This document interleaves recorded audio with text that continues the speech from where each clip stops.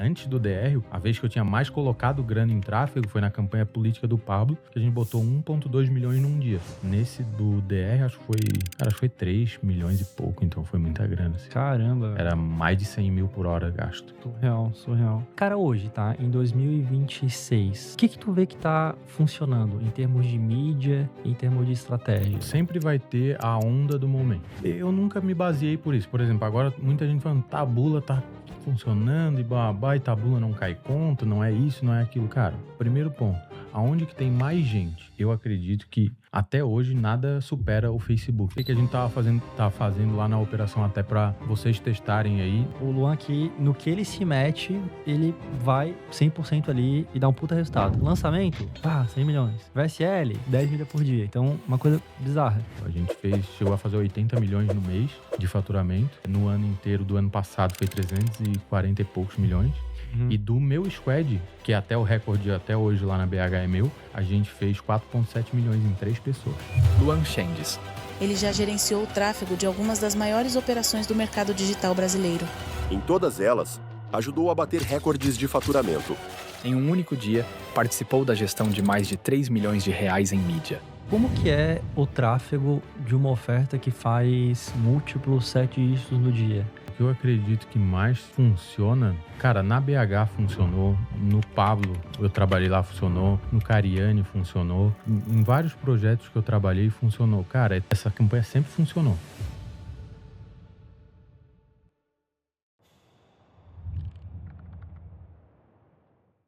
Hoje eu vou ter uma conversa com o Luan Changes. O Luan, pessoal, ele é um caso um pouco diferente aqui, tá, do que a gente vê no podcast, porque ele já trabalhou em algumas das maiores operações do marketing digital brasileiro. Isso aí, algumas no plural. Então, por exemplo, ele foi head de tráfego lá do Pablo Marçal. Então, ele participou de lançamentos, tá, de 9 dígitos. Já tocou esses lançamentos, tá, em primeiro lugar. Já ajudou aí na operação do Renato Cariani, onde ele bateu o recorde de faturamento lá no Perpétuo. Mas também, tá, além de trabalhar no mercado de infoprodutos, ele também foi head de tráfego em uma das maiores operações de marketing direto aqui do Brasil, que é a BH. E ele conseguiu fazer o squad dele bater 4,7 milhões de reais de faturamento em um único dia. Então olha que bizarro, né, pessoal? Parece que tudo que o Luan faz aí acaba dando certo, seja no infoproduto, seja no marketing direto. E hoje, tá, ele tá com a sua própria operação, rodando ali como afiliado no mercado americano. E claro, né, que aqui nesse episódio ele compartilhou um monte de coisa interessante, como por exemplo, quais foram os princípios aí que fizeram ele ter resultado em cada um desses desafios. O interessante é que a mente dele funciona sempre da mesma maneira, então isso é uma coisa que tu pode pegar, por exemplo, e já aplicar no teu negócio. Também como que ele faz para tomar decisões ali de tráfego quando ele tá investindo milhões e milhões e milhões em mídia. Como que ele fez para estruturar equipes de alta performance nas empresas que ele passou. Também por que contexto é a habilidade que ele considera mais importante para quem quer escalar qualquer tipo de operação. Daqui a pouco tu vai entender um pouco mais sobre isso. Ou seja, foi um podcast bem completo, tá? Tem muito mais coisa do que isso daí, na verdade. Então, se tu trabalha com tráfego pago, com direct response, enfim, se tu trabalha com o marketing digital como um todo e tu quer operar no nível maior do que tu opera hoje, então, cara, eu acho que tu vai gostar bastante aqui dessa conversa. E caso não conheça, esse aqui é o podcast Segredos da Escala. E aqui a gente traz pessoas que já escalaram as suas ofertas, já escalaram seus negócios, para que você que tá em casa consiga pegar 1, 2, quem sabe até mesmo 3 dicas, se o podcast for bom, e aí escalar o teu negócio também. E esse podcast ele foi criado pelo Veturb, que é uma empresa que eu, João Campos, ajudei a fundar. O Veturb, ele é uma hospedagem de vídeos que ela é feita para aumentar a conversão do teu vídeo de vendas. Hoje já tem mais de 11 mil empresas que confiam no Veturb todo santo dia para aumentar a conversão do vídeo de vendas delas. Hoje as maiores empresas do Brasil usam o Veturb, como G4 Educação, o Novo Mercado e muitas outras. Inclusive as maiores empresas do mundo também usam o Veturb, como por exemplo a Mind Valley, que é a maior anunciante de VSL do mundo, e mais um monte de gente, tá? Então assim, cara, se tu tem um VSL, se tu tem um vídeo de vendas, tu precisa hospedar ele no Veturb. E para te mostrar como que o Veturb faz para gerar tanto resultado assim, e por que toda essa galera aí confia no Veturb, eu vou deixar um vídeo aqui na descrição, onde eu vou te mostrar 7 jeitos fáceis de aumentar a conversão do teu VSL. Isso aí são coisas que qualquer pessoa consegue aplicar ainda hoje e ao mesmo tempo consegue aumentar dramaticamente a tua conversão. Então, se tu ainda não sabe como o Veturb funciona ou por que ele aumenta tanto a conversão assim, cara, vê esse vídeo aí, tá? Que vai estar aqui na tela tela e também aqui na descrição. E caso, né, tu já saiba como que o VTube funciona e tu só quer criar tua conta mesmo e começar a aproveitar aí o produto, vai ter um outro link aqui na descrição onde eu vou te dar 14 dias de graça do VTube para tu aplicar tudo aquilo ali que tu viu no vídeo. E também, né, assim que tu virar cliente, eu vou te dar mais 15% de desconto nos primeiros 2 meses de assinatura da plataforma, beleza? Mas pessoal, por hoje é isso, chega aqui de conversa. Então, com vocês, Luan Changes.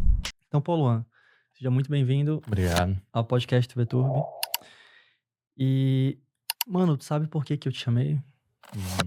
Não faço ideia. Não tens ideia? Mano, resumidamente, o Matheus lá da BH, pessoal, que, porra, na minha opinião, um dos caras mais inteligentes aí do digital.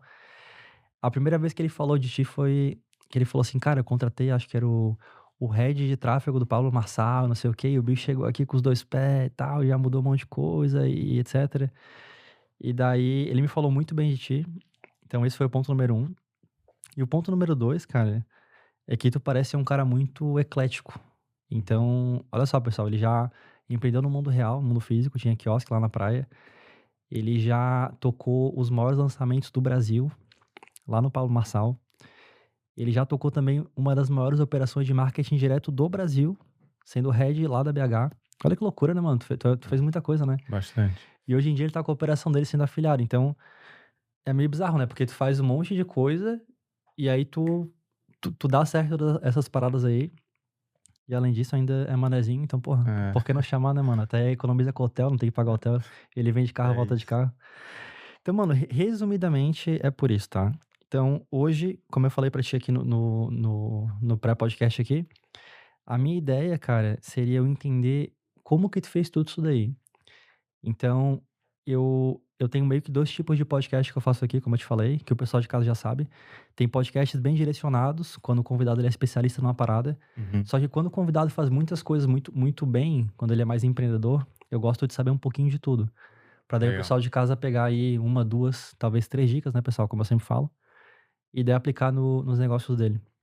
Então, cara, primeiro de tudo, fala pra mim aí, mano, como que tu começou no digital? Tu falou pra mim ali que foi por volta de 2018, né? Cara, em 2018 e 19 eu tive um quiosque na praia, né? Eu sempre fui empreendedor, né? Desde novo. Sei lá, eu saí de casa com 15 anos. Então, desde novo, eu moro sozinho e tenho que estar me virando ali. Enfim, com 19 anos eu tive o meu primeiro filho. Hoje ele tem 14. Depois, logo em seguida, já tive outro filho. Então, sempre tive que correr atrás. Sempre que, né? Eu tive emprego, trabalhei de CLT também, mas sempre busquei empreender. Cara, eu já vendi relógio. Sabe aqueles Invicta Sei. que vendia nas antigas? Tipo, Aqueles brabo mesmo, né, mano? aqueles Tô de ligado, ouro tô gigantão, ligado. então eu vendi esse relógio. Então eu sempre fui bem desenrolado. Em 2018, cara, Mano, peraí. Olha só. Eu te falei que eu ia te interromper, né? Pessoal que tá de casa já sabe que eu interrompo, mas a minha pergunta foi como tu começou. Só que tu falou uma coisa que eu achei interessante, daí antes de tu seguir eu só queria uhum, falar um pouco mais disso daí. Mano, tu saiu de casa com 15, velho. com 15 anos. Caralho, irmão. Ô, Gabi, imagina tu não tá mais na casa dos teus pais. Tu já saiu também, né? Mas tá na casa dos pais da sua mulher, não é? Mas ainda tá lá então. Imagina tu com 15 anos, mano, sair de casa. Sem internet, sem nada, Tá não tinha maluco, YouTube, não né? tinha nada, né? Hoje em Mano, dia. o que que tu acha que. Eu não sei se tu vai conseguir me dizer, tá? Se tu não conseguir, tá de boa. Só falar que Sim. não sabe. É, Pô, o que que tu vê que tu aprendeu, ou tu ganhou, quando tu saiu de casa aos 15 anos, que talvez outras pessoas aí que tu conversa, outros empreendedores, que os caras não saíram? Porque, sem dúvida alguma, tipo, isso é uma experiência que não dá pra replicar, né, pessoal? Tu só vai ter 15 anos uma vez na tua vida, Exato. tá ligado? Tu só vai poder sair de casa uma vez na tua vida. Então, não, essa experiência, se tu não teve essa daí, tu não tem mais.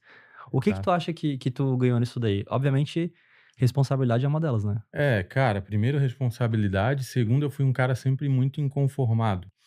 E o que eu ganhei de principal, que eu acredito que isso fez eu bater muitos resultados na vida, foi ter uma mentalidade que eu chamo de mentalidade ofensiva. Depois a gente pode até aprofundar um pouco mais nisso, mas, cara, tu tem que ser proativo, tu tem que correr atrás das coisas, tu tem que, ser desenrolado. Eu saí de casa não para morar sozinho, né? Eu fui morar com um amigo, daí depois com outro amigo, porque na época não tinha muita oportunidade, acabei fazendo um monte de cagada na vida também, enfim. E eu acredito que o que mais o que eu mais ganhei, o que eu mais desenvolvi foi ter essa mentalidade, essa proatividade, essa questão de, cara, ter que tomar decisão rápido, questão pô, ter que se virar mesmo. Eu acho que, pô, imagina, tu com 15 anos, tu saiu da casa dos teus pais e deu, já era, sacou? Tipo, tu cortou o laço, Tá maluco, agora te mano. vira, tá ligado? É. Então, se vira aí, vai arrumar emprego, vai fazer qualquer coisa pra se virar aí, porque tu tem conta pra pagar, tu tem que comer, enfim. Então, Loucura foi demais, mano. Loucura alguns demais. perrenguezinhos aí que a gente passou. Cara, com 15 anos, porra, como eu tive sorte agora. A gente tava falando, né, pessoal, que a gente aqui é favelado, né? Aí É. que a gente veio de baixo, ele tava falando com ele das favelas aqui de Floripa. Só que com 15 anos, mano, eu tinha muito arrego com a minha mãe, entendeu? Eu lembro que ela trabalhava no banco. Nessa época a gente já tinha saído lá da Vila Aparecida, que eu saí de lá com 13. Uhum. E daí eu fui morar lá no Cobrasol. E daí minha mãe saía de casa pra levar marmita pra mim, tá Da ligado? hora. Aí eu fico pensando assim, caralho, mano, com 15 anos o cara sair de casa deve ser tenso mesmo, né? Eu morei um tempo com a minha madrinha, Aham, dos 7 aos 12 eu devo ter morado com ela, dos 12 aos 13 eu voltei a morar com a minha mãe, porque ela estudava e trabalhava o dia inteiro, então não tinha com quem ficar, eu aham. acabei crescendo esse tempo com a minha madrinha. Sim. E E daí aí a minha mãe, cara, ela sempre foi uma pessoa ela não sabia lidar com o dinheiro.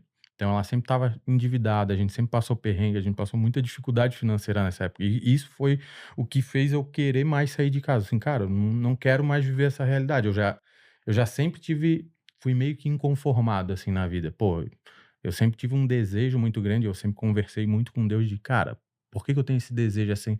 É porque tem gente que não, pô, tem gente que trabalha.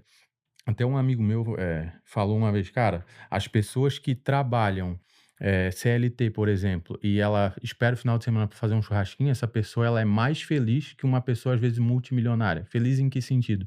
Ela é conformada, ela aceitou que a vida dela é daquele jeito, então ela não tem esse ímpeto de sempre querer buscar mais. Uhum. E eu sempre fui em busca de mais, tanto que os resultados, os faturamentos que a gente acabou batendo foi porque cara, dá para bater mais. Tem um caso curioso, lá na BH quando eu entrei, cara, a gente fazia, sei lá, não fazia 7 dígitos por dia. Eu falei pro Matheus, na época, foi, cara, a gente vai bater 10 milhões num dia. Caralho. Ele olhou pra mim, vamos e tal, mas eu olhei na cara dele, ele não acreditou no que eu tava falando. Ele, o doidinho aí, ó, certo? Todo mundo olhava, eu falei isso numa reunião ainda. Uma Aham. reunião do Squad, eu falei, cara, a gente vai bater 10 milhões no dia, para de ficar olhando pra fora, porque a gente olhava para as outras operações estavam fazendo. Cara, não, a gente tem que ser referência e tal. Aí eu senti aquele dia, cara, os caras devem ter achado que eu sou maluco.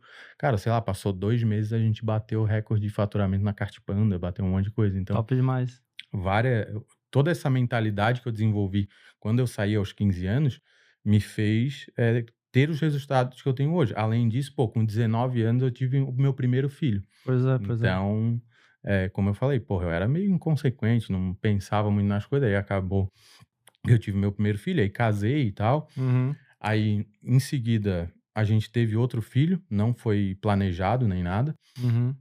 Foi a minha segunda filha. E foi isso, cara. Sim. Aí eu sempre empreendi, sempre já trabalhei de CLT também, Mas, tipo como eu te assim, falei. ó, hoje em dia, tipo, tu já viu que, pô, teve esse benefício de tu pegar e tu sair de casa, ter a tua independência, tu ter essa parada aí de tu buscar o teu, fazer o teu, top demais. Hoje tu tens aí, tu falou que tem 4 filhos, né? Isso. E um filho teu de 14. Mano, imagina que ano que vem o bicho se manda, tá ligado? Ele já pensou? Ele não se eu acho que não, porque ele não É, ah, e é uma parada mas difícil, tipo cara. assim, ó, mas tu acha que isso daí seria uma coisa boa? Ou tu acha que, cara, na real, tem benefício e os caras devem ficar mais tempo ali, talvez não na asa, mas perto dos pais ali, tendo esse auxílio? Porque a real é que, assim, ó, tem vários moleques de 18 anos aí vendo a gente, entendeu? A minha recomendação pros caras, mano, não sei se concorda. A minha recomendação é, meu irmão, Vai vai, embora.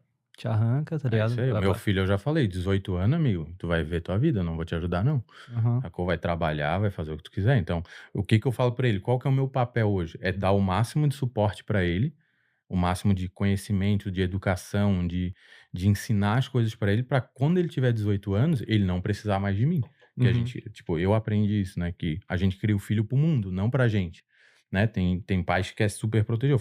O meu filho já tem bem claro, então ele já tá com 14, cara, já pode começar de jovem aprendiz, porque eu comecei como jovem aprendiz com 14 anos, Eu também, entendeu? Então, e na época eu falei pra ele, cara, na época eu ganhava R$ 220 por mês. Eu O meu ganhava primeiro, 350, o mano. meu primeiro salário, eu passei aqui na 4 Ilhas, lembra que tinha 4 Ilhas aqui nessa Aham. rua? Eu comprei um boné da Oakley, mano. Caralho. E era 215, R$ 210. Sobrou R$ 10. Aí eu olhei, na hora que eu saí da loja, assim, empolgadão, aí eu dei uns 3 passos, porra, eu gastei todo o meu salário e agora tem o mês todo, tá ligado? Tipo, não consigo nem comprar um McDonald's. Que loucura, velho. Aí eu, porra, não deveria ter comprado, mas foda-se, fui. Então eu fui aprendendo com a vida. Então, cara, Sim. se tu tem 18 anos, tu tá assistindo esse podcast, cara, a melhor coisa que tu pode fazer, na minha opinião, não tô nem falando que é o certo, mete o pé da casa dos teus pais, porque tem aquela parada que fala, quando a água bate na bunda, tu é obrigado a se mexer, porque se a água É. tá batendo, ou tu vai se afogar, ou é isso, entendeu? Então, Sim. tu sair, tu gerar esse desconforto intencionalmente, eu acredito que é bem benéfico, entendeu? Legal, legal. E, mano, e mais uma pergunta, tá? Que, pessoal, eu sei que não necessariamente a gente tá falando aqui de marketing digital, tráfego, mas, cara, o podcast é meu. E, mano, eu sigo a minha curiosidade aqui, que eu acho interessante. E uma outra pergunta, uma curiosidade pessoal que eu tenho agora. Cara, eu acho que ter sido criado pobre foi muito bom pra, pra tu se virar na vida, entendeu? Sim, E na época, hoje em dia, quando eu paro pra pensar, eu falava, caramba, mano, eu passava por todos esses rolês, que loucura. É, mas hoje em dia, graças a Deus, minha situação não é essa. E, sim, pô, a tua também não é, tá ligado? Tás aí de Louis Vuitton aí, tu tá bem. sim. É, tu não tem medo dos teus filhos, tipo, virar meio playboy ali de, sabe? Como que tu faz pra, se é que tu É, faz alguma coisa pra administrar isso daí, pensar sobre cara, isso? é interessante, eu até tava falando com o meu sócio esses dias.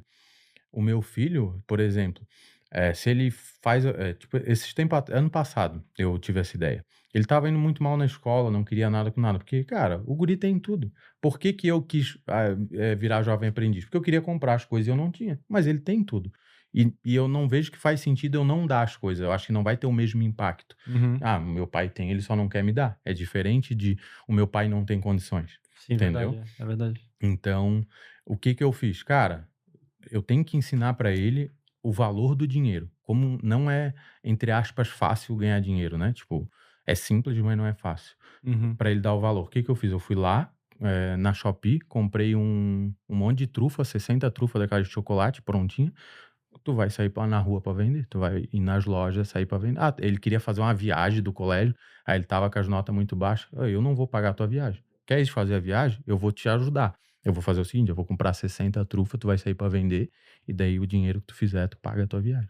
Caralho. Então, tipo, eu tento mostrar para ele dessas formas, porque é uma coisa que eu reflito bastante, né? Tipo, pô, o cara, ele não tem dificuldade financeira, ele não vai ter as mesmas dores que a gente teve. Sim. Entendeu? Ele não vai ter o mesmo desconforto que a gente teve. Então, às vezes, a gente tem que gerar esse desconforto, sacou? E tem situações na vida, eu aprendi isso não lembro com quem, mas que o cara falou assim pra mim, cara, tem várias vezes na vida eu me exponho a uma situação de desconforto pra ter uma história pra contar, pra ter, não história pra contar, né, mas pra eu ter aquela experiência, eu viver aquela experiência, eu ter como refletir e contar para os outros depois o que que eu adquiri, o que que eu aprendi com aquilo. Uhum. Então, essa questão de vender trufa, cara, ele é extremamente envergonhado. Eu sou meio introspectivo, assim, introvertido. Ele também.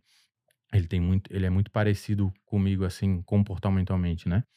Então, essa de vender trufa, cara, ele vai aprender a se virar, desenrolar, ele vai aprender que não é tão fácil ganhar dinheiro, que ele tem que dar valor às coisas que ele tem, né? Porque tem gente que a realidade dessa pessoa é isso, e ele vai ter que perder a vergonha que ele tem, porque ele vai ter que entrar numa loja, oferecer, ele vai ter que contar uma história, ele vai ter que chegar, cara, eu tô vendendo trufa para passeio da minha escola, tá. Então, ele vai aprender essas coisas, entendeu? Então, Uhum. Uhum. hoje em dia, a forma que eu encontrei para tentar, tentar fazer ele ser desenrolado entre aspas, comprar essas experiências para ele. Entendi. Ele não precisa vender trufa, eu posso ir lá e pagar o passeio, mas ele tem que dar valor àquilo ali, Sem entendeu? dúvida, sem dúvida. Mano, esse é um dos meus maiores medos, velho. Eu ainda não tenho filho, mas em breve aí, daqui a pouco eu vou ter. Mano, a real é que eu nem sei, porque quando ele tiver uns 5, 6 anos, mano, eu vou estar ainda com mais grana. Sim. E, pessoal, com toda a humildade do mundo, eu não sou pobre, não. Tipo, eu já conquistei muitos sonhos aí que eu jamais achei que eu ia conquistar.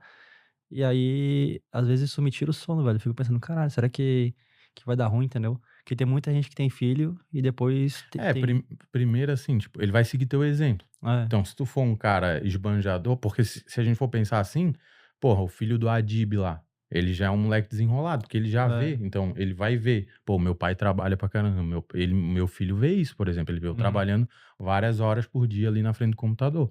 Então ele vê tu fazendo. Então, primeiro é o exemplo. E segundo, tu vai encontrando formas de treinar, cara. Tu tem que pensar que um filho é um treinamento que tu dá. Então, com 5, 6 anos, eles nem entendem. Até um amigo meu tava falando, pô, é muito trabalhoso, filho pequeno. Eu, amigo, espera ficar adolescente. Que daí ele já quer confrontar, aí ele já acha que tá certo. Pô, meu filho tá adolescente agora. Então Aham. agora ele quer debater, ele quer, tipo, não, tu tá errado. Aí tu tem que ir lá e argumentar. E o pior é, tipo, que eu ensino algumas coisas pra ele, algumas técnicas, que depois ele quer usar contra mim, tá ligado? Então, tipo, tu tem que tomar esse cuidado. De, tipo, esses dias eu falei, tu tem que, se tu quer respeito, tu tem que respeitar os outros. Aí ele inverteu.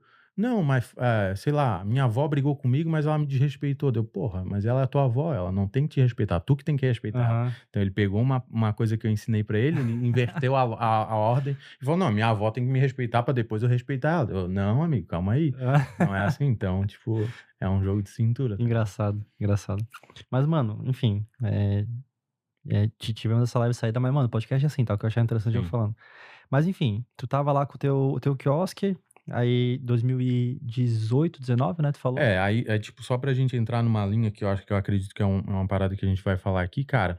Em 2018 eu tava bem perdido na vida, assim, saca? Tipo, tinha um monte de coisa dando errado pra mim. E, cara, em 2017, 18, o meu sonho, olha só como é que a vida é louca, né? O meu sonho de consumo era assim, cara, se eu ganhar 10 mil por mês, eu tô rico, pô. Tá brabo, Não, é? pra mim, 10, porque a minha realidade, o meu ciclo social não tava no digital. Não Uhum. conhecia ninguém. Então, as pessoas que eu andava, cara, se eu ganhar 10 mil, porra, eu vou ter um carrinho da hora, vou ter uma casa massa, pra mim tá bom. Então, eu fui lá e fiz um propósito com Deus. Eu sempre tive muita fé e nunca fui religioso, nunca fui de ir pra igreja nem nada, mas eu tive sempre muita fé em Deus, assim. Uhum. E daí eu fiz um propósito com Deus. Deus, eu vou abrir mão disso aqui que eu tenho, e o senhor vai me mostrar alguma forma de ganhar 100 mil reais em um ano. Porque eu pensei, é 100 mil em um ano, é mais ou menos 10 mil por mês, então é isso que eu preciso. E eu abri mão de uma renda que eu tinha na época. E, cara, foi uma decisão bem difícil, assim, porque era uma renda que pagava minhas contas. Aí eu juntei um dinheirinho, assim, cara, eu vou juntar 6 meses de vida, de custo de vida. O meu custo de vida na época era baixíssimo, era, sei lá, uns 5, 6 mil reais. Vou juntar 6 meses de vida e vou dar um jeito. Cara, passou um mês. Beleza. Passou 2 meses. Beleza. Passou 5 meses.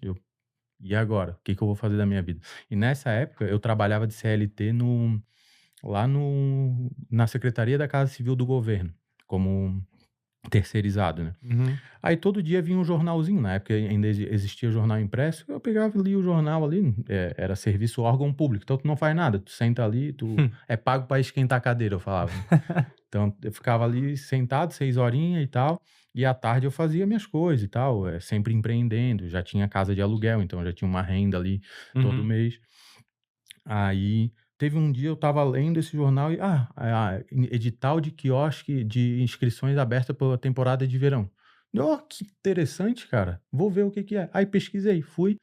Aí, aí tinha pra cadeira e guarda-sol, tinha pra várias coisas, carrinho de bebida, essas coisas. Eu vi quiosque, tipo, que era o quê? Um containerzinho onde tu tinha o teu quiosque ali, tu poderia vender tudo.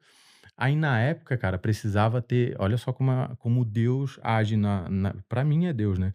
Uhum. Como Deus age. Tu precisava ter 2 anos de experiência com venda de alimento. A minha ex-mulher era a única pessoa que eu conhecia que tinha, e ela tinha 2 anos e um mês, somando todos os empregos que ela já tinha trabalhado. Porque poderia ser supermercado, qualquer lugar que vendesse alimento, se eu tivesse carteira assinada com isso, eu nunca tive, poderia. A gente botou o nome dela, foi sorteado. Aí eu assim, não, porra, foi sorte. Aí quando eu abri o quiosque, na primeira semana, veio um cara lá pra mim e falou assim, cara, quantos nomes tu colocou pra ganhar esse quiosque aqui? Que eu peguei lá na frente do Amobit, que era um dos melhores pontos de Jurerê Internacional ali. Quantos nomes tu colocou? Deu assim, como assim quantos nomes? Eu coloquei 60 nomes e não sorteou nenhum. Deu, Caramba. mas pode colocar mais de um nome? Dele, tu colocou só um nome? Eu, cara, coloquei. Não, pô, fala real. Não, cara, coloquei só o nome da minha esposa na época. Não, mas porra, muita sorte e tal. Daí depois eu fui entender que existe um maior rolê de tu botar vários nomes pra um ser sorteado. Aham. Quanto mais nome tu coloca, Uma hora a mais chance é bom. E tipo, cara, na época era extremamente concorrida. Era tipo 25 pessoas pra uma vaga. Então a Uhum. cada 25 nomes, uma vaga. E eu consegui uma vaga colocando um nome. E num dos melhores lugares da praia. Resumo, tive o quiosque ali no primeiro ano. Chuta quanto que sobrou o final da temporada pra mim no meu bolso. Pra você estar falando isso, deu ruim, né? Uns 5 mil? Não, deu os mesmos 100 mil que eu Os fiz 100 o programa. conto? Não deu exato, né, obviamente, Ah. né, mas tipo deu, sei lá, 105 mil Isso daí em 3 meses. em 3 meses de Pô, quiosque. então De lucro, né? vendeu pra caramba, então, Vendeu ó. pra caramba. Caramba, mano. E tipo assim, e nem foi o melhor ano. No outro ano eu tive quiosque de novo, foi um pouco melhor. Que loucura. Mas ali, cara, tipo, se tu pega o melhor ponto, tem gente que faz 500 mil em 3 meses de lucro, Caramba. né? Caramba. De faturamento, cara, dá bastante. Que é uma margem de 20, 30% de lucro. Então é só tu fazer a conta. Não, top demais, top demais. E só pra deixar claro, eu nunca tinha trabalhado com venda de alimento, nunca tive nada de quiosque, nada. Eu tive que aprender a fritar, tive que aprender pra te ter noção, eu aprendi a fazer caipirinha vendo vídeo no YouTube, mano. Né? Caramba. Fui lá, fiz veio o primeiro cliente, aí a gente tava tudo em família ainda. Quero uma caipirinha. Fui lá e fiz uma caipirinha, o cara tomou. Tu manja, hein? Tu sabe fazer caipirinha. É experiência, amigo. Não sei o que. Tipo, nunca tinha feito na vida uma caipirinha, tá ligado? Aí, tipo, essa mentalidade de ser desenrolado. Cara, o que eu preciso fazer aqui pra fazer esse quiosque dar certo? Preciso aprender a fritar. Como que frita? O que eu tenho que comprar? Tem que comprar uma fritadeira assim, assim, assado. E vai indo atrás. Qual que é o problema que eu tenho pra resolver? É esse. Cara, vou atacar esse problema, vou resolver e vou pro próximo. Então, essa mentalidade que eu desenvolvi por ter saído muito novo de casa, eu acredito que me ajudou a fazer isso dar certo, entendeu? Tanto que veio gente na época que esse mesmo cara, ele veio tentar comprar o quiosque de mim na época, ele ofereceu 40 mil, só que ele não ofereceu em dinheiro, ele ofereceu um carro, mas não sei o que, mais 10 mil. Não, pega, porque esse quiosque é ruim, não vai vender e bababá. Pô, se esse cara tá me oferecendo 40 mil, não é que não vai vender. No mínimo 40 eu tiro, não é 45, porque o cara não vai me oferecer de graça. Então, aí deu certo, sobrou esses 100 e poucos mil aí na conta, que foi o propósito que eu fiz com Deus. Aí, na época, eu pensei ainda, porra, eu fui, entre aspas, burro. Se eu tivesse, com a mesma fé que eu botei, eu tivesse botado 1 milhão, eu acho que eu tinha faturado 1 milhão. Porque eu botei tanta fé, cara, eu acreditei tanto naquilo, tipo, pra mim não tinha dúvida. Eu assim, Deus, eu vou abrir mão disso aqui e o Senhor vai me mostrar uma forma de eu ganhar 100 mil reais em um ano. E eu ganhei, cara. Tipo, foi muito louco, tá ligado? Muito bom, muito bom. Aí depois disso eu tive outro ano quiosque. Nesse segundo ano eu já era como eu já era sempre fui inconformado, eu tenho 3 meses pra trabalhar aqui. E o resto do ano, o Mas que tu que eu foi faço? sorteado de novo, então. Daí no outro ano eu já tive que botar muito mais nome, que daí eu Já já se tava ligou, já. ligado. Aí eu já botei, sei lá, uns 20 nomes e consegui um de novo. Foi meio que sorte, mas eu fiz uma técnica, entre aspas, porque o que eu vi? Cara, é sorteio de números aleatórios. Então faz, sei lá, de 1 a 300. Se eu pegar 20 nomes e eu cadastrar tudo em sequência, eu vou pegar, sei lá, do número 20 ao número 40, todos os números vai ser meu. Então, o que eu fiz? Eu esperei chegar mais no final, no prazo final da inscrição, e no penúltimo dia eu escrevi os 20 nomes. Aí eu fiquei com um range de números para ser sorteado. Aí a minha probabilidade aumentou e, consequentemente, eu consegui um, entendeu? Então, Entendi. foi isso. Entendi, Então, muito bom. Teve uma estratégia ali também. Segredos do quiosque, pessoal. Quem quiser abrir um quiosque Quem aí. quiser abrir um quiosque na praia. Hoje em dia não é mais assim, hoje em dia mudou. Mas antigamente era sorteio. Mas aí, mano, tu fez uma grana e aí tu falou assim, vou botar isso aí no digital. Como que foi essa parada? Então, daí eu era muito inconformado. Aí 3 meses do ano eu tive o quiosque, então era de 2019 para 2020. Eu nem imaginava que viria uma pandemia ainda. Aí eu assim, cara, o que eu vou fazer depois? Eu tenho que procurar alguma coisa para fazer. Eu ainda trabalhava de CLT ali, mas tenho que procurar alguma coisa para fazer. Então, o que eu fiz? Eu comecei a estudar sobre o digital. Aí, na época, eu conheci o Ryan era estouradaço, era uma referência do Mas foi do digital. nada? Ou tipo, pô, vou fazer alguma parada. Por que tu não pensou em, vou montar 2 quiosques, 3 quiosques? Por que tu falou, Porque vou era fazer 3 meses. Eu já tinha essa ideia. tá. Cara, no próximo ano eu vou tentar vários quiosques. A praia inteira. Entendeu? Eu vou tentar cadeira, eu já tava planejando várias coisas, só que independente seria 3 meses do ano. Tá. Então tu vai trabalhar 3 meses do ano, depois Sim. tu vai fazer o quê? Tu pode investir esse dinheiro, que já era uma coisa que eu já fazia e tal, mas eu quero algo a mais. Aí tu Entendi, vai entendi. procurar aí na época o YouTube já tava ficando forte, já tinha Instagram, tudo. Cara, como que eu vou ganhar dinheiro? Mas então, no caso, não foi a pandemia que te obrigou a ir pra internet? Tu meio que teve essa Não, ideia. eu já estava indo em palestra, eu estava acompanhando algumas coisas. Entendi. Só que daí veio a pandemia, e primeiro eu perdi mais de 50 mil reais em mercadoria, porque eu tinha um estoque ali guardado, Uhum. e segundo, tu não podia mais abrir. Aí na época, cara, eu Mas lembro. peraí, deixa eu te interromper de novo aqui, tá, mano? Porque só porque como eu Sim. falei, né, que eu interrompi e tal. Cara, olha só, pessoal, que loucura, tá? O Luan aqui, no que ele se mete, ele vai 100% ali e dá um puta resultado. Lançamento, 100 milhões.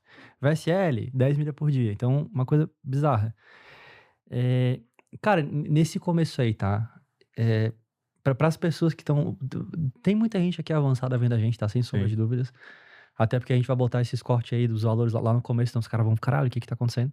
Mas pro cara que ele tá iniciando essa jornada aí de aprendendo no digital, tem o podcast do VTurb, esse recurso aqui que é o que a gente tá fazendo agora, o cara tá vendo aqui a gente. Só que pelo menos lá no começo, pelo menos o meu, era muito guru, muita gente falando muita Sim. coisa, e daí tu fica meio confuso ali de saber quem seguir, como é que é.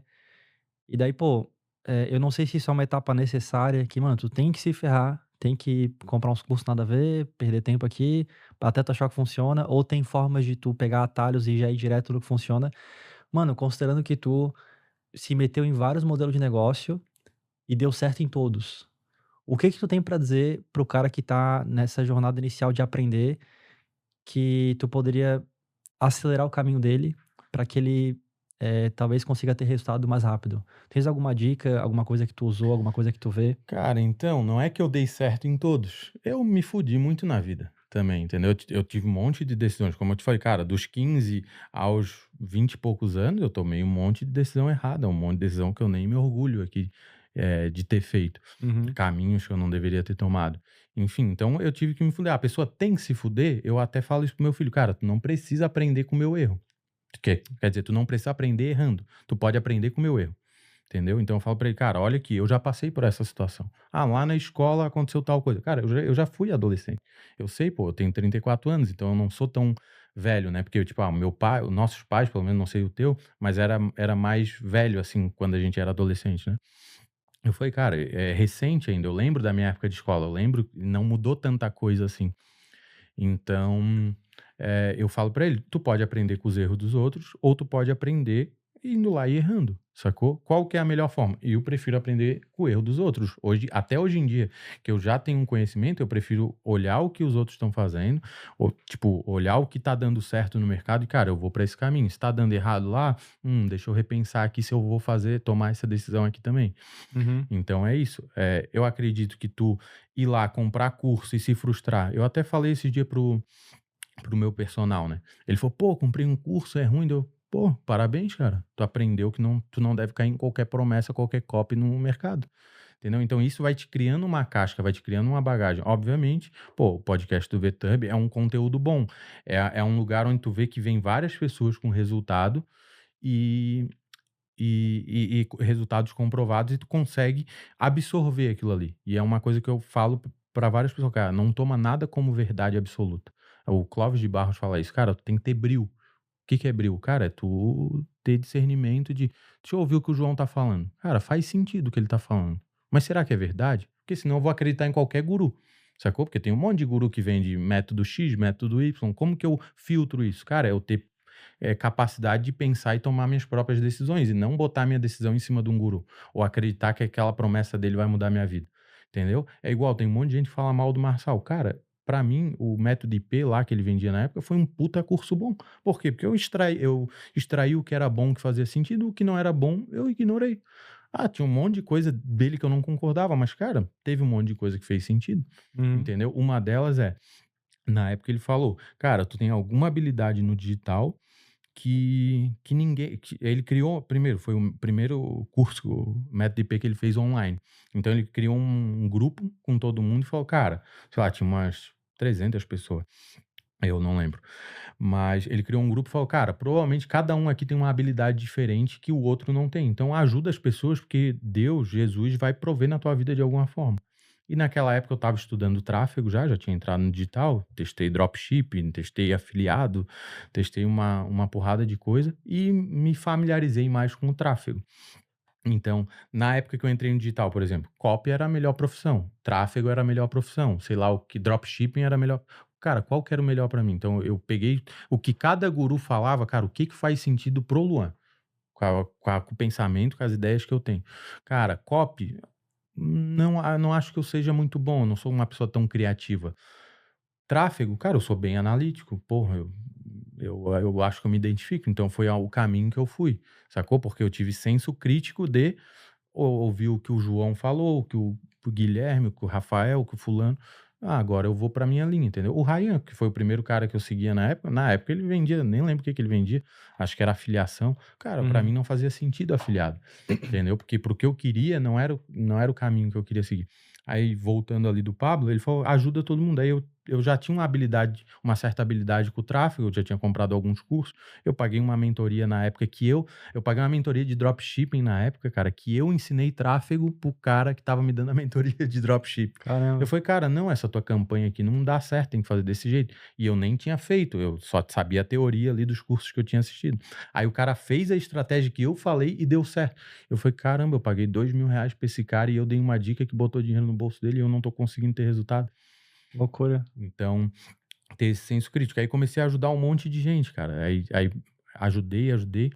E chegou um dia, do nada, uma pessoa me liga. Tu é o Luan? Sou. Não, me indicaram aqui, tu trabalha com lançamento e tal. Eu já tinha feito um lançamento, mas tinha dado errado. Não, trabalho e tal. A gente queria marcar uma reunião contigo e não sei o quê, que a minha mãe ensina curso de bordado francês. Olha só a loucura. Ó. Eu, vou ver na minha agenda aqui e a gente marca. Tipo, meio arrogante, assim, né? Tipo, porra, curso de bordado francês. Eu acabei de fazer um lançamento de outro nicho de inteligência emocional, não deu certo, bordado francês.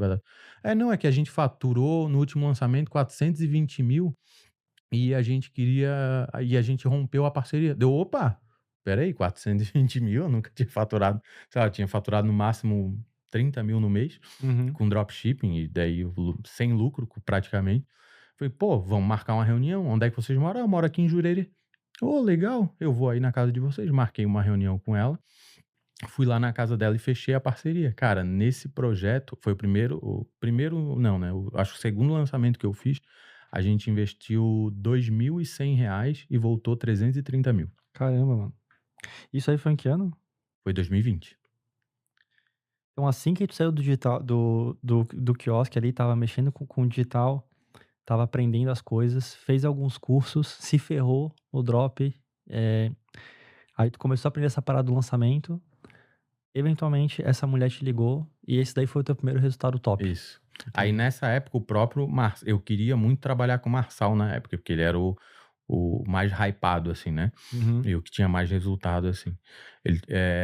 Aí ele mesmo falava: "Cara, se tu quer trabalhar comigo, se tu quer chegar próximo de mim, tu não vai conseguir chegar direto em mim. Hoje em dia eu sou menos acessível do que eu já fui. O que que tu tem que fazer para chegar até mim? Tu tem que chegar a pessoas que são próximas a mim". Aí eu peguei essa dica e, cara, o que que eu preciso? Eu tô fazendo tráfego, eu quero aprender mais sobre tráfego, eu quero me desenvolver nessa área. Eu vou chamar todos os gestores de tráfego dele que eu conheço. Aí comecei a abordar no Instagram todos os gestores de tráfego dele. Aí nessa época, eu abordei o head de tráfego dele e falei: "Cara, eu tô com uma expert aqui e tal, bordado francês". Ele já: vamos ver e tal, não sei o quê. Não, eu vou fazer um lançamento com ela e não sei o quê, e não sei o quê. Aí nesse meio tempo, e pra te ver como eu era sempre inconformado, cara, beleza, eu tô com essa expert, eu preciso fazer alguma coisa, eu preciso ir atrás, eu preciso desenvolver alguma coisa pra lançar ela. E eu não sabia muito de lançamento, só sabia a teoria ali, não tinha comprado fórmula nem nada, só sabia o que eu via no YouTube. conteúdo gratuito. Não tinha comprado nenhum curso de lançamento. E ela chegou pra ti no teu telefone ali de boa, te ligando Porque ali. o que eu imagino que aconteceu? Como eu ajudei muita gente que estava nesse grupo do Método IP, alguém que eu ajudei falou, cara, esse cara é bom de tráfego, ele entende. Entendi. Porque ela falou, alguém te indicou, não lembro o nome da pessoa. Ela falou, fulano te indicou pra mim. Tu trabalha com lançamento? Eu trabalho. Então a pessoa tinha o meu número, eu não conhecia a pessoa, porque ela falou o nome, eu não conhecia, e me indicou pra ela. Aí aí o Marcos Paulo uma vez tava em lançamento, ele fez uma live, eu entrei, consegui entrar na live dele. Como que eu entrei na live dele? Até uma parada engraçada. Tava ele e o Marcos Marques na época na live. Em live, vamos chamar uma pessoa aqui pra gente dar uma mentoria gratuita, porque eles iam lançar um produto. Aí começou todo mundo na live ali, me chama, pelo amor de Deus, me chama. Não vou chamar. Aí teve um cara que chamou o Marcos Marques de orelhudo. Ô, orelhudo, me chama.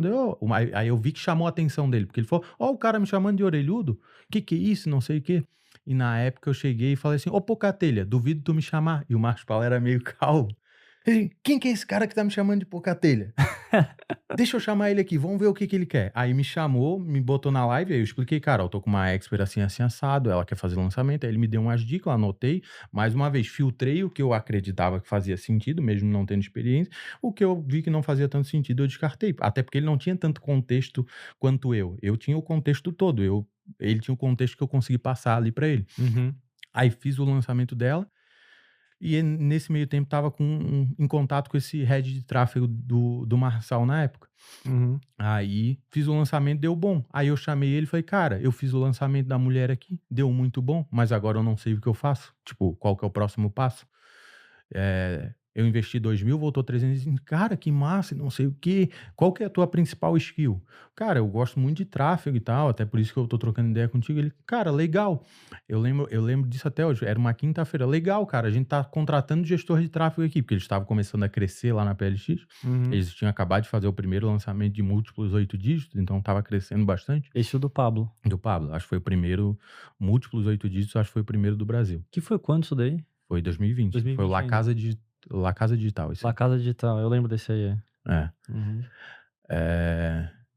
Então, aí foi isso. Aí aí na quinta-feira ele pegou e me mandou mensagem. Cara, a gente tá precisando de gestor de tráfego aqui. Se tu quiser vir aqui fazer um teste, beleza, me passa o endereço. Eu não conheci o cara, só conheci o cara da internet. Cara, ele falou isso na quinta-feira. Tu tava lá em São Paulo daí? Não, eu tava em Floripa. Na quinta-feira eu tava conversando com ele no Instagram. Aham. Na segunda-feira eu aluguei um BlaBlaCar. Sabe o que é BlaBlaCar? Sei, Que da é aquele carona lá. aplicativo de carona. Aluguei um BlaBlaCar, aluguei um Airbnb em São Paulo, perto do endereço que ele me passou, e fui lá no endereço. Falei, segunda-feira eu tô aí. Uhum. Larguei tudo que eu tinha aqui. Meus filhos moravam comigo, eu já tinha me separado na época. Uhum. E larguei tudo e fui. Aí cheguei lá, aí fiz um teste, aí tipo, era bem desorganizado, cara, bem desorganizado. Cheguei lá, não, os caras vão ter computador pra eu trabalhar. Eu tinha um notebook todo velho com, sabe, a hastinha ali pra levantar era quebrada, então tu tinha que levantar assim, a tela toda ruim, era um LG na época, todo travado. Uhum. Aí cheguei lá, não, os caras vão ter um computador ali. Cadê teu notebook? Não, deixei no Airbnb. Não, vai lá e pega e traz, porque tu tem que trabalhar com teu notebook aqui. Beleza. Aí eu fui lá, voltei e comecei a trabalhar lá. Aí foi isso, cara. Isso num dia. Hã? Isso, tu já fez o teste, já foi contratado de primeira. Eu fui contratado como teste, né? Tu vai fazer um mês de teste e a gente vê se tu entendi. continua ou não. E aí tu ficou um mês lá com os caras. Um mês. Entendi. Eu fiquei um mês, aí eles renovaram, viram que eu, tipo, era bom, queria fazer acontecer, não tinha tanta experiência, Aham. e continuei lá. Ô, Luan, deixa eu te fazer uma pergunta aí, cara, voltando um pouquinho. Cara, como que tu fez, tá, essa parada aí desse lançamento dessa mulher do bordado meio que dar certo sem ter, a palavra não sei se é experiência, mas pelo que eu entendi, tu aprendeu tudo no YouTube, né? Tu Não vendo tinha conteúdo. experiência. Cara, eu fiz O na que época. que deu, mano? Tu fez uma coisa muito complexa ou foi tipo, tinha uma demanda reprimida ali, tu usou daquilo ali, foi isso? Então, eu sempre usei muita lógica pra tomar decisão na vida. Sempre raciocínio lógico, muito Eu sempre usei muito. Então, na época, ela me chamou para fazer um lançamento desse curso que ela já vendia, que era curso de bordado francês. Só que eu vi que ela tinha 2.500 alunas na época. E daí, sei lá, eu vi alguma live em algum lugar e o cara falando, cara, é muito mais fácil tu vender para pessoa que já comprou de ti do que para uma nova pessoa. Aí eu fiquei com aquilo na cabeça. Aí na live com o Marcos Paulo, se eu não me engano, ele também falou alguma coisa sobre isso e eu fiquei com aquilo na cabeça. Aí na época, sem saber o que que era lançamento meteórico, eu fiz um lançamento meteórico. E eu nunca tinha ouvido falar em lançamento meteórico. Eu nem sei se foi criado na mesma época. Mas o que que eu fiz? Eu peguei as 2.000 e poucas alunas que ela já tinha, coloquei num grupo do WhatsApp. Na época eu nem mandei link. Eu peguei o número delas na Hotmart e joguei dentro de um grupo. E falei, ó, esse grupo a gente vai lançar o curso de bordado avançado. E daí tal e tal, eu fui aquecendo elas uns dias ali. E daí o tráfego que a gente fez foi para a quem não entrou no grupo, ou o número que dava erro, aí a gente anunciou para aquela base de leads. Por isso que gastou só 2.000 e poucos reais, porque era Entendi. 2.000 e poucas pessoas. Então, com 2.000 reais, eu imprimi muito os anúncios que eu queria para a pessoa entrar no grupo. Aham. Aí as pessoas entraram no grupo e lá a gente lançou a oferta de um Entendi. curso avançado. Aí Entendi. tinha 2.000 e poucas pessoas. No final, tinha umas 1.800 pessoas no grupo do WhatsApp e, e a gente lançou o produto a R$ 1.000, vendeu 330. Saquei, saquei, muito bom. Cara, eu queria fazer uma observação aqui, tá? É, que tipo assim, ó, o que que eu peguei da tua cabeça aí, tá? O que que eu peguei, pessoal, até agora aí, que eu anotei aqui, que eu queria falar pra pessoal que tá de casa. É, cara, tu já leu aquele livro O Sonho Grande, do Jorge Paulo Lemann? Não. Tem esse livro aí, pessoal, vai aparecer aí na tela, tá? O Sonho Grande, que tem esses 3 caras aí que eles, se eu não me engano, eram os mais ricos do Brasil, que é o Jorge Paulo Lemann, aí acho que é Marcel Telles, eu acho que é Beto Sucupira, uma coisa assim, tá, pessoal? Tem esses 3 moleques aí, que eles tinham banco garantia, daí fizeram um monte de coisa aí e Sim, tal. Hoje eu acho que o cara mais rico do Brasil, acho que é o Eduardo Saverin, que é o do Facebook lá, que isso. mora em Singapura. Eu acho, tá, pessoal? Mas eles sempre falam lá assim que, cara, eh, a pessoa que tem que contratar é uma pessoa PSD, Ah, isso aí eu já tá vi. ligado? Sim, O P de pobre, o S, pessoal, de smart, inteligente, e o D de desejo de ficar rico. E daí, quando tem essas 3 variáveis, né? O cara é pobre, quer ganhar grana, inteligente. Eu vi isso um pouco na tua história aí. Um pouco não, na real, sim. bastante. Porque tu Eu uso parece. isso também para contratar as pessoas hoje. É bem poderoso, né? Porque Sim, daí tu tem uma pessoa que ela tá motivada e ela tem a capacidade de fazer a parada. exato. Então, isso é uma dica, pessoal. Tanto pra tu. Se tu é pobre e quer ganhar grana, tem que ser inteligente também. Tem que fechar as letrinhas, o PSD, entendeu? Pra daí tu conseguir progredir mais. E daí tem isso daí que tu falou.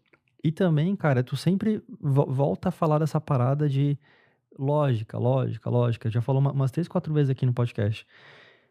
E tem um modelo de pensamento, né, que é pensamento por primeiros princípios. Que quem Sim, fala isso é o Elon Musk lá, que ele fala, mano, não vamos fazer o que outras pessoas estão fazendo.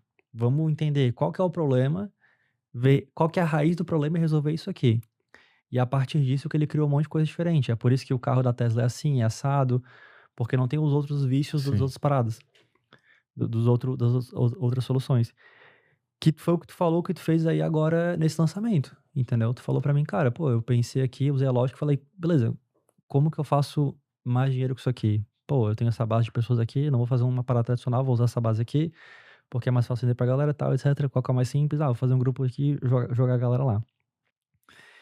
Então, cara, tu falou esse negócio aí dos primeiros princípios da dedução lógica, e eu identifiquei esse negócio do PSD, que são 2 frames de mentalidade, 2 formas de pensar. Sim. E lá no começo do podcast, tu usou um termo, tu falou mentalidade ofensiva. Mano, a mentalidade ofensiva é isso daí? Tem mais coisa nesse negócio? Cara, é isso aí. E uma analogia que eu gosto de fazer até com o meu time, porque eu procuro pessoas assim, eu procuro desenvolver essa mentalidade neles, que eu vejo que eu prefiro muito mais uma pessoa com essa mentalidade do que uma pessoa extremamente boa tecnicamente. Por exemplo, eu já tive pessoas no meu time que eram até melhores que eu tecnicamente, mas elas não conseguiam gerar resultado, porque elas não tinham essa mentalidade. Então, o que que eu falo? Qual que é a analogia que eu gosto de usar de mentalidade ofensiva? Cara, tu acredita que o jeito, eu uso o futebol para falar disso, né? Tu acredita que o jeito que o Tite monta um time, ele vai vencer? Se eu acredito, não sei, mano. Ele vai, porque ele já foi campeão da Libertadores, ele foi campeão com vários times. Uhum. Tu acredita que o jeito que o Guardiola monta um time vai vencer? Esse eu acredito. Vai também. Esse eu boto fé. Só que ele ganhou muito mais do que o Tite, né? Proporcionalmente. E os dois jeitos funcionam. Então não quer dizer que o cara não ter a mentalidade ofensiva, ele não vai conseguir vencer. Só que o cara que tem, a probabilidade de ele vencer é muito maior. Porque o Tite, pô, qual que é a analogia que eu... O Tite, ele tem aquela fama de ser meio retranqueiro, que 1-0 é goleada. Então como que ele vencia? Eu não posso tomar gol e se eu fizer um golzinho, tá bom. Esse era mais ou menos a forma que ele... O Guardiola, não, ele quer jogar pra frente. Ele quer jogar bonito. E ele quer fazer gol. Então, o que que eu falo pro meu time? Cara, não importa quantos gols eu tomo, eu só preciso garantir que eu vou fazer mais gol do que eu tomei. E eu venci o jogo. Entendeu? Uhum. Se a gente for jogar FIFA agora, não importa quantos gols tu vai fazer em mim. Se eu fizer mais que tu, eu ganhei, pô. É verdade. Entendeu? Se eu tomar 10 e eu fizer 11, eu ganhei. Entendeu? Mano, é verdade. Então, Mano, se tu fizer 11 gols em mim, eu te dou o VTube, tá, velho? Tem esse troféuzinho olha. aqui, ó. Esse Aí aqui é o já prêmio tá mais difícil do gravado. VTube, pessoal. É difícil, cara. 11 gols, acho que eu nunca tomei. Já tomei 8 já. Mais 11. Não, mas então é esse exemplo, cara. A mentalidade ofensiva, cara, é sempre ir pra frente, sempre atacar o problema. E eu vejo, até no DR, cara, eu vejo muita gente, o meu time, por exemplo, eu vejo muito, vamos conter dano. Beleza, eu preciso conter dano, mas se eu não fizer venda, eu só de reduzir o meu prejuízo. Pra eu ter lucro, eu preciso vender. Uhum. Entendeu? Isso seja em lançamento, perpétuo, qualquer projeto que tu vai trabalhar, cara, eu preciso vender. Se eu vender, se eu vender mais do que eu gastei, não importa, a conta vai fechar. Agora, se eu só conter ou se eu esperar muito, que eu vejo muita gente, pô, não vou fazer. Cara, vai, testa, faz, quebra a cara, tenta fazer, porque tu tem que ir pra cima, tu tem que atacar, entendeu? Então, tu sempre tá atacando. E é uma parada que eu falo pro meu time. E é até curioso que todos os projetos que eu trabalhei, eu sempre pensei dessa forma. E até li esse livro do Elon Musk, depois que foi até aqui que eu ouvi tu recomendando, aquele do... Walter Isaacson? que é o mesmo cara que escreveu do Naval, ele escreveu do... Ah, tá, não. É do Eric Jorgenson. Que Isso. esse livro vermelho vai aparecer na tela, pessoal. Livro muito bom. E daí eu assim, cara, eu meio que sempre não, né? Mas eu já usei isso muitas vezes sem ter essa clareza. Então, eu usava essa questão dos princípios que tu falou sem ter essa clareza. Uhum. Então, a mentalidade ofensiva é muito isso. Por exemplo, no DR, cara, eu vejo que se tu não... cara, eu até brinco com o meu time e falo assim, cara, como que eu otimizo campanha? Como que eu otimizava lá na BH? Bota um louvor aí, aumenta o orçamento e fé, amigo. Fé que vai vender. Eu falava, bota esse louvor aqui que vai funcionar. Aí quando tu olha a pessoa falando, pô, é um bicho maluco, ele acha que... Não, pô, eu analisava a campanha, eu analisava todas as métricas, só que, cara, qual que é a opção que eu tenho aqui? A janela de conversão é muito grande, porque o cara vê o teu anúncio agora, daqui 1 hora ele vai comprar, porque ele vai assistir toda a VSL. Então tu tem que meio que botar a grana e ter fé e acreditar que vai vender. Obviamente, tu tem que analisar todas as métricas, tu tem que analisar a VSL, tu tem que fazer toda uma análise lógica para ter essa fé de colocar a grana. Uhum. Mas é essa mentalidade ofensiva, entendeu? Então, tipo, cara, foda-se, eu vou atacar o problema, eu vou atacar, eu vou pra frente buscar a venda. Eu não quero só conter prejuízo, eu quero buscar a venda. Então, toda vez eu tô buscando vender, buscando vender, buscando vender. Se eu vender mais do que eu tô investindo, a minha conta vai fechar em algum momento, Uhum. entendeu? Então, eu acredito que é um pouco disso. Enquanto um cara, então, que não tem a mentalidade, por exemplo, um gestor de tráfego, ele iria, pô, minha campanha não tá dando certo aqui, ele iria parar, ele ia talvez analisar o que tá acontecendo para talvez num próximo dia subir uma outra campanha. O cara que tem a mentalidade ofensiva, ele vai pegar e já vai sair testando, vai tentar achar o ROI e não interessa quanto tempo que ele vai ficar no computador ou que ele vai testar, ele não vai ter medo de buscar esse resultado. Essencialmente é isso. Isso. Por exemplo, o meu head, quando eu entrei na PLX, o meu head, eu tinha um head de tráfego. Na BH, eu contratei esse cara. Então, eu acabei virando o head dele. Uhum. E o cara era muito bom tecnicamente, sacou? provavelmente um dos melhores gestores de tráfego técnico que eu conheci na vida. Só que ele não tinha essa mentalidade ofensiva, ele tinha a mentalidade de, cara, eu preciso conter, eu preciso analisar, eu preciso isso. Cara, bota a grana que vai funcionar, bota a grana que vai funcionar. Ele não, aí ele botava um pouquinho de grana, começava a meio que não vir o resultado, porque tem essa janela de atribuição, ele já segurava.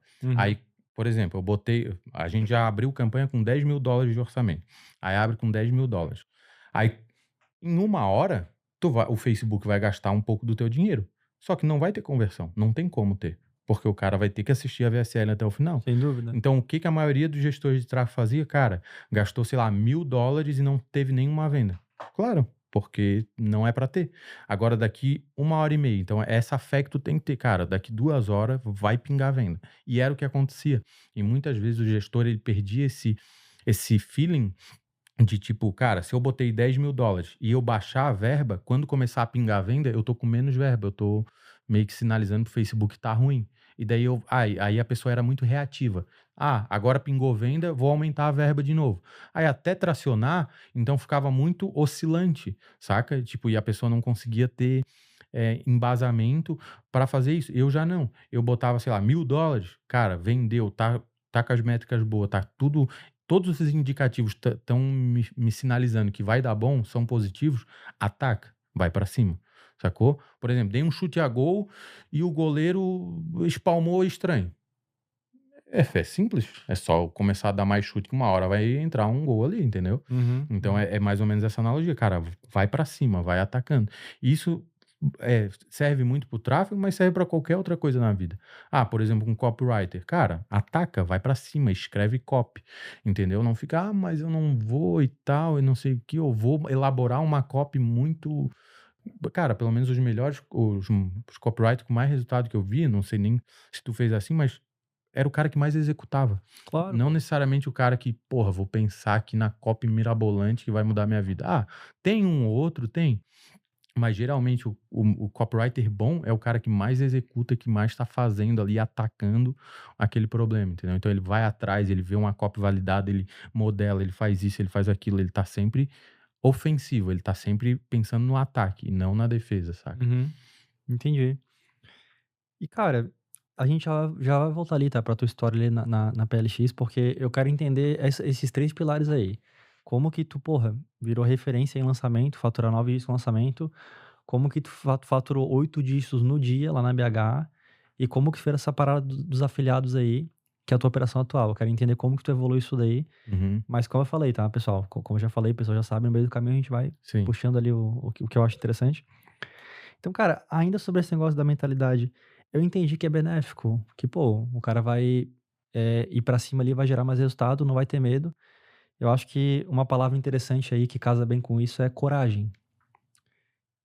Só que como que tu passa isso pro teu time de fato, tá? No dia a dia, na prática, tu, sei lá, chama os caras numa reunião de, sei lá, uma vez por mês ali, uma reunião de cultura, que tu fala, ó, tem que ser assim, não sei o quê, tem um documento escrito, quando o cara entra na empresa tem que ler, tem que agir.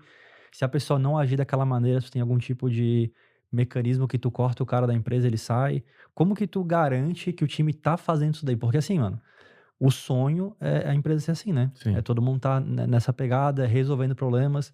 Acho que toda empresa que quer que as pessoas que trabalham lá sejam assim, inclusive a galera do VTurb. A gente tem que ser proativo aí e ir atrás das paradas. Só que a realidade nem sempre é assim. Às vezes tem essa dificuldade, né, da gente passar isso pra equipe. Como que tu fez? O que que tu aprendeu, mano, nesse teu treinamento aí de tu... Então, o que eu gosto de cobrar da galera, porque se tu perceber, tudo que a gente tá falando não é tão tangível, é meio intangível, né? É mais questão de mentalidade, comportamento. De atitude ali. Como que eu tangibilizo isso pro time? Cara, alguns pilares. Primeiro, diligência, que é o cara ser diligente ali no trabalho, fazer bem feito, fazer com zelo, enfim. Diligência, isso daí, essencialmente, é fazer o negócio com qualidade. Com qualidade, bem feito, com zelo, como se fosse pra ti mesmo, né? Proatividade extrema. Então, o cara tem que ser chato de proativo. Sacou? Em todos os projetos que eu trabalhei, cara, em qualquer projeto que eu trabalhei, eu era chato de ser proativo, de encher o saco.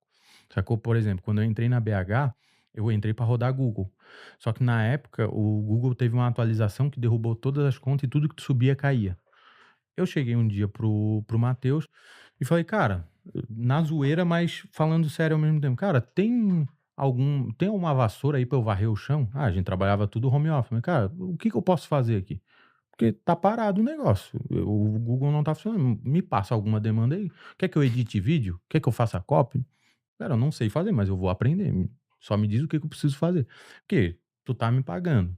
Eu tô aqui dentro. Não faz sentido, tá ligado? E nem faz sentido pra mim, porque quando eu entrei na BH eu ainda tinha minha operação de infoproduto, tinha agência de tráfego também. Então nem faz sentido eu estar aqui.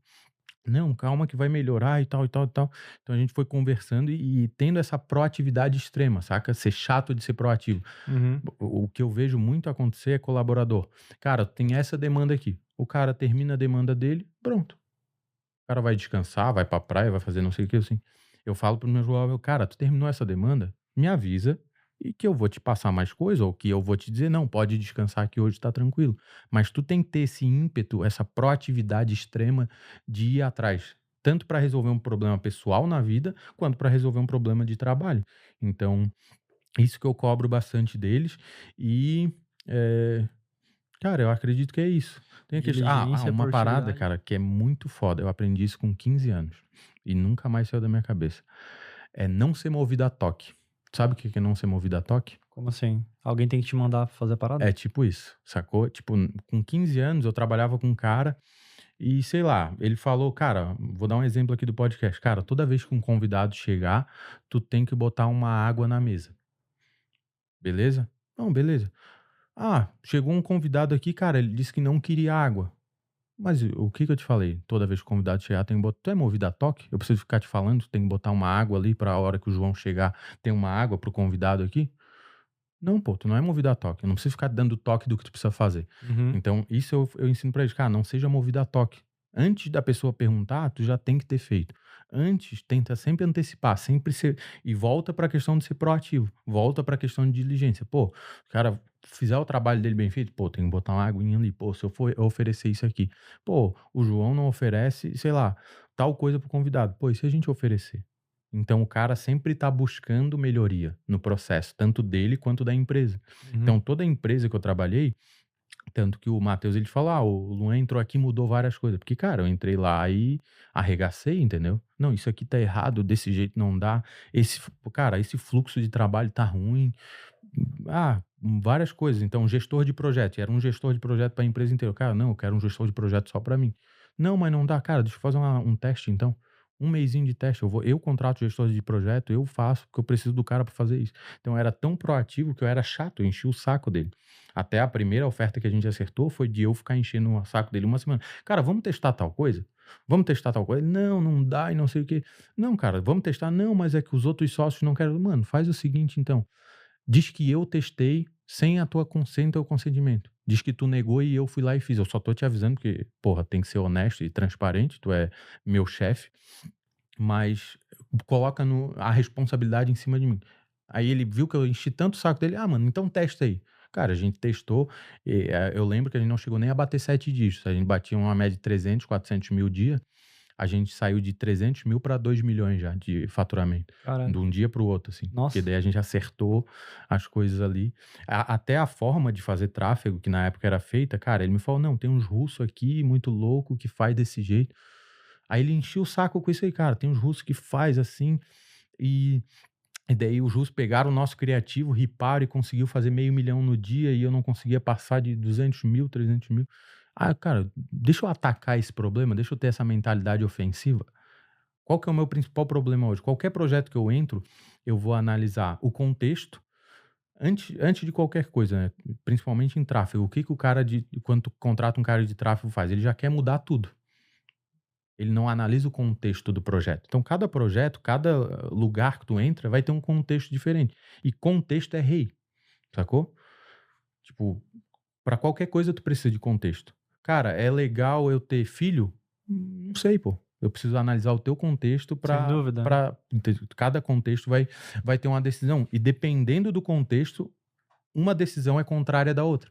que já aconteceu na BH, por exemplo. O cara, eu tomei uma decisão e depois eu tomei uma decisão contrária dessa. O cara falou, pô, mas tu falou uma coisa e agora tu... Mano, analisa esse contexto. Nesse contexto eu tomei essa decisão. Agora é outro contexto que eu preciso tomar outra decisão. A mesma decisão não serve para vários contextos diferentes. Porque senão tu se perde, né? Tu fica preso em regrinha, que é o que a maioria faz. Pega o que um guru fala e acredita que aquilo ali vai ser aplicado para tudo que ela fizer. E daí a pessoa se dá mal porque ela não tem o contexto. Entendeu? Então, essa mentalidade de ir para cima, de atacar, é isso. E é isso que eu cobro do time, né? Voltando para tua pergunta, cara, o que eu cobro do meu time? Cara, proatividade extrema, diligência e não ser movido a toque. Essas 3 coisas que eu mais cobro. Ai, como que tu cobra? Como que tu educa? Cara, Quais são os cultura. rituais que tu tem? Cultura, por exemplo, quando eu entrei na BH, não tinha daily. Tem gente que, eu faço daily, eu não faço daily. Contexto. Quando tu faz daily, talvez no teu contexto não faça sentido nenhum tu ter daily. Naquele contexto que eu tava, naquele momento, fazia muito sentido ter dele. Depois a gente tirou, depois a gente botou de novo, enfim, foi adaptando. Mas cada contexto vai ter uma mentalidade, uma tomada de decisão diferente. Então, naquele momento, o meu contexto era dele, por quê? Porque eu precisava alinhar a cultura do time. Eu precisava que o time tivesse alinhado e eu conseguisse transmitir tudo isso que está na minha cabeça para a cabeça deles. Aí o que acontece? Um monte de gente que era acomodado ou que, pô, não quer não tá tanto nessa vibe de fazer as coisas rápido e se dedicar e trabalhar pra caramba, um monte de gente, pô, não é pra mim, beleza. Vai ter gente que é. Então, naquele contexto, naquele momento, fazia sentido ter dele, a gente fazia dele, eu reforçava sempre esses pontos, questão de cultura, uma parada que ajuda bastante de fazer, aí não é diário, mas sei lá, a cada 2 meses, a cada 3 meses, dependendo do contexto, one-on-one, tu chama, cara, qual que é o teu sonho? O que tu quer fazer da vida? Qual que é o teu objetivo? Para te entender o pessoal e o profissional desse cara. E, cara, em vários one-on-one eu resolvia um pepino gigantesco. Já aconteceu de ter gestor lá que ele, pô, cara, eu achei que tu não gostava de mim, porque tu me cobrava muito. Eu sempre fui mais linha dura, assim, na cobrança. Até uma parada que, hoje, no contexto que eu tô, eu mudei. Eu já não sou tão firme, não firme, né? Mas eu não sou tão rígido. Eu sou um pouco mais, não, peraí, vamos tentar ser mais amigável pro cara, porque ir linha exército, por exemplo, não é todo mundo que vai aguentar. Então, pô, vamos pra uma linha mais tranquila, que é o que a gente vem fazendo. Mas nessa época, o cara falou, cara, pô, achei que tu não gosta. No ano a ano. Eu falei, cara, te chamei aqui pra entender a tua vida e tal, pô, qual que é o teu objetivo, qual que é o teu sonho. Aí, no meio da conversa, cara, eu achei que tu não gostava de mim, porque tu pegava muito no meu pé, tu ficava me cobrando, mas depois eu vi que era com todo mundo. Cara, interessante. E tu ficou 2 meses me carregando nas costas? Tipo, sabe aquela história do monge, que o monge ajuda... Existia 2 monges, eu vou explicar, não sei exatamente como é que é, mas existia 2 monges que fizeram o voto de não tocar em ninguém. Aí um monge foi ajudar uma mulher a atravessar o rio.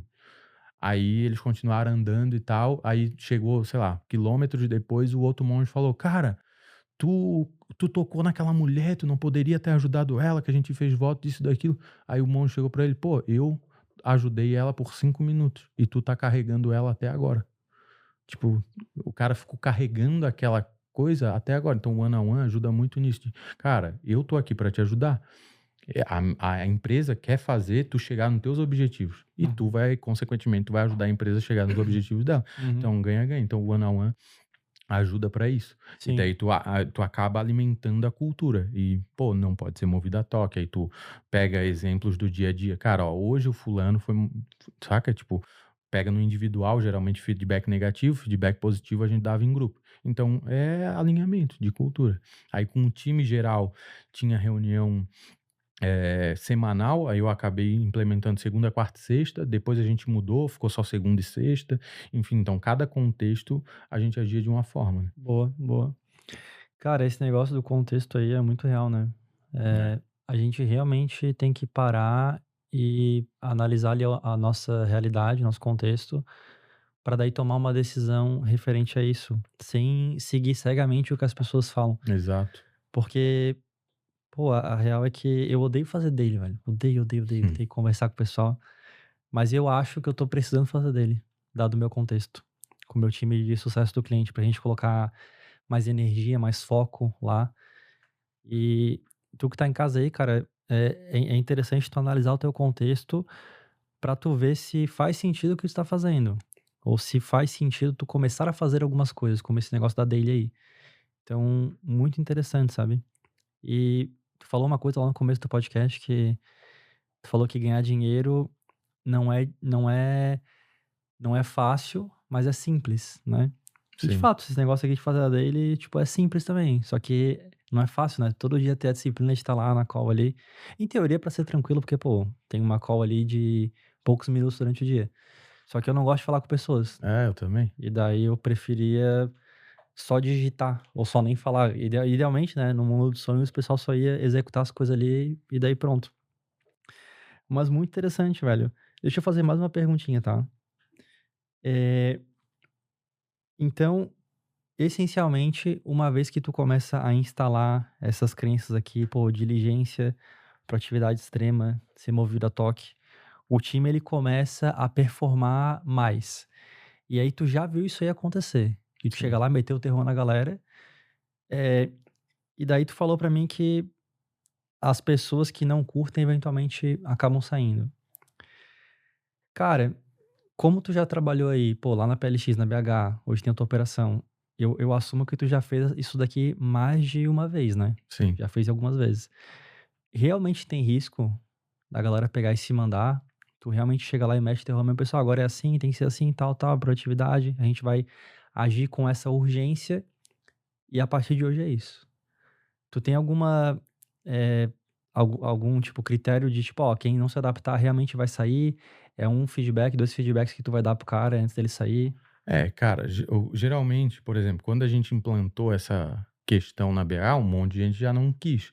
Tu acaba arrumando, entre aspas, algumas, não inimizades, mas o cara, pô, aquele cara ali é maluco, porque ele é louco, ele quer fazer um monte de coisa e eu não tô afim, porque pensa, tu entra na empresa, principalmente na BH, né? Que eu entrei novo e já quero mudar um monte de coisa, obviamente tu tem que eu tive resultado, eu comprovei resultado para querer ir mudando, e lá o Matheus, ele era muito aberto a isso, cara, se tu tem resultado, ele era aberto, faz o que tu quiser, desde que dê resultado, ele era bem sistemático nisso, né, então, tipo, não importa, tá dando resultado, continua. E obviamente um monte de gente já automaticamente já vai querer sair. Então teve um monte de copywriter, de editor de vídeo que pediu pra sair, porque eu falava: me entrega 5 criativos por dia. Tu não consegue entregar 10 não? Até consigo. Então a partir de hoje é 10. Caralho. Aí um monte já não quer, entendeu? Tipo: não dá, é muito trabalho". É muito trabalho, mas é isso aí". Aí um monte vai achar ruim, vai, porra, te xingar, vai achar que tu é autoritário, de certa forma até tu tá sendo. Uhum. E é isso, tá ligado? Aí como que eu faço pra eu demitir o cara se eu ver que o cara não tá performando? Geralmente é 3 feedbacks, eu aprendi isso com um ex-sócio meu. O primeiro feedback é de tomada de consciência. "Ô João, pô, eu te pedi pra te escrever 7 ads no dia e tu tá entregando 5. Cara, eu preciso de 7 por causa disso, disso, daquilo, que é empresa e tal e tal". Explico pro cara. Entendeu? Pô, tu se compromete? Me comprometo. Pô, beleza. O segundo feedback é de lembrete. "Ô João, lembra que eu te falei que eu preciso de 7, tu tá me entregando 5 e tal, e tá chegando atrasada a demanda, e não sei o que, e não sei o que, eu preciso da demanda até tal horário, que eu preciso entregar pro editor". Beleza. O terceiro é ultimato. "Ô João, é a terceira vez que eu tô vindo falar contigo aqui, cara. Tu já atrasou, tem esse exemplo, cara. Se tu continuar assim, a próxima não tem mais o que eu fazer". Então, quando acontecia de a gente desligar o cara, seja na BH, na PLX ou em qualquer outro lugar, o cara já tá consciente. Seja na minha própria operação, que desde a PLX eu sempre tive operação própria de info, né? Uhum. Então, a gente sempre, nessa tocada, eu nunca tive problema com demissão. Por quê? Porque eu dei 3 avisos pro cara: consciência, lembrete, ultimato. Boa. Sacou? Dessa Uhum. forma, não tem como, tipo, não tem o que o cara argumentar quando tu mandar ele embora, porque tu gerou a consciência nele, tu lembrou ele daquilo ali, tu deu um ultimato. Então, no ultimato, ele já sabe que ele vai ser mandado embora. Porque ele já, por mais que o cara fale que vai mudar, na cabeça dele, ele sabe se ele vai mudar ou não. Então, se ele não vai, ele já tá ciente que ele tá pela bola 8. Então, quando ele é mandado embora, beleza, entendeu? Uhum. Então, dessa forma, foi uma forma bem eficiente que a gente encontrou, assim. Boa, boa. E também, tá, se tu tá gostando aqui do episódio, se ele te deu algum tipo de insight pra ganhar dinheiro, pra escalar tua empresa, enfim, qualquer tipo de coisa, cara, olha só o print que vai aparecer aqui na tela. Esse aí é um rapaz, tá, que ele gostou do episódio e ele pegou e compartilhou esse link aqui num grupo de WhatsApp. Então assim, não custa nada, tá, pra ele fazer isso. Ele só achou legal, pegou e compartilhou. E eu te peço, tá, pra tu fazer a mesma coisa que ele tá fazendo, copia aqui o link desse episódio e joga num grupo de WhatsApp aí, mostra pra mais pessoas, tá, pra um amigo, pra um sócio, pra qualquer tipo de pessoa. Isso aí pode parecer super simples, tá? E de fato é 100% de graça, mas isso aí faz com que mais pessoas conheçam aqui o nosso podcast e, consequentemente, ele cresce e eu consigo trazer mais e mais pessoas pra gerar um conteúdo pra ti e te ajudar a crescer ainda mais o seu negócio. E como eu falei, tá? É 100% de graça, não tem custo pra tu fazer isso. A única coisa que tu vai estar fazendo vai ser ajudar aí um outro empreendedor da mesma maneira como tu tá sendo ajudado por esse episódio aqui. Então, cara, faz isso daí, compartilha, que aí mais e mais o podcast do YouTube vai crescer e eu consigo trazer mais pessoas pra gerar esse conteúdo gratuito aqui pra ti, beleza? Então, bora pro episódio. Como que tu fez pra tu ir subindo lá na PLX e quanto tempo que durou até tu realmente Cara, começar a tocar as coisas? eu entrei lá em final de 2020, outubro, novembro de 2020. E acho que final de 2021 ou começo de 2022, eu assumi como head da operação.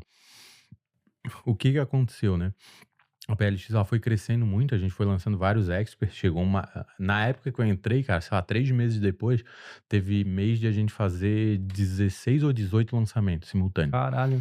E não era 16 lançamento tipo do Zé Gotinha. Era Suriel, a gente lançou Nigro, Carol Pfeiffer. Zé Gotinha.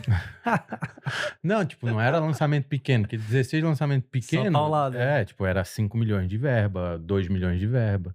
Então a gente lançou Jubilu para aquele professor, saca? A gente lançou um monte de gente.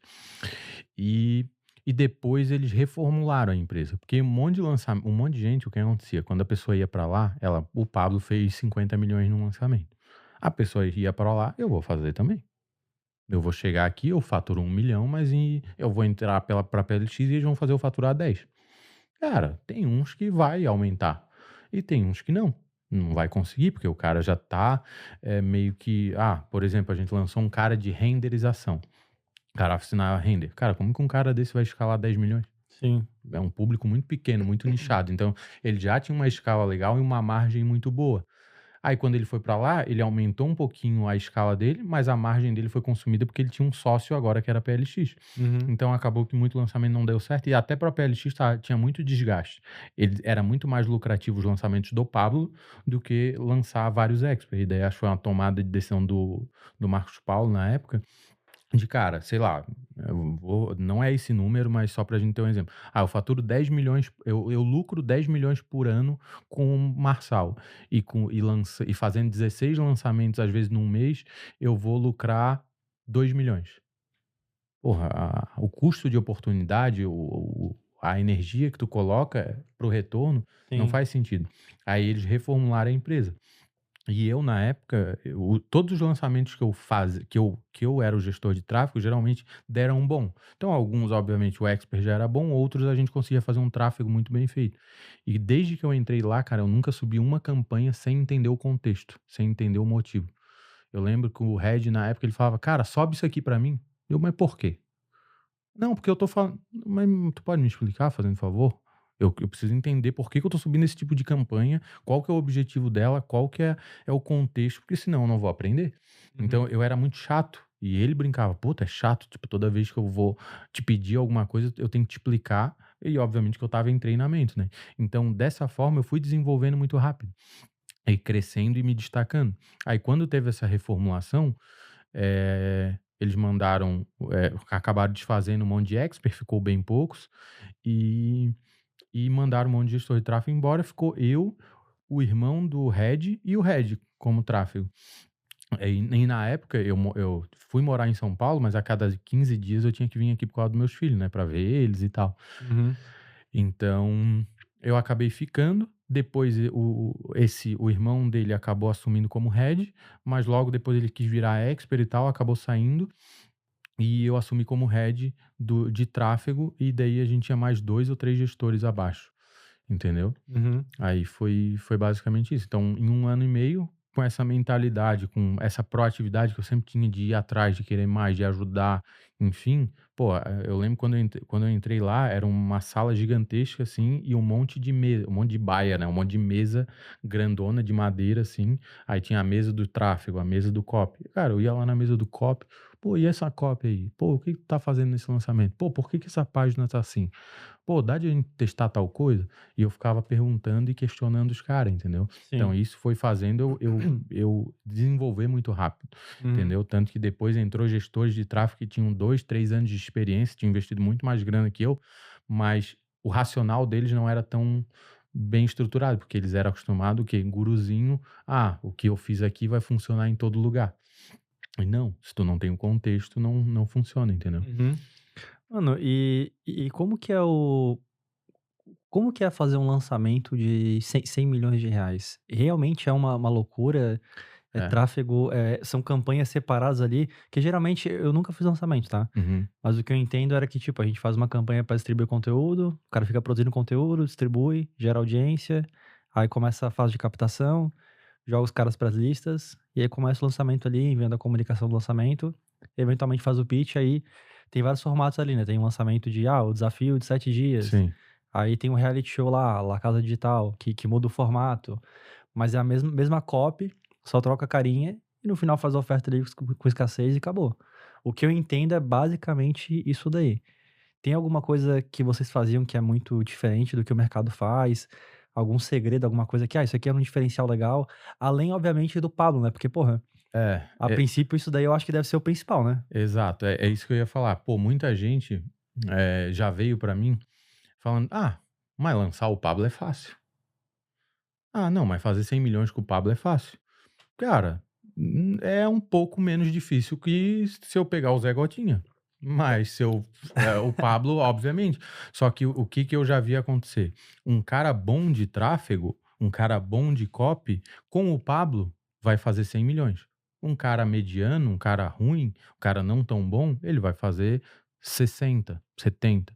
Como que tu mensura isso? É difícil, é meio subjetivo também, Sim. entendeu? Então, primeiro diferencial para fazer 100 milhões, 100%, ou sei lá, 80% do resultado é o Pablo. Se não for o Pablo, ele dificilmente vai ter um cara que vai fazer 100 milhões, ou Uhum. um cara parecido, né, com tudo. Mano, mas por curiosidade, tá? Por curiosidade, já vamos falar dos diferenciais aí, mas só indo um pouquinho mais a fundo nisso daí. O que que esse cara tem, velho? É a forma como ele fala? Porque assim, ó, eu não sou um cara que engajou muito ali com ele, sabe? Sim. Eu sei que ele é gigante e eu já vi uma porrada de reels aí na internet dele fazendo tudo quanto é coisa, de tudo quanto é jeito, mas eu nunca engajei tanto. O que que tu acha que é o segredo dele? Cara, o diferencial, o que me chamou a atenção dele na época foi a comunicação, a forma como ele falava. Porque, tipo, na época, eu tinha um monte de trava emocional, um monte de crença, saca? Tipo, e eu lembro que na época eu preciso fazer um curso de inteligência emocional, que eu tinha crença, ele fala bloqueio emocional, crença emocional, cada um dá o seu nome. Uhum. Mas eu tinha um monte de crença emocional com a minha família, com questão de grana. Porra, uma crença que eu tinha, se eu ganhar 10 mil reais por mês, eu vou ser milionário. Como que um cara desse faz 1 milhão? Ele não faz, porque ele nem acredita que é possível. Sim. É que nem eu te falei, quando eu falei da BH dos 10 milhões, é porque eu acreditava que era possível. Eu criei essa crença. Agora, se o cara não acredita, pô, dificilmente ele vai chegar, entendeu? Uhum. Então, o que eu vejo dele, ele falava de uma forma muito que conectava muito com as pessoas. Ele é muito persuasivo, saca? Uhum. Tipo, ele é muito bom tecnicamente. Cara, aí eu não tô falando se tu gosta dele, se tu concorda com o que ele fala, com o posicionamento dele. Eu também não concordo com tudo que o cara fala. Mas a gente tem que admitir que o cara é muito bom. É. Mas aí um monte de gente fala, mas ele usou Deus pra. Mano, o que eu mais eu ouvi falar, não, mas ele usou Deus pra vender, por isso que ele fez 100 milhões. Eu, beleza, pega tu lá e usa Deus pra tentar vender, pra ver se tu vai fazer 100 milhões. Não vai, pô. Entendeu? Se ele usou, se ele não usou, cara, aí não cabe a mim julgar ou definir, saca? Uhum. Mas eu vejo que a pessoa que consegue extrair o que ele tem de bom, cara, vai conseguir eh, se desenvolver. Então, qual que é o diferencial dele? Eu acho principal, ele é extremamente persuasivo, a comunicação dele é muito boa e o cara, sei lá, porra, antes do digital ele já tinha feito mais de não sei quantas mil palestras, ele já tinha lido vários livros, então o cara é bom, saca? Tipo, então, isso eu acredito que ajuda bastante. E Sim. ele é aquele cara de, vamos fazer um reality show? Vamos. Tem um Uhum. monte de expert grande que, não, mas reality show não vai dar certo. Mãe, pô, eu já briguei recentemente eu falei com um cara do meu time, ele, cara, eu pensei numa coisa aqui, eu vou testar tal coisa. Deu, pô, legal, mano, bora testar, mas testa isso aqui também. Não, mas que essa coisa que eu tô fazendo é muito melhor e bababá e bububum. Deu, beleza, mas testa isso aqui que eu tô te pedindo também. Não, mas que o jeito que eu tô falando acho que vai ser muito mais efetivo pros gestores e bababá. Eu, tá, beleza, mas testa isso aqui que eu tô pedindo também. Mas não sei o quê. Assim, cara, testa, sacou? Qualquer verdade, ela não vai sobreviver a um teste, né? Uma verdade que não é verdade. Então, eu vejo que o Pablo, ele era muito aberto a isso. Então, a gente ia fazer brainstorm, cara, era um monte de ideia maluca. Era ideia Uhum. de, e se a gente botar um carro num guindaste? Hum. Pô, da hora. E se a gente derrubar esse carro acidentalmente do guindaste? Porra, é legal e quase foi feito na época, Caramba. entendeu? Então, tipo, eram umas ideias malucas que ele tinha essa abertura. Ele, pô, o cara é diferenciado, pô, se tu for ver, Sim. entendeu? Não, os resultados Comprovam, né? falam por si só, não tenho o que discutir, sem dúvida alguma. Independente se o cara concorda ou não concorda com ele, o Exato, fato é, ele é muito bom. Isso é um sim. fato. E tipo assim, ó, por mais que tu não goste do cara, pô, é impossível tu não ter nada pra aprender com ele. Sim. Nem que seja, tipo, a se comunicar melhor. Pô, como que esse cara é tão persuasivo? Uhum. Pô, eu acho que eu não concordo com nada que ele fala. Pô, beleza, mas por que que tem gente que concorda? Por que que Uhum. tem gente que compra a ideia? Alguma coisa ele tem, ou ele fala de alguma forma que faz as pessoas acreditarem nele, Sim, entendeu? sim. Então eu vejo que é isso. Uhum. Mas voltando ali, cara, sobre tu falou os diferenciais pra fazer um lançamento de 100 milha que tu fez lá. Tu falou primeiro, número um, o expert, e aí tu, no caso foi o Pablo.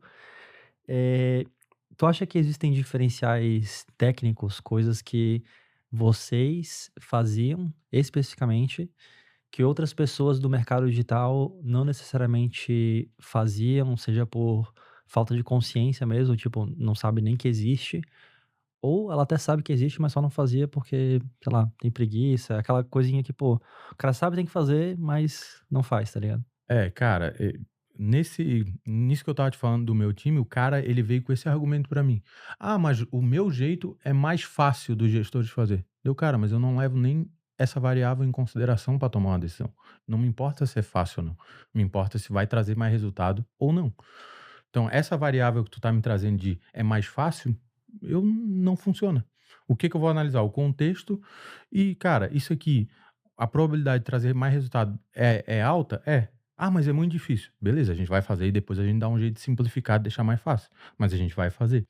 Então qual que é o diferencial técnico do pessoal que fazia o lançamento? Cara, primeiro, tinha gente muito boa, gente com a mentalidade ofensiva de querer fazer, de querer ir atrás, e a gente analisava muito o contexto. Por exemplo, esse lançamento de 100 milhões foi na época que ele foi sair a primeira vez para política, aí o stories dele estava batendo muito engajamento, estava batendo acho que 300, 400 mil views no Tá. stories, entendeu?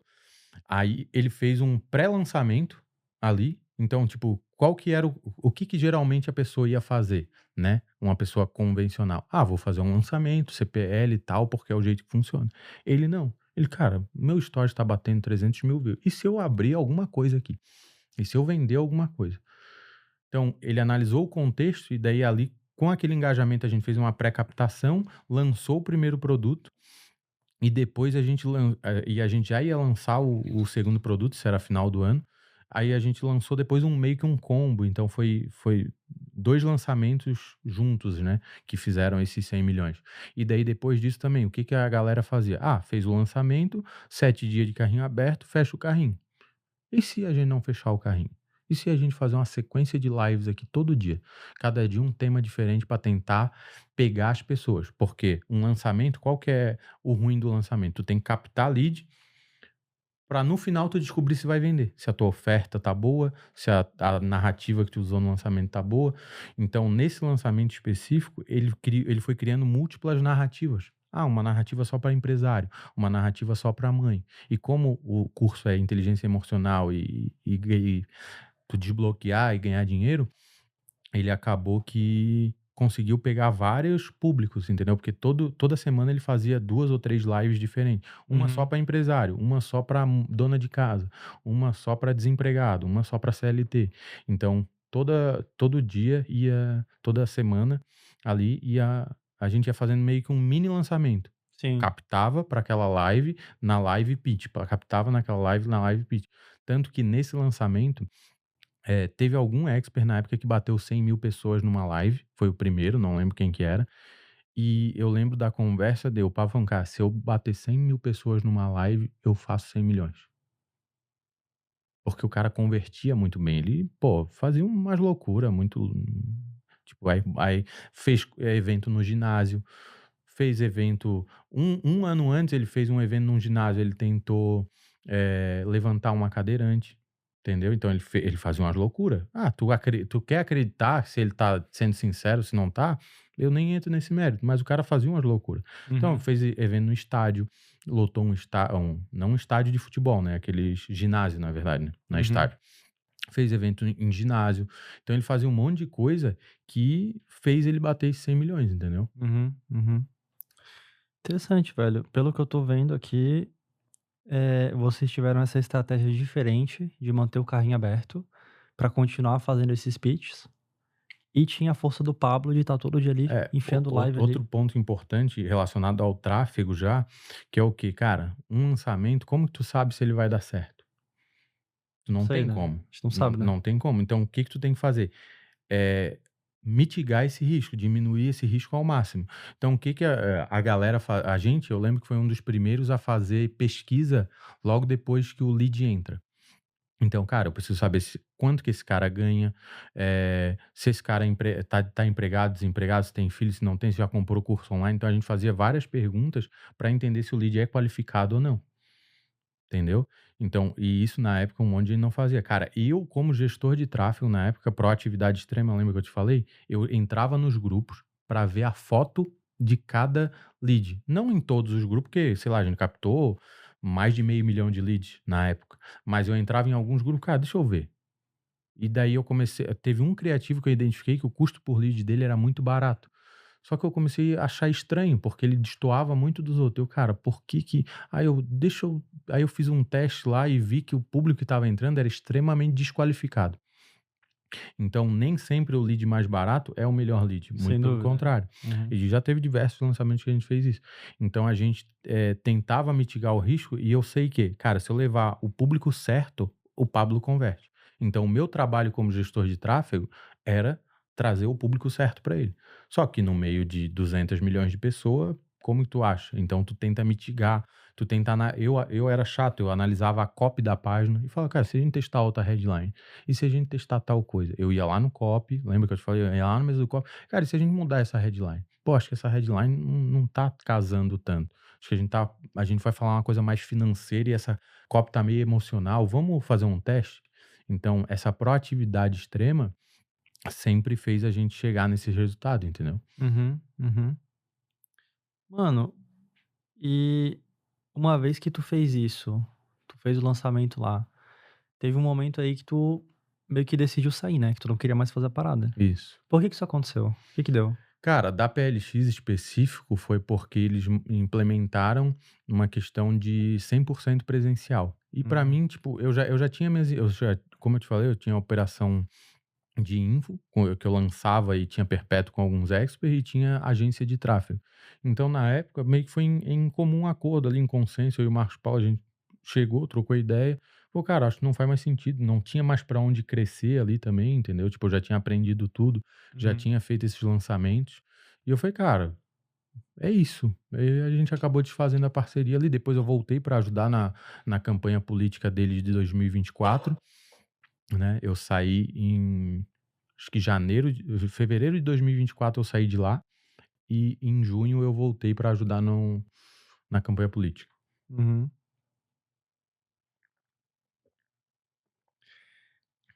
E, mano, tu sempre teve operação enquanto tu trabalhava na PLX, tu falou, né? Isso, E daí a tua operação tu fazia lançamento e perpétuo no isso, mercado de infoprodutos. isso. E por que que tu tinha isso? Por que que tu só não fazia a tua operação, ou tu fazia só a PLX? Por que que tu fazia duas coisas em paralelo? Primeiro, a minha operação começou quando? Lá com a mulher do bordado. Aí depois eu fui pegando outros expert. E na PLX, cara, era um lugar onde eu tinha maior aprendizado, porque eu aprendia com o dinheiro do Pablo. Porra, qual expert que eu vou pegar que vai botar 5 milhões em tráfego? A minha skill principal sempre foi tráfego.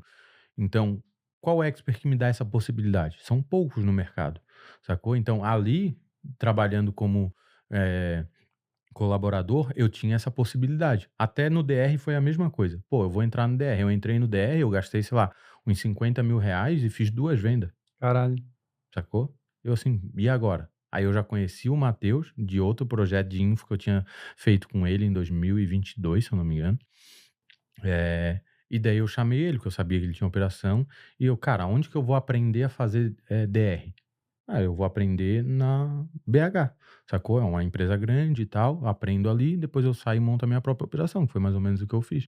Então, Entendi. por que que eu tinha o Pablo em paralelo com a minha operação? Primeiro, que o que botava grana no meu bolso era a minha agência ali, de infoproduto. E segundo, que lá eu tinha muita grana para aprender e eu tinha um puta expert bom para fazer tráfego, então era bom. E obviamente que eu chegar para um cara: "Ó, tu quer fazer lançamento? Tu já trabalha com lançamento?". Cara, eu sou o head de tráfego do Pablo, isso ajuda a fechar contrato. Uhum. Então, foi isso. Entendi, saquei. E cara, quando parou de fazer sentido, aí tu estava com a tua operação aí lá de lançamentos, só que tu tinha uma decisão aí, né, tu podia continuar com a tua operação e, de fato, tu continuou pelo que eu entendi, mesmo na BH, pelo que eu tô entendendo. Isso. Eh, mas tu poderia investir só nela. Só que daí tu não estava mais a fim de fazer lançamento, então, tu estava agoniado Cara, da então, rotina ali. aí volta para aquela questão, lembra que eu te falei que eu sempre fui inconformado? E foi até engraçado isso. Em 2024, cara, a gente fechou com o Paulo Vieira na época e Camila Vieira, que são grandes, para fazer lançamento pela nossa A Camila, Camila Vieira, é esposa do Paulo. esposa, tá. É. Ah, Então não, é que tem a Duda Vieira, que é uma é. mulher do digital, né, que tem a comunidade de CEOs lá, que é uma, enfim. Não sei. A Camila Vieira é tipo inteligência emocional, mas voltado para o público feminino. Uhum. Então a gente fechou com eles, a gente tinha outros expert grandes ali também, tipo, que faturava 7 dígitos.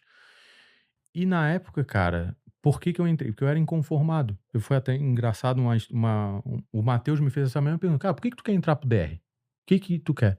Cara, eu tô com pouco problema. Caralho. Eu preciso de problema pra resolver, irmão. A minha vida tá muito tranquila. Porque a agência de lançamento, eu era mais conselheiro, eu mais, participar de call, de reunião estratégica para definir a estratégia do lançamento, mas ela já meio que rodava sozinho. Eu já tinha treinado gestor de tráfego para tocar o tráfego, então eu ia ali, olhava, ele tirava algumas dúvidas comigo. Eu não tinha trabalho mais operacional, o meu trabalho era muito mais estratégico, então eu tinha, de certa forma, um tempo livre. A agência de tráfego, a mesma coisa. A gente tinha alguns clientes ali, a gente chegou a fazer o tráfego do Cariani na época. Acho que até hoje o recorde de faturamento do Cariani é nosso, lá de diário, Uhum. de perpétuo. E eu falei pra ele: "Cara, eu tô com pouco problema, pô, preciso arrumar mais problema pra minha vida, tá muito tranquilo". Aí ele riu e tal: "Não, beleza, então eu vou te colocar aqui dentro". Uhum. Aí eu entrei na BH. Tu entrou como júnior, pleno, sênior? Não, entrei como head de na verdade eu entrei como gestor de tráfego sênior num squad que era o squad do Matheus, ele tinha o Lucão na época, O Lucas Rego? o Lucas Rego, ele era head de tráfego, aí ele tinha o squad dele, aí na época o Matheus ele quis montar vários squads, porque tinha alguma operação que estava rodando assim, e ele quis fazer igual, aí ele montou um squad pra mim, então tinha o squad do Lucão e tinha o meu squad, o meu head na época era o Matheus. Aí depois ele acabou saindo, ele viu que eu tomava as decisões sozinho, ele mesmo vinha: "Cara, como é bom trabalhar contigo, como eu gosto de trabalhar contigo, eu não preciso te pedir nada, tu sempre antecipa as coisas, eu sempre vou te trazer um problema, tu já traz tu já trouxe a solução do problema, tu já tá me trazendo outra parada". Então ele viu que eu era proativo, que eu desenrolava as paradas, eu não precisava eu não gostava de Ele era meio difícil de comunicar. Ele demorava pra te responder, enfim. Eu até falava, cara, tu economiza caractere pra pra conversar. Porque, tipo, eu ia perguntar uma coisa no WhatsApp pra ele me respondia de uma forma abrangente, que eu não entendia nem se sim, nem que não. Sabe? Eu posso Engraçado. testar alguma coisa? Legal. Eu, tá, mas legal o quê, filha da mãe? Tá economizando o dedo?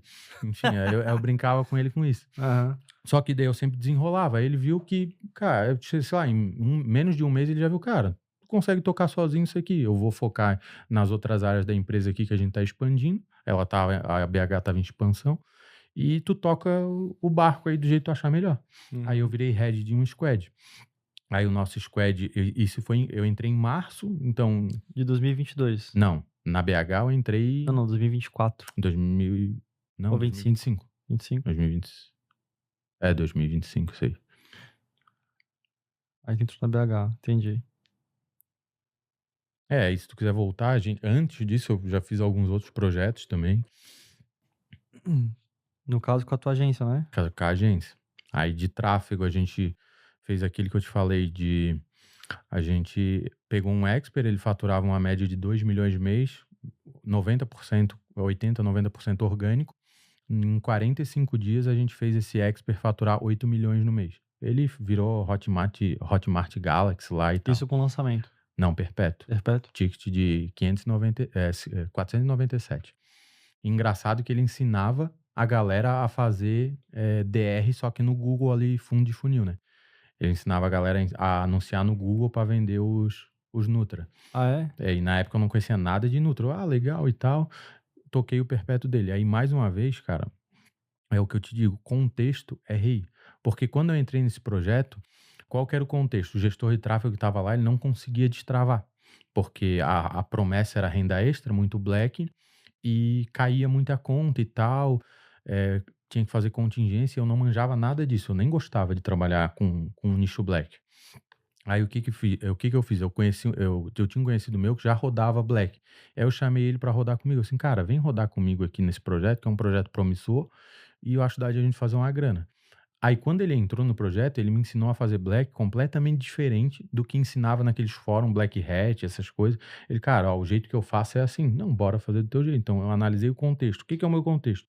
Eu preciso ter contas de pé. Eu não posso, as minhas contas não podem cair. Uhum. E até uma parada interessante, cara, todo projeto que eu trabalhei de tráfego em si, sempre o que funcionou foi, cara, eu ter poucas campanhas, com muita verba, com muito orçamento. Meio que nesse projeto a gente abriu, sei lá, 5 contas diferentes. Das 5, uma já começou a se destacar. Então a gente foi investindo, a gente foi criando inteligência, otimizando aquela conta até ela ficar muito boa.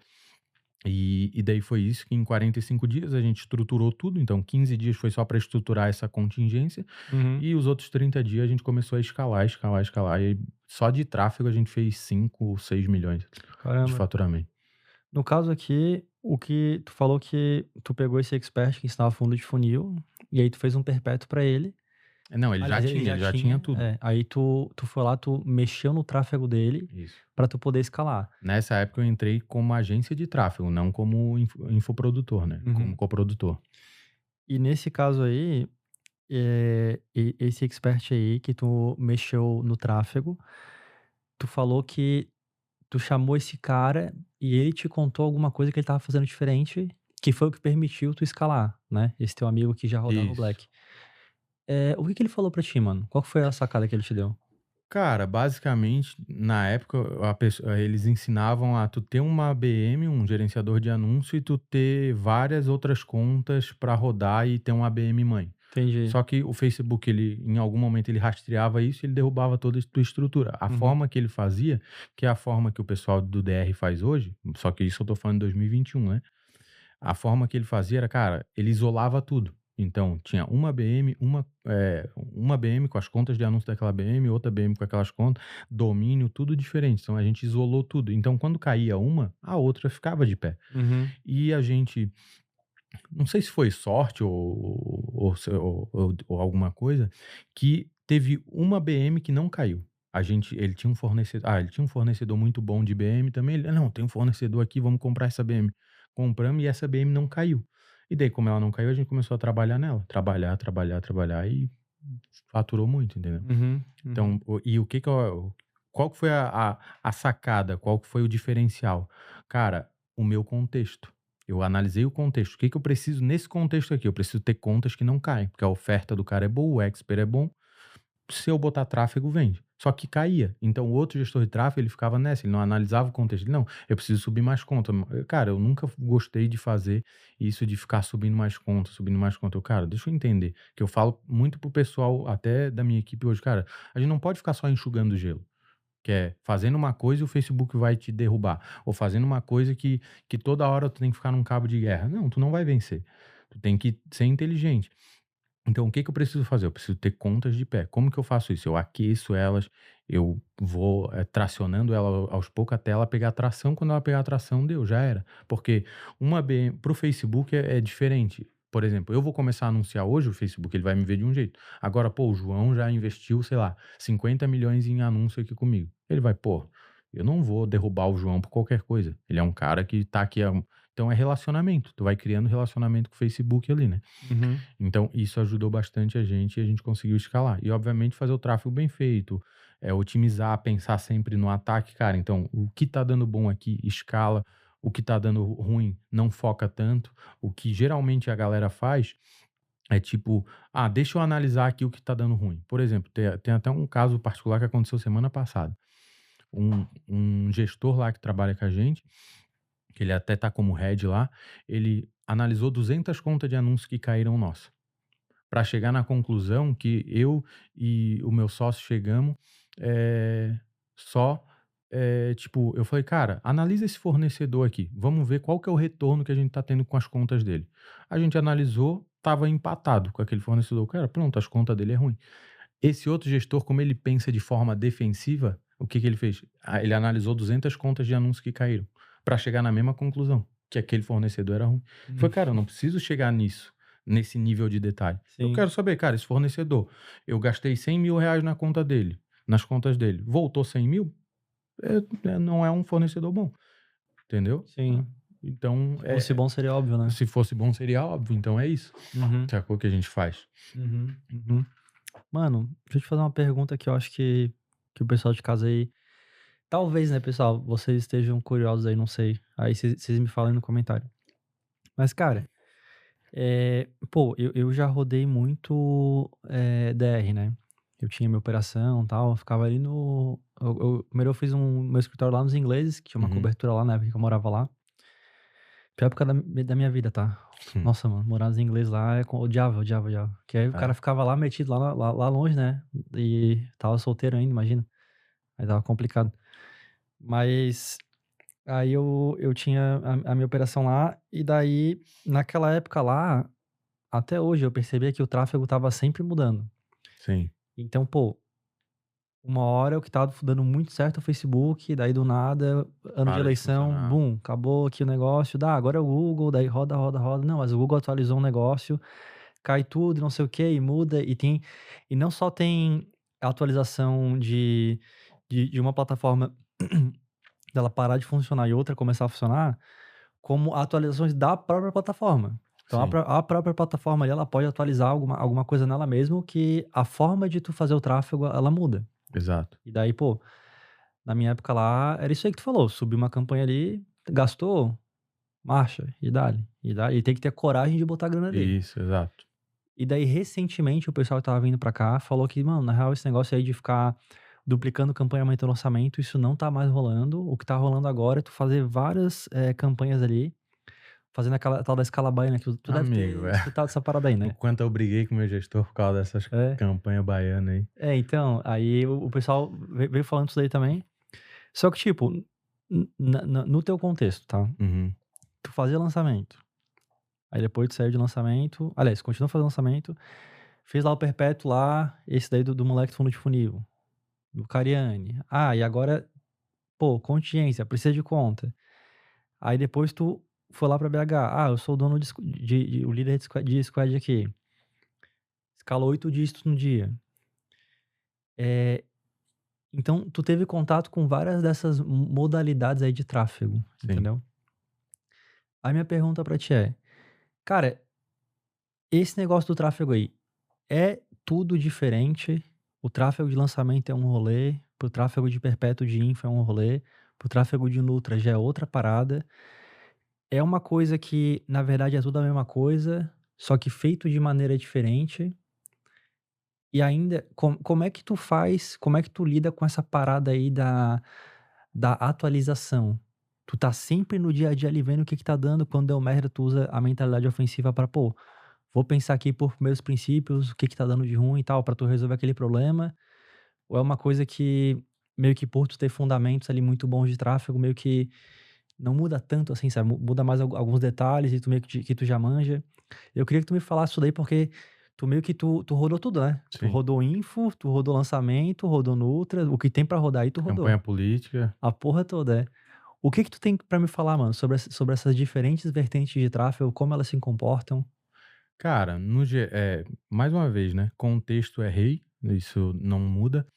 Eh, Tu tendo primeiros princípios ali, tu tendo uma base, tu consegue performar em qualquer área. Porque, mais uma vez, não é a técnica. Cara, se tu sabe fazer tráfego, um gestor de tráfego para te formar ele tecnicamente sênior, é até um feedback que eu dava pros meus gestores, que o próprio Matheus falou, mano, hoje eu sei o que que é um cara sênior, porque eu trabalho contigo. Porque antes, todos os caras sênior que eu já trabalhei, eles não eram sênior. Tecnicamente, eles até podem ser sênior, mas o comportamental deles não é de sênior. Então, existe essa diferença, né? Porque o que que eu vejo acontecer no DR? O cara acertou e escalou. E do nada, ele era júnior, em 3 meses ele virou sênior porque ele escalou. Só que, cara, isso não torna uma pessoa sênior. Isso torna, talvez, um júnior com um puta resultado. Sacou? Um cara sênior de verdade, ele tem comportamentos, ele tem atitudes completamente diferentes de um cara pleno e de um cara júnior. E na época eu fui até estudar mais, cara, qual que é a diferença de um cara sênior para um cara pleno, para um cara júnior? Cara, o júnior é o cara que executa. Ele executa o que é mandado, só isso. Um pleno, ele executa e talvez melhora um pouco o processo. O sênior, ele executa, ele melhora o processo, ele delega, ele gere e ele antecipa problemas. Sacou? Então, eu já trabalhei com muito gestor de tráfego que tecnicamente o cara é muito bom, mas o comportamental dele não. Tem uma dificuldade, ele para, tem um problema, ele ignora às vezes aquele problema, ou ele vai pro próximo, ou ele, sei lá, faz qualquer coisa e não, e não resolve, entendeu? Ele não consegue nem às vezes identificar aquele problema. Um problema recente que a gente teve agora, um monte de gente roda aí catálogo, igual todo mundo fala. Só que a gente tava com No caso, quando fala catálogo, é aquele esquema lá pra tu esconder o Isso, anúncio. vai esconder o anúncio para não rejeitar, né. Uhum. Só que, eu não tô mais no operacional já faz algum tempo, mas tava tendo muita queda de conta, muita queda de conta. Eu: "Cara, tá estranho, porque se a gente tá usando isso para esconder o anúncio, não era para estar caindo tanta conta". "Não, mas não sei o quê". Aí o que que, um gestor de tráfego normal faria? Um cara que se diz sênior: "Não, é normal, é isso aí mesmo".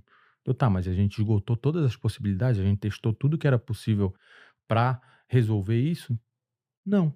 Aí eu fui lá, eu subi uma campanha e eu fui entender por que que estava caindo. Aí eu derrubei umas 2 contas e eu descobri o porquê que estava caindo. Aí eu falei: "Cara, tá caindo por causa disso, disso, daquilo. Testa isso aqui". Testou, parou de cair.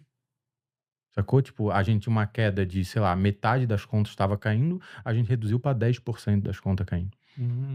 Sacou? Por quê? Porque o cara sênior, o cara, eh, que realmente é sênior na parada, ele vai conseguir: "Espera aí, isso é um problema, isso é uma parada que não tem como resolver, isso é uma parada que tem como resolver, beleza, não tem como resolver, mas por quê? Eu testei todas as possibilidades, eu esgotei tudo que dava, eu peguei esse problema e eu fui até os primeiros princípios dele, para ver se realmente não tem solução. Se eu não fiz isso, tem alguma forma", sacou? É uma parada que eu sempre falei quando a gente ainda não tinha escalado lá na BH, eu falava: "Cara, tem alguém escalando, não é possível", sacou? Porra, no mundo todo a gente sabe, tem os romeno, tem os russo, tem os chinês, tem uma caralhada Os indiano. de uns indianos. Então os caras sempre estão escalando, tipo, na maior parte do tempo. E tem vezes que eles dão uma reduzida, normal. Então se tem alguém escalando é porque tá dando certo, a gente só precisa descobrir qual que é essa forma. Quando eu entrei na BH não tinha ninguém sabia essa parada de esconder anúncio. O Rock, que tinha o Matheus, que tinha me falado, cara, tem uns russos que fazem assim, assim, assado. Só que eu não sabia, ninguém ensinava isso na época. Eu acho que no Brasil tinha poucas pessoas que faziam. Aí, essa parada do catálogo aí, tu acha que veio dos russos aqui pro Brasil, então? Eu descobri pelo Matheus que ele falou que tinha uns afiliados russos dele que rodava assim, sacou? Quem eu vi desbloquear a primeira vez, aí eu tô falando que eu vi, eu não tô falando, foi a gente, sacou? Como que eu desbloqueei? O Matheus falou, cara, tem uma parada de catálogo que os caras rodam, por quê? Porque a gente pegou um anúncio e a gente tentou rodar ele e derrubava a conta. E o cara tá derrubando conta. Ah, eu vou passar esse anúncio pros russos. No outro dia, os caras estavam escalando 500 mil dia com aquele anúncio. Eu, pô, tem alguma coisa de errado? Não, é um negócio de catálogo, pá. Eu, beleza, eu vou descobrir. Aí, tipo, tinha outros squads. Nessa época, na BH, tinha acho que 3 ou 4 squads. Acho que 3 squads. Os outros squads estavam ali no enxuga-gelo que eu te falei. De Tomando sobe pau ali. anúncio, cai. Eu assim, cara, eu não sirvo pra isso aqui. Isso aqui não é pra mim. Trabalho braçal não serve. Eu já trabalhei em obra, então eu sei como é que é, não serve. Então o que eu falei, cara, eu vou descobrir como é que faz isso aqui. E só que em paralelo, nessa época eu ainda tinha minha agência de lançamento e tinha minha agência de tráfego. Aí eu, cara, eu vou ter que botar mais energia aqui. Eu já comecei a pensar em desfazer, sair dessas duas operações. Aí comecei e descobri como que eu rodava. Aí descobri como que rodava, peguei o gestor de tráfego na época e falei, cara, é assim que faz. Vamos testando. Aí o Matheus, malandramente, ele ia, porque os russos eles são meio arisco, né, com tudo. Eles acham que todo mundo quer, sei lá, eles são desconfiados de tudo. Aí o Matheus ia meio que lá, a gente tá rodando assim também, mas aqui pra nós deu tal erro, já deu esse erro pra você? E a gente nem não tá rodando, a gente tá descobrindo como rodar. Ah, já deu, a gente resolveu de tal forma. Era uma mensagem meio subliminar. Agora, interpreta essa mensagem que o russo mandou, tipo, que ele falava, porque ele achava que a gente já sabia rodar. Aí ele falou, não, a gente aqui, a gente testa não sei o quê. Eu, porra, como é que é isso? Deixa eu entrar aqui, clicar, até achar o que ele tá me falando, pra ver e descobrir e fazer. Aí quando a gente conseguiu masterizar a parada e descobrir e fazer, aí foi onde a gente conseguiu escalar, porque a gente parou de ter rejeição, que é o que eu te falei, cara, mais uma vez, o contexto. Qual que era o meu contexto? Eu tinha uma oferta boa, eu tinha bons criativos, mas eu não conseguia rodar, que é o mesmo problema que eu tive lá no info do cara que ensinava fundo de funil. Eu só preciso conseguir rodar. A contingência não é meu problema, conta não é meu problema é conseguir rodar, porque se eu consigo manter esse anúncio ativo por 24 horas, eu já escalo muito, porque a escala do DR, tu sabe, é muito absurda hoje em dia. Agressiva. Então, foi isso. Aí, dessa forma, a gente descobriu essa forma de rodar, ninguém me ensinou, eu fui mesmo tentativa e erro, e aí a gente descobriu. Aí, porra, a gente chegou a fazer 80 milhões no mês Caralho. de faturamento. No ano inteiro do ano passado foi 340 e poucos milhões. E de tráfego interno, só interno, foi 7,8 milhões. Aí, com os afiliados, deu os 10 milhões lá que eu te falei. E do meu squad, que até o recorde até hoje lá na BH é meu, a gente fez 4,7 milhões em 3 pessoas. Top demais, mano. 3 gestores. Absurdo. E eu não era operacional, né? Tinha um gestor operacional abaixo de mim, tinha um assistente, e a gente fez isso, entendeu? Muito bom, muito bom. Cara, uma coisa que eu vejo assim, tá? Eu não sei se tu concorda com isso. Aí, pô, eu não sou o cara do tráfego, tu vai saber falar bem mais do que eu. Mas eu percebo que tem muito hackzinho.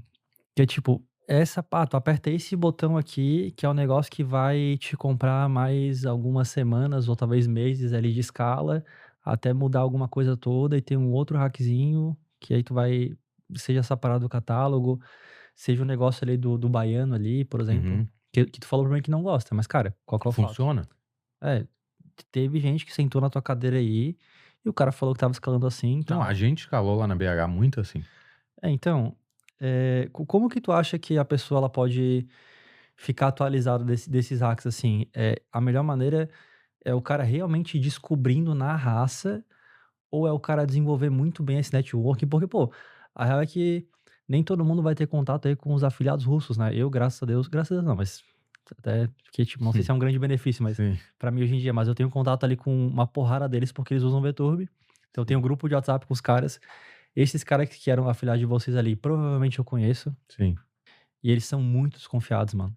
Bizarro. Eu lembro que o Matheus, ele mandava o print das conversas e os caras eram bem ressabiados. Aí o Matheus fingia que a gente... Não, eu já sei rodar, só que a gente não sabia nada. Uhum. Eu falei, cara, descobre mais ou menos. É catálogo. Eu, porra, catálogo. Eu tinha essa informação. Eu vou lá no Facebook, vou achar aonde tá escrito catálogo. Ah, tá aqui. Cliquei, mas essa parada de e-commerce, será que é Shopify? Será que esse cara faz? Aí clique e fuça. Deixa eu tentar subir um anúncio. Aí eu subi um anúncio, ele saiu todo estranho. Saiu com imagem, só imagem. Uhum. Eu, porra, mas como é que esse cara faz pra aparecer o vídeo? Aí, cara, é clique e fuça, clique e fuça, clique e fuça. Então, o cara, hoje, como que ele se faz pra se manter atualizado? Cara, é ter network, isso aí ajuda, porra, muito. Network vale mais que dinheiro em alguns quesitos. Mas ele também tá em movimento, ele também tá buscando, sacou? Tipo, essa escala baiana veio de informação de mercado. Então, se tu tá no mercado, provavelmente tu vai saber o que tá dando certo ou não, porque as pessoas vão comentando umas com as outras. Cara, tô começando agora, não sei o que fazer. Cara, a melhor opção que eu vejo é tu começar dentro de uma operação.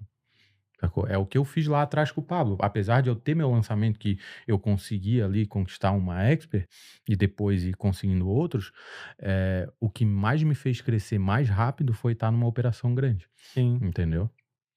E, cara, tu fez isso 2 vezes, né? Tu fez isso no Pablo e na BH. Exato. Então tu usou 2 vezes essa habilidade aí. Oi, vou falar uma coisa pra vocês de casa, tá, pessoal? Isso aí funciona demais, velho. Funciona demais. O pessoal que trabalhou comigo lá, todo mundo tá rico. Dos que resolveram empreender. Sim. Olha quem que era o meu time, tá? Era eu, aí o meu dev júnior era o Guilherme Kuhn, da Pareto, tá ligado? Sim. Que ele é sócio do Gabriel Monteiro lá. Sei. Cara, são um dos maiores afiliados do mundo aí, os caras tão absurdamente altos em faturamento. Tinha o Thiago Filemon, era meu copy pleno, pessoal. Chega, Eu né? contratei o Thiagão, Aí, pô, o Thiagão foi sócio da BH. O Lucas Rego também, era meu head de tráfego. Rodava YouTube lá, escalou demais. E, cara, tinha o Léo Maia, que ele faz consultoria de e-mail. Uhum. Então, tirando, esse era mais os líderes ali, mas tinha também a galera mais do operacional, que ainda tá em grandes operações aí. Provavelmente, tu trabalhou com a Lorraine, não? Não. Não sei se a Lorraine trabalhou na BH. Mas, cara, toda essa galera aí que com certeza tá, algum liderado teu aí trabalhou comigo. Sim. E daí, eles aprenderam tudo lá. E hoje em dia estão aí, tipo, ricos. Então, sem dúvida alguma, funciona demais, pessoal, isso daí. E tu sem inconformado de, cara, pô, eu lá atrás eu tinha muito essa dor. Cara, eu não tenho network. Todos os meus amigos são aqui de Floripa. Ninguém é do digital. Uhum. Então, pô, e não tinha tanta abundância de conteúdo como tem hoje. Cara, é ir atrás. Pô, o João, vou lá no direct do João mandar uma mensagem pra ele. Se ele vai me responder ou não sei, mas alguém vai me responder. Então é isso, é tu ficar indo atrás. Pô, entrei numa operação, cara, aí é tudo isso que a gente conversou, de ser proativo, de ir atrás, que tu vai crescer rápido, é inevitável, entendeu? Tipo, o Marcos Paulo lá na PLX, pô, ele via, pô, esse cara ele vem, me pergunta, ele me pede feedback, uma coisa que eu vejo que, cara, eu vejo a diferença de um cara sênior para um cara pleno, é isso, é ele vir te pedir feedback proativamente. A proatividade extrema é até no feedback. Eu chegava pro Rock, mesmo a gente escalando 5 milhões, 4,7 milhões no dia, eu chego, cara, tem alguma coisa que tu acha que eu preciso melhorar? Porque às vezes tem. Naquele momento, pode ser que não tinha, mas tem. E em vários momentos ele fala, cara, eu acho que tu precisa fazer isso, isso, isso. Deu, não, beleza, isso eu já tô fazendo, isso eu vou dar uma olhada. Cara, eu acho que, pô, a tua comunicação é meio ruim, cara. Eu digo, porra, beleza, eu preciso melhorar a minha comunicação. Nem é uma parada técnica, sacou? Não é um ajuste no tráfego. Não, cara, a tua comunicação às vezes é ruim. Pô, beleza, eu preciso melhorar minha comunicação. Não é porque eu tenho resultado que eu tô perfeito, entendeu? Sim, Então, sem dúvida. é isso. Cara, como que é o tráfego de uma oferta que faz múltiplos 7 dígitos no dia? É conta pra caramba? É realmente a fé que tu falou, mano, eu vou sentar uma campanha aqui, meter o orçamento, Então, botar o louvor e esquece. por que eu não gosto de falar da parte técnica do tráfego? Porque muda. Como tu falou, cara, tá mudando o tempo todo. Uma hora é baiana, outra hora não sei o que, outra hora não sei o que, outra hora não sei o que. Agora, quando tu parte por princípios, raciocínio lógico e visão estratégica ali da parada, tu não precisa seguir uma regra, tu não vai seguir um tipo de campanha. Tu vai, cara, o que tá funcionando? Na época que a gente escalou isso, o jeito que qual que era o hack? Era o ocultar os anúncios ali. Então, eu descobri isso. Agora eu só preciso de boas contas.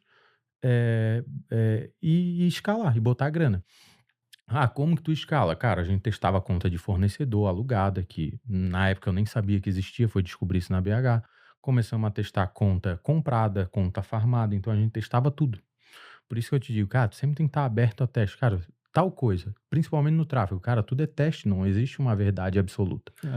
Tudo muda. Então a gente ia testando. Nessa época, o que funcionou pra gente é o que sempre tinha funcionado até então, que é, cara, uma conta muito boa, algumas, na verdade, algumas contas muito boas, com 2, 3 campanhas muito boas que funcionavam. Então, geralmente, sei lá, a gente tinha 10 contas de anúncio. Das 10, era a mesma campanha que mais performava, que era a campanha de teste de anúncio que a gente falava. O que era essa campanha de teste de anúncio? Cara, eu ia jogando todos os anúncios ali, testando, e os que ia dando bom eu ia escalando, os que ia dando ruim eu ia matando. Aí até na época a gente descobriu uma forma de fazer, que era no catálogo, que a gente chamou de campanha Gol Bolinha. Até o Matheus, ó, se ele Campanha o quê, ouvir, cara? ele tá devendo um Gol Bolinha. Uma campanha Gol Bolinha. Por que é a campanha Gol Bolinha? Do carro mesmo? Do carro mesmo.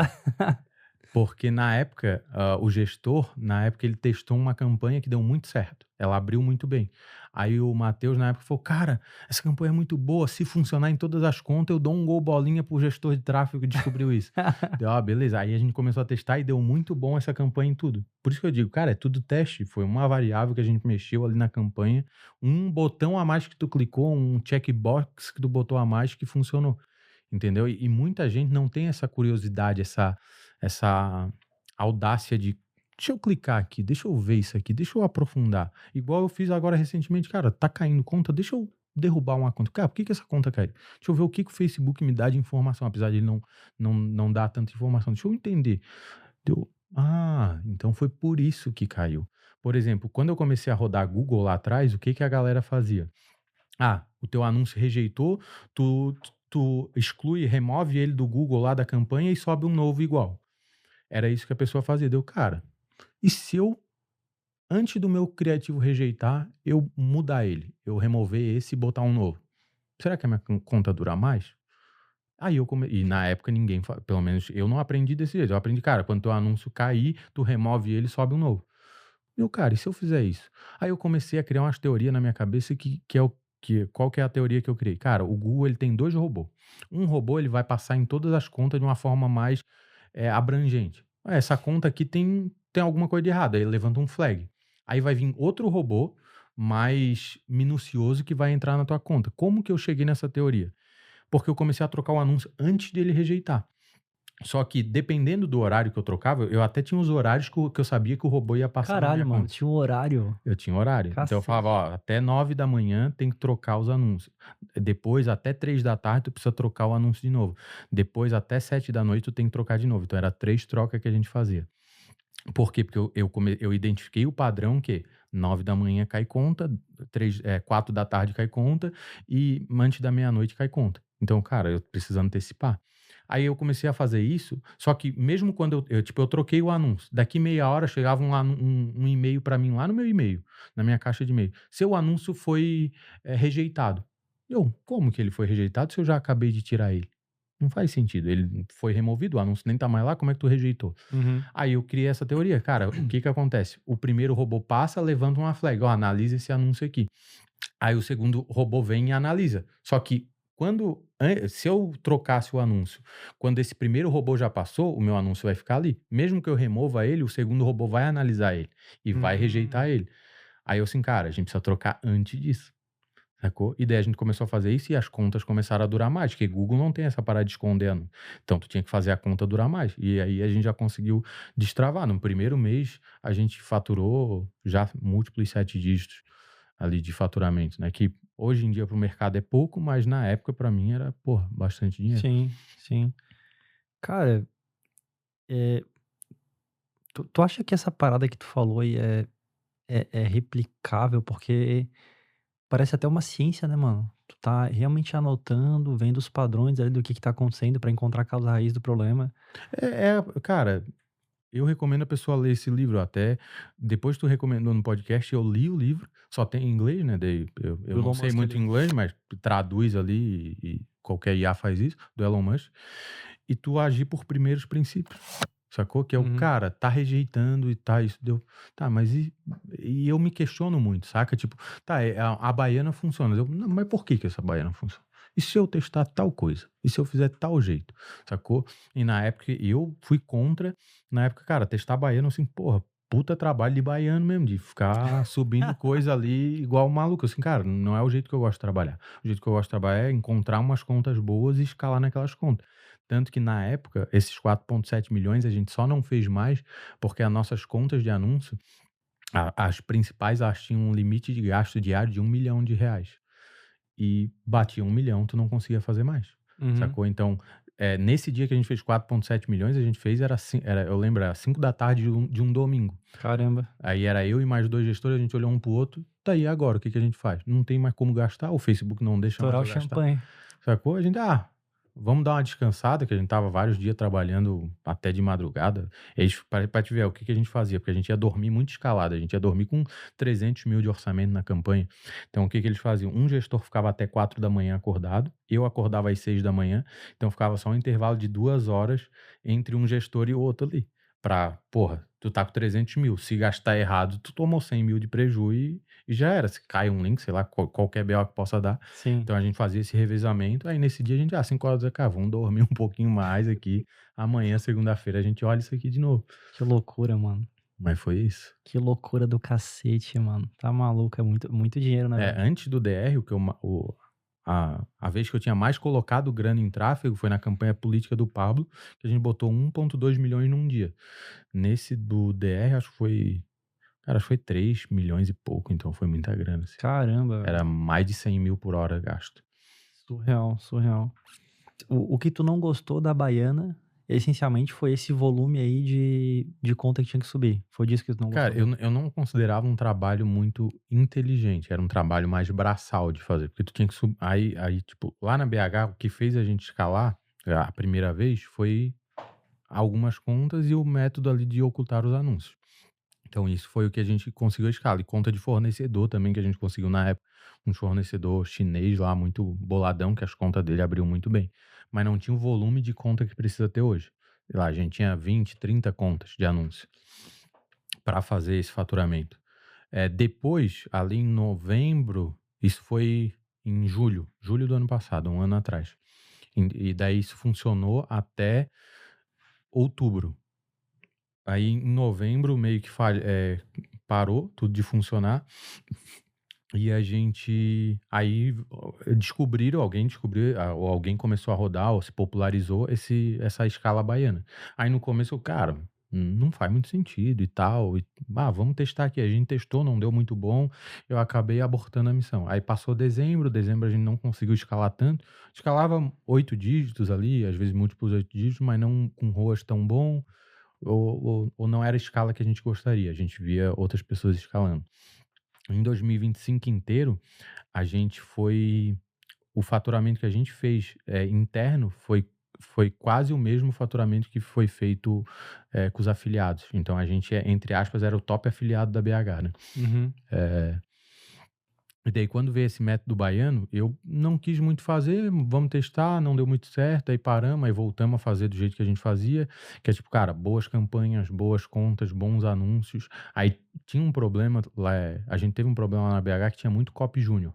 Então vinha muito anúncio ruim, que é uma parada que cara, eu não sou copywriter, mas eu falo pra todo copywriter isso.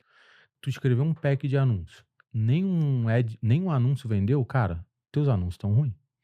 Sacou? Sem dúvida. Então, o que eu cobrava muito do time lá? Porque eu era head do squad, eu falava muito com os copywriters, né? Cara, a assertividade. E a assertividade, quando eu falo, não é a assertividade de tu acertar um ad que vai vender vários milhões. É a assertividade, cara, de 10 ads. Quantos ads vende? Sai pelo menos uma venda. Se não tá acima de 50%, cara, o teu trabalho precisa melhorar. Uhum. Tá ruim, sacou? Se tá acima de 50%, pô, tá top, continua aí que uma hora tu vai acertar o criativo boladão. Porra, uma pessoa que eu tinha muito... Aí eu comecei a analisar, cara, deixa eu ver quem que é o meu melhor copywriter. Na época era a Amanda Caiati. A assertividade dela era 80%, pô. Caralho, a Mandinha é desse nível, mano? Era desse nível. Porra, Tipo, Mandinha. a cada 10 anúncios que ela vendia, a cada 10 anúncios que ela escrevia, 2 não saía à venda. Os outros, não quer dizer que todos os 8 ela acertava milhões. Escalava, velho. Às vezes saía uma venda e morria. Às vezes saía 2, 3 vendas e morria. Não escalava. Ou saía a venda com ruas ruins, mas saía a venda. Vendia. Entendeu? E daí teve um anúncio dela que o único anúncio dela vendeu mais de 30 milhões de reais. Caramba, Mandinha. Brabo, hein? Um único anúncio. E, pessoal, vai aparecer o podcast da Mandinha aí na tela, tá? Podcast sobre criativos. A Mandinha, pô, ela é super foda. E ela tem uma história muito doida, velho. A história de vida dela. É, Já ficou sabendo? Aham. É bizarro, tá? Eu não me recordo se ela contou a história no podcast, tá, pessoal? Mas caso ela tenha contado, enfim, vai aparecer aí na tela. Aí vocês podem dar uma olhada aí. Cara, eventualmente, né? Pô, tu chegou lá na BH, fez um monte de coisa lá. Eu tenho mais uma pergunta pra te falar sobre esse período da tua vida aí, tá? Depois eu queria falar sobre o que tu faz hoje Sim. e também depois do futuro. Mas uma coisa que o Matheus tinha me falado foi que tu chegou lá querendo fazer um monte de coisa. Mudar processo, fazer isso, fazer aquilo. Meio que não só mexendo na parte técnica do tráfego Sim. em si, mas realmente mexendo na estrutura da empresa ali. E, pô, tu é empreendedor, tu tinha as suas operações, trabalhou lá na PLX, tu tinha bastante bagagem pra fazer isso. Cara, a BH, ela foi e ainda é uma referência pra galera de marketing direto. Sim. Então, os caras são sensacionais, são muito, muito bons.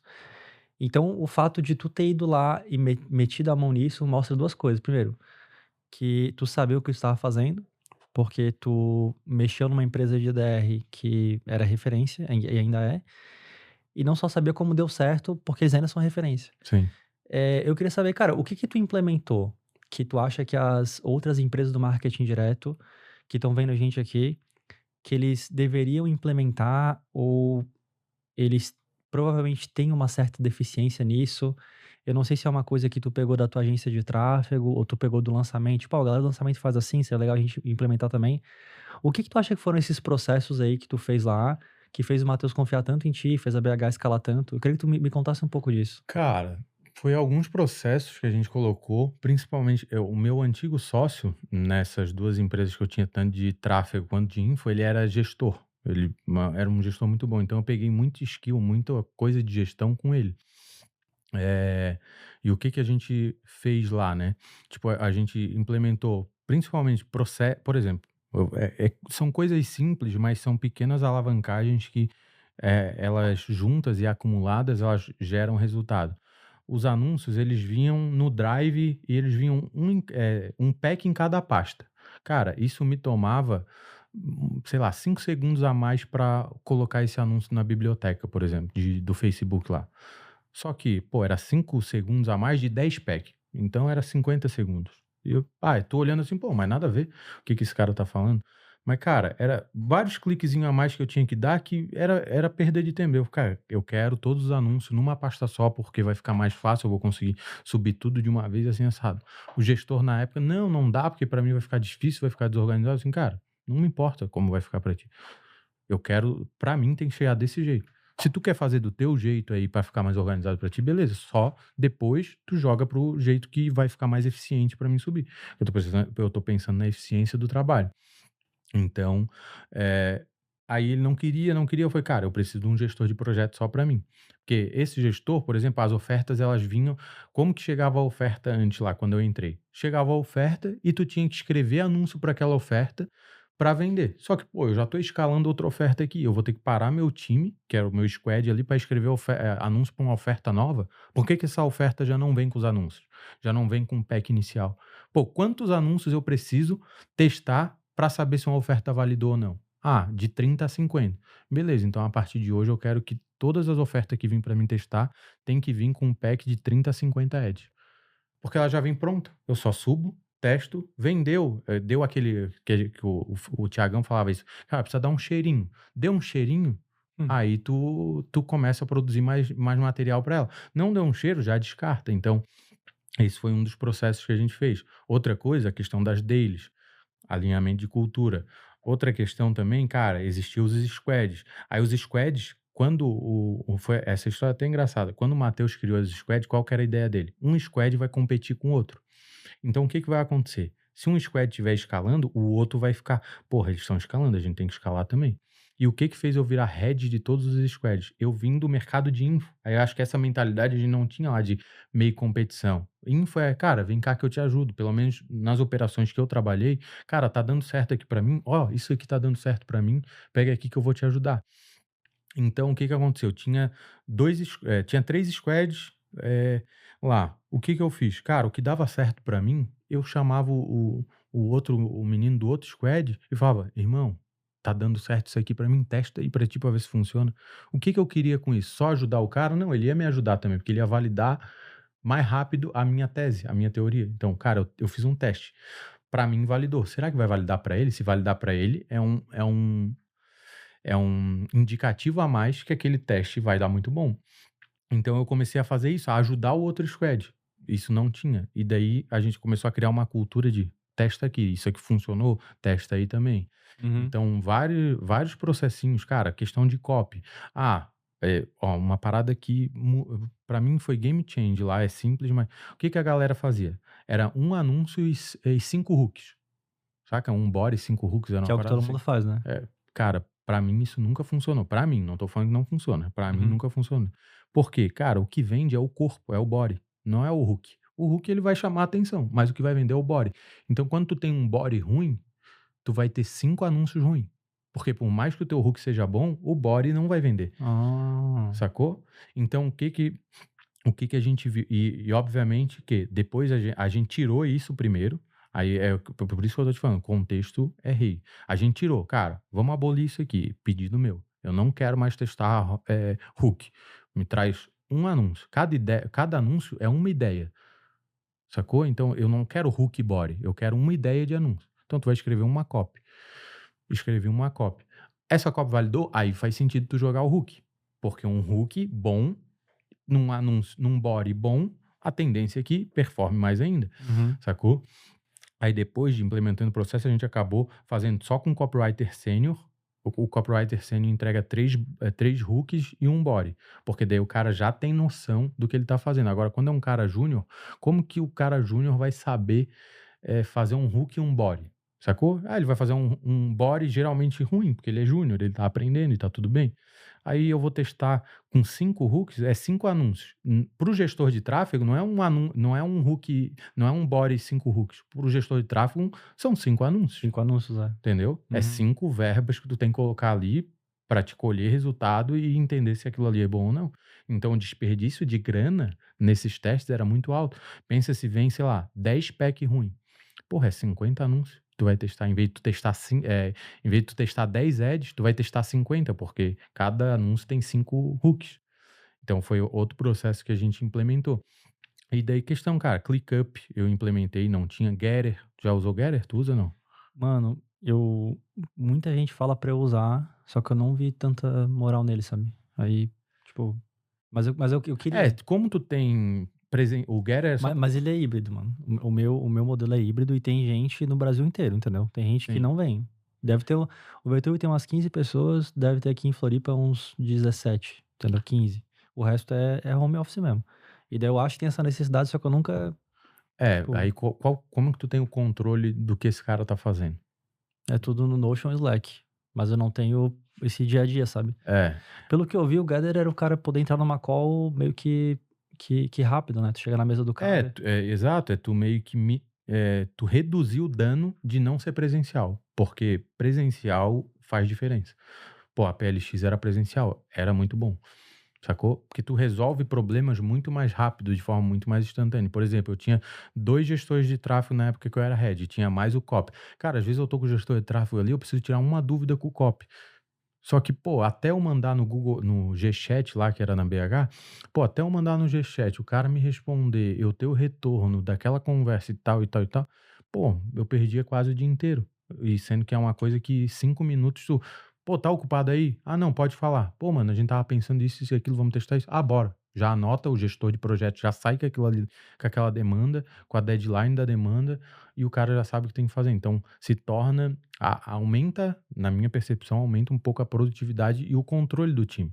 Por exemplo, eh, a daily eu comecei a implementar porque o gestor de tráfego ele ia até 4 horas da manhã. E eu falava, cara, eu quero.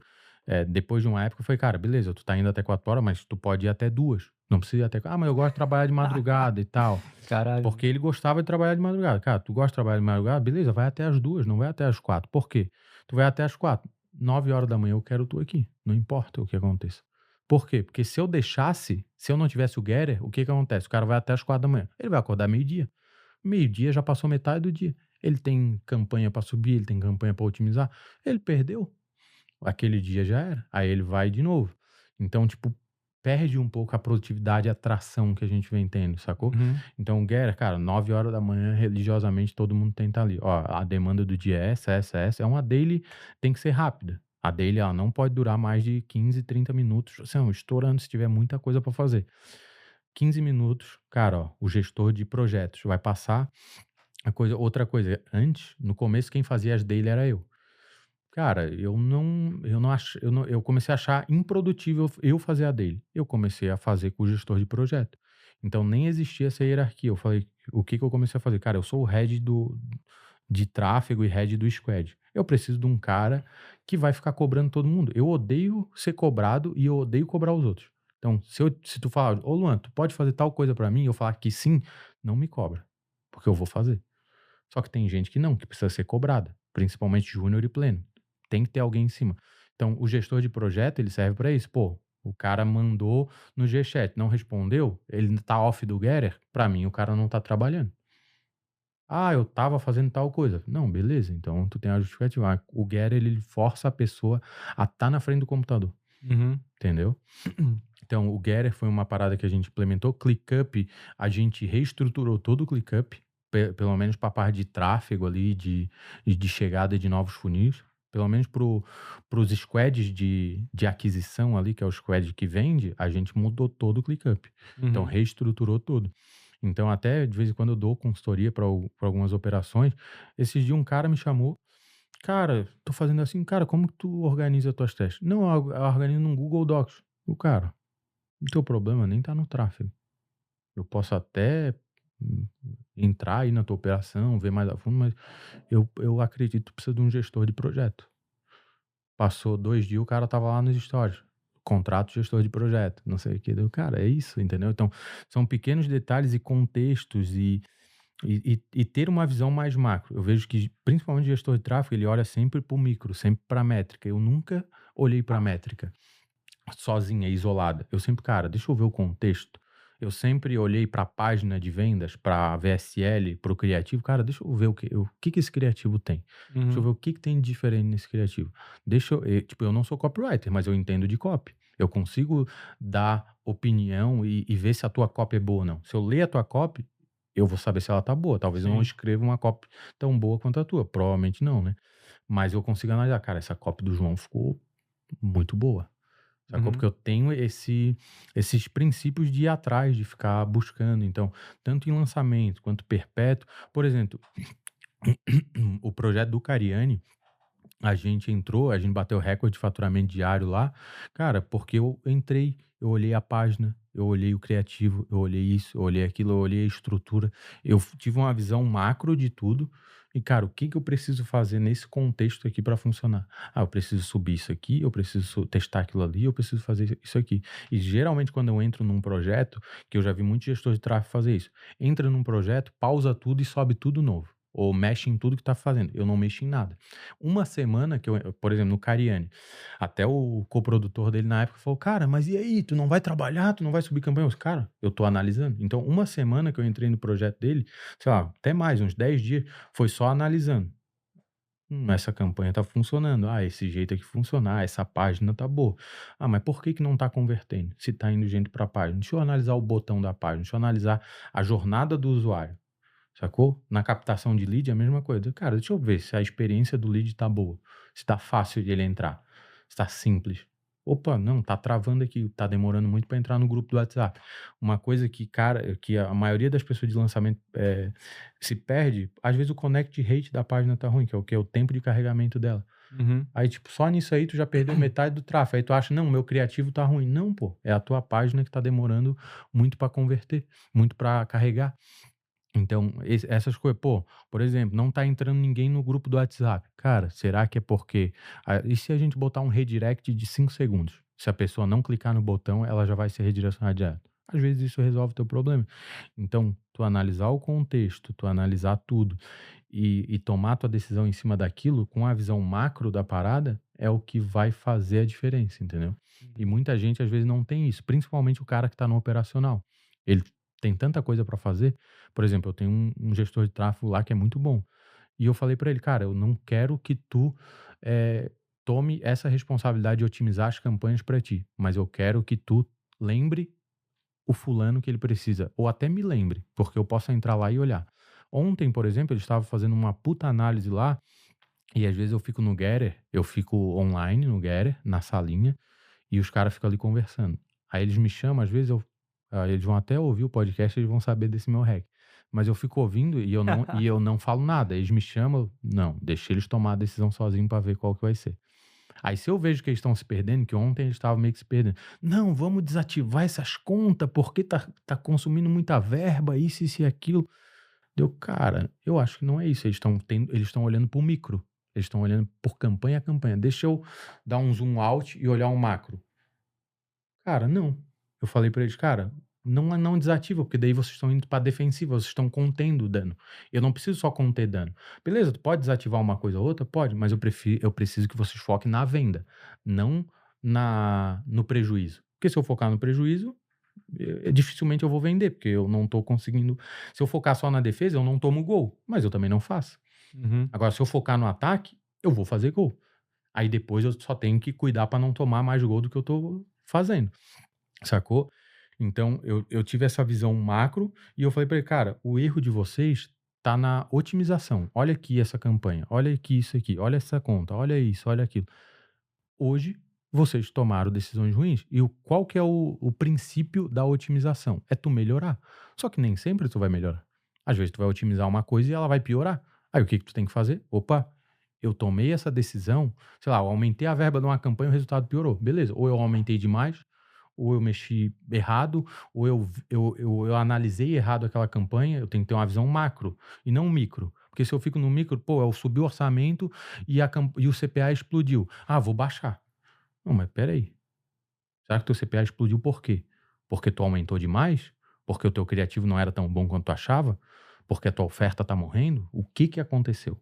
O cara nunca, tipo, é difícil ver gestor de tráfego ou qualquer outra pessoa ter essa visão macro. Deixa eu ver o macro aqui da parada. É a questão do hook. Cara, eu tô testando 5 hooks aqui, mas geralmente o criativo que dá bom, ele dá bom em 3 hooks. E o criativo que dá ruim, ele dá ruim em tudo. Ah, sai uma vendinha num hookzinho, quer dizer que um hook muda um criativo? Eu acredito que muda, pode melhorar um criativo. Sim. Mas um hook, ele não salva um criativo. Ele não pega um criativo ruim e faz um criativo explodir de vender. Uhum. Então, se eu não tivesse essa visão macro, eu ia ficar, porra, mas é meus criativos, mas é isso, mas é aquilo. Não, peraí, deixa eu dar um zoom out aqui e ver o todo. Ah, agora eu entendi, então eu preciso melhorar isso aqui. Cara, vamos produzir 100 hook, vamos fazer só o criativo. Pô, deu uma melhorada, mas eu acho que botar um hookzinho aqui pode ser que melhore. Então, o copy sênior, ele vai fazer com o hook, o copy plenius e o júnior, ele não vai fazer com o hook. Então foi um processo que nem sei se o processo tá assim até hoje, mas na época eu não sou copywriter e eu tava ajudando porque eu tinha essa visão macro com os caras. Pô, funil, como que chega? Cara, eu não quero que chegue assim, eu preciso que chegue assado, entendeu? Então, até uma planilha lá que eu criei, cara, eu era tão chato que cara, se eu clicasse na planilha, eu caísse na conta de anúncio e a conta de anúncio tivesse lá a data como últimos 30 dias, eu já chamava a atenção do gestor, cara, eu preciso clicar e cair na data de hoje, porque vai ficar mais rápido para mim. Isso ninguém olha, só que eu vou tão na minúcia, tão proativo, tão... Sim, pô, isso é top demais. atrás da parada, tão inconformado, saca? É. Que eu vou nisso e, cara, eu economizo tempo. Eu gosto também de não... de limpar, saca? Tipo, às vezes o gestor de tráfego ele fica com muita coisa na cabeça dele, muita Aham. coisa para analisar. Eu quero clareza, eu quero Sim. o mais slim, o mais limpo possível, que daí eu consigo tomar a melhor decisão. Então, a planilha, se eu vou fazer, pinta com corzinha, fazendo favor, ou vamos botar um degradê ali, uma condição de cor, porque eu quero só bater o olho, eu quero ver se tá bom ou se tá ruim. Aí eu consigo identificar padrões, entendeu? E Demais, tem demais. gente que não faz isso, ou nem olha, ou nem acha isso importante. Mano, isso daí, cara, eu acho que é bem importante, tá? E eu consigo provar pro pessoal de casa aí. E talvez até falar uma coisa que talvez tu não tenha pensado. Mas essa parada aí da planilha, por que que esse negócio da planilha, pessoal, é um grande diferencial competitivo? Porque isso daí, fazer uma parada dessa, fechou. Tipo, foda-se, o cara economizou 5 segundos.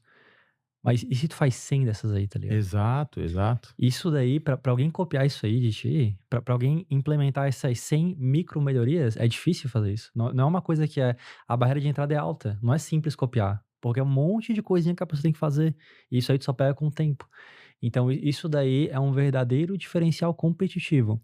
Não a ação isolada, pessoal, mas a soma das ações no efeito composto, porque daí tu vai ter ali 1 ano de empresa e aí tu vai se mover ali 20, 30% mais rápido que o cara e, pô, a gente sabe que o dinheiro gosta de velocidade. Exato. Então no fim das contas é um grande diferencial competitivo, pra galera construir. Porque é só tu fazer essas aliás, só não, né, mas ir fazendo essas micro otimizações que no longo prazo isso aí vai dar bom. E eu vejo isso muito no VTube, tá. No VTube, quando o software começa a fazer, aí toda pessoa ali, é fácil tu iniciar. Sim, Mas aí quando vai tendo mais usuário, mais coisa, tu vai fazendo a tua arquitetura ficar mais e mais complexa. Cara, você fez uma merda lá atrás, pra tu reverter agora, esquece. é difícil. A gente tá aqui no estúdio aqui, né. Mano, pra tu botar um banheiro aqui, ó, é treta, tá. Exato. Eu ia ter que puxar o cano, não sei o quê, e tal. Por quê? Porque não pensaram nisso. Então se tu faz a parada de jeito errado no começo, pra tu mudar lá na frente, mano, vai ser um trampo ferrado isso daí. E esses diferenciais competitivos tu só cria que tendo uma boa arquitetura, que é pensando lá no começo da parada.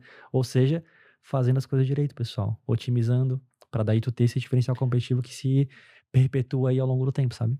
É, uma coisa que eu vejo a maioria das pessoas errar é meio. Eu falo preguiça, mas não é necessariamente preguiça. É que o cara vê aquele problema e, cara, isso, seja DR, seja lançamento, cara, o cara vê o problema, a interpretação que eu tenho, eu posso ignorar esse problema? Esse problema, se eu trouxer esse problema, eu vou ter que resolver ele? Ah, eu vou. Ah, então eu vou deixar de lado. Um monte de gente faz isso. E não é consciente, né? O cara não pensou isso ativamente. Uhum. É o inconsciente dele. Ontem mesmo, tipo, e eu falo isso, mas às vezes eu me pego nisso aí, que é tipo, ontem eu tava mexendo numa parada, eu falei, cara, porra, eu deveria ter dado um clique a mais aqui, porque eu teria feito tal coisa e na correria aqui de mostrar pra vocês eu não fiz. E olha aqui, eu me usei de exemplo, olha aqui, eu fui meio preguiçoso aqui, que eu poderia ter clicado aqui, ter mexido nisso aqui pra corrigir o erro que tava dando. Sacou? Então, é uma parada que tu tem que estar, e é o que tu falou, cara. Se eu. Pô, é igual uma navegação, um barco. Se eu fizer uma coisinha errada, o destino, o final que eu vou tomar é completamente diferente. Se eu ir sei lá, uma milha, uma coisinha pro lado aqui, em vez de eu parar na Índia, eu paro no Brasil, porra, igual o É, Pedro Álvares de Cabral, entendeu? Tipo, é. uma coisinha errada, tu consegue. Acaba piorando tudo, né? Altera tudo, sem dúvida. Opa, pera aí, deixa eu interromper aqui o podcast. Cara, se tu pudesse escolher qualquer pessoa no mercado digital pra estar aqui no Segredos da Escala sendo entrevistado por mim, quem que seria? Qual que é a pessoa que tu gostaria de ter aqui abrindo os números, as estratégias, os bastidores da operação dela? Se tu sabe quem que é essa pessoa, cara, a gente criou um formulário que ele é super rápido e tá aqui na descrição pra você indicar essa pessoa aí pra gente. Leva só 1 minuto pra tu preencher e, cara, tu vai colocar o nome da pessoa ali, a gente vai estudar essa pessoa, ver como que a gente pode encaixar e eventualmente aí, se fizer sentido, a gente vai trazer essa pessoa aqui pro podcast pra fazer essa entrevista aí e gerar esse conteúdo aí pra você que tá em casa. Então, cara, se tu tem uma pessoa aí que tu acha que vale a pena entrevistar, vai ali na descrição, coloca o nome dela, que vai ajudar a gente aí a saber qual tipo de conteúdo que vale a pena criar pra ti, beleza? Mas então, bora pro podcast. Cara, e pô, hoje eu sei que tu não tá mais na BH, né? Que a gente tava Sim. conversando sobre isso. Mas tu tava faturando um monte ali, múltiplos 7 dígitos ali no dia. Por que tu resolveu sair? Tu falou, eu quero montar uma operação, ou o que que deu assim pra tu? Cara, então, quando eu entrei na BH, a ideia era aprender a rodar o DR ali, porque quando eu entrei na BH, o que aconteceu? Pô, eu sou muito bom de tráfego, eu já sei fazer tráfego, eu vou entrar, antes de entrar na BH, né? Eu vou rodar tráfego aqui e eu vou deitar e rolar, né? Porque eu entendo, entre aspas, até um pouco de, sei lá, achar que eu sabia muito, vou rodar e vai dar bom. Cara, eu rodei e não deu muito bom. Vou entrar na BH, vou aprender e vou sair fora, montar minha própria operação. Então, eu sempre quis isso. Uhum. Só que aí eu entrei na BH, aprendi, enfim, a gente desenvolveu, pô, o DR, as coisas vão acontecendo muito rápido e é tipo diário, né? Não é igual um lançamento, tu prepara um lançamento e tal, daí depois tem aquele pós-lançamento, dá uma segurada. Eu brinco que o DR é quase que um lançamento, principalmente em escala igual a BH, é um lançamento todo dia, Que sacou? loucura. Todo dia uma abertura de carrinho, Uhum. né? Então, o que que aconteceu? Cara, a gente começou a gerar muito resultado e, pô, financeiramente fazia sentido. Eu também tinha percentual ali, né? Uhum. Então, pô, deu de fazer uma grana bacana ali. Aí, em novembro, meio que veio aquela atualização da meta e tal, a gente teve que adaptar. E eu, pô, vou sair agora da BH? Eu assim, cara, se eu sair agora, eu vou sair em baixa, tipo, eu vou sair, eu vou, entre aspas, eu tinha na minha cabeça, eu vou entregar a empresa pro Matheus faturando pouco, apesar de os afiliados estar faturando muito, mas, pô, o interno não tava indo bem. Daí, o que que eu comigo mesmo decidi, cara, eu vou voltar a faturar uma milha dia ali, que é o que eu me comprometi com o Matheus, e depois que eu faturar uma milha dia, eu pego e saio fora e vou montar minha própria operação, enfim, né? Aí foi isso que a gente fez. Tipo, novembro e dezembro não foi mês bom. Janeiro a gente voltou a tracionar. Aí a gente começou a usar muito essas questões de baiana, começou a dar certo. Fevereiro a gente já bateu muito perto de uma milha dia. E março e abril a gente bateu. Isso desse ano agora. Desse ano agora. Uhum. 30 milhões dia, 30 milhões mês ali. Um pouco mais, né? Uhum. Mas uma média de 1 milhão dia. Que era era a meta que tinha lá dentro, do interno fazer isso. E como eu era head de todos os squads, foi isso que a gente acabou fazendo. Aí, cara, quando bateu, eu chamei o Matheus, a gente trocou ideia. Faz mais sentido. Financeiramente não tinha muito para onde crescer, profissionalmente eu já tinha meio que feito tudo que tinha para fazer. E eu, cara, Já ganhou esse título. eu quero montar minha própria operação e fazer do meu jeito agora várias coisas diferentes, né? Uhum. E não que lá era ruim, mas tipo, pô, eu tenho minha própria operação, eu tenho uma liberdade maior e tal. Sem dúvida. A margem de lucro também, obviamente, é um pouco maior. Então, foi isso, entendeu? Aí essa foi a tomada de decisão. E, mano, e daí, pô, tu podia fazer um monte de coisa, né? Podia voltar a fazer lançamento e tal, mas tu já tava com essa parada do DR, tu resolveu daí virar afiliado, que foi o que tu falou, né? Isso. Tu não. Hoje em dia, pra ti, vale mais a pena ser afiliado do que produtor, né? Por enquanto, sim. Pior que eu não sei, cara. Porque, assim, ó, eu escuto muita coisa, né, aqui no podcast. E daí muitas pessoas falam pra mim que não vale a pena ser produtor. Se tu depender apenas de tráfego interno. Exato. Só que se tu tiver afiliado, é legal. Exato. É porque o jogo do produtor é diferente do jogo do afiliado, né? O Uhum. afiliado, ele tá fazendo a grana pra ele ali, ele tá gerando tráfego pra ele e fazendo a grana pra ele. O produtor, ele tem que se preocupar com outras coisas, ele tem que ter uma rede de afiliados. Se tu fizer só tráfego interno, sei lá, deve ter 1 ou 2 produtores aí do mercado que a gente conhece que com tráfego interno performa bem. Então hoje eu não tenho a pretensão de virar produtor, eu tenho uma negociação, como eu tenho um relacionamento muito próximo com o Rock, ele me deu meio que regalias ali que só top afiliado tem, então eu já entrei com um CPA legal, tá bem interessante, né? Uhum. E para mim faz sentido. E dá pra, cara, a gente conhece, tu conhece também a operação aí, tu faz 50 milha no mês como afiliado, né? Com uma margem de lucro legal, como tu tem o CPA ali, é mais estável, não tem a questão do IOV que tinha lá na BH, pô, o IOV tá abaixo, teu CPA muda, Sim. tu tem que ir adaptando. Mano, o que que tu acha que as top operações pegam, assim, de margem como afiliado? Porque o que eu ouvi falar era que o produtor tem aí de 5 a 10%. E a galera que fala 10% eu ainda acho que é alto, tá? Sim, E o afiliado, papo de 15, 20. Entendeu? Isso as top operações. isso. Mas o que com quem eu conversei era papo de 10. Então, na minha cabeça, meio que todo mundo que aparece aqui, o pessoal fala, não, pô, tá faturando tanto e tal, e realmente fatura muito. E aí, quem ganha dinheiro? Cara, plataforma de pagamento, os caras enchem o bolso. Sim. Mas o afiliado mesmo ali, o produtor, a margem acaba sendo menor do que é. Tu acha que a realidade meio que é essa, assim? Tu que tá nas trincheiras. Cara, eu acredito que sim. Eu acredito que a realidade é bem próxima disso. E também existe aquela, né? Pô, tu quer faturar. Quanto maior o teu faturamento, consequentemente a tua margem ela diminui. Só que o que importa pra mim, o que eu analiso é a grana que entra no meu bolso. É o volume de lucro. É o volume de lucro. Porque se eu tiver 50% de lucro em cima de 10 mil reais, eu tenho 5 mil. Se eu tiver 10% de lucro em cima de 5 milhões, eu tenho 500 mil. É, sem O que dúvida. é melhor? Mais uma vez o contexto. Sem Qual o dúvida. contexto que é o teu? Pô, tu tá faturando 50 milhões no mês.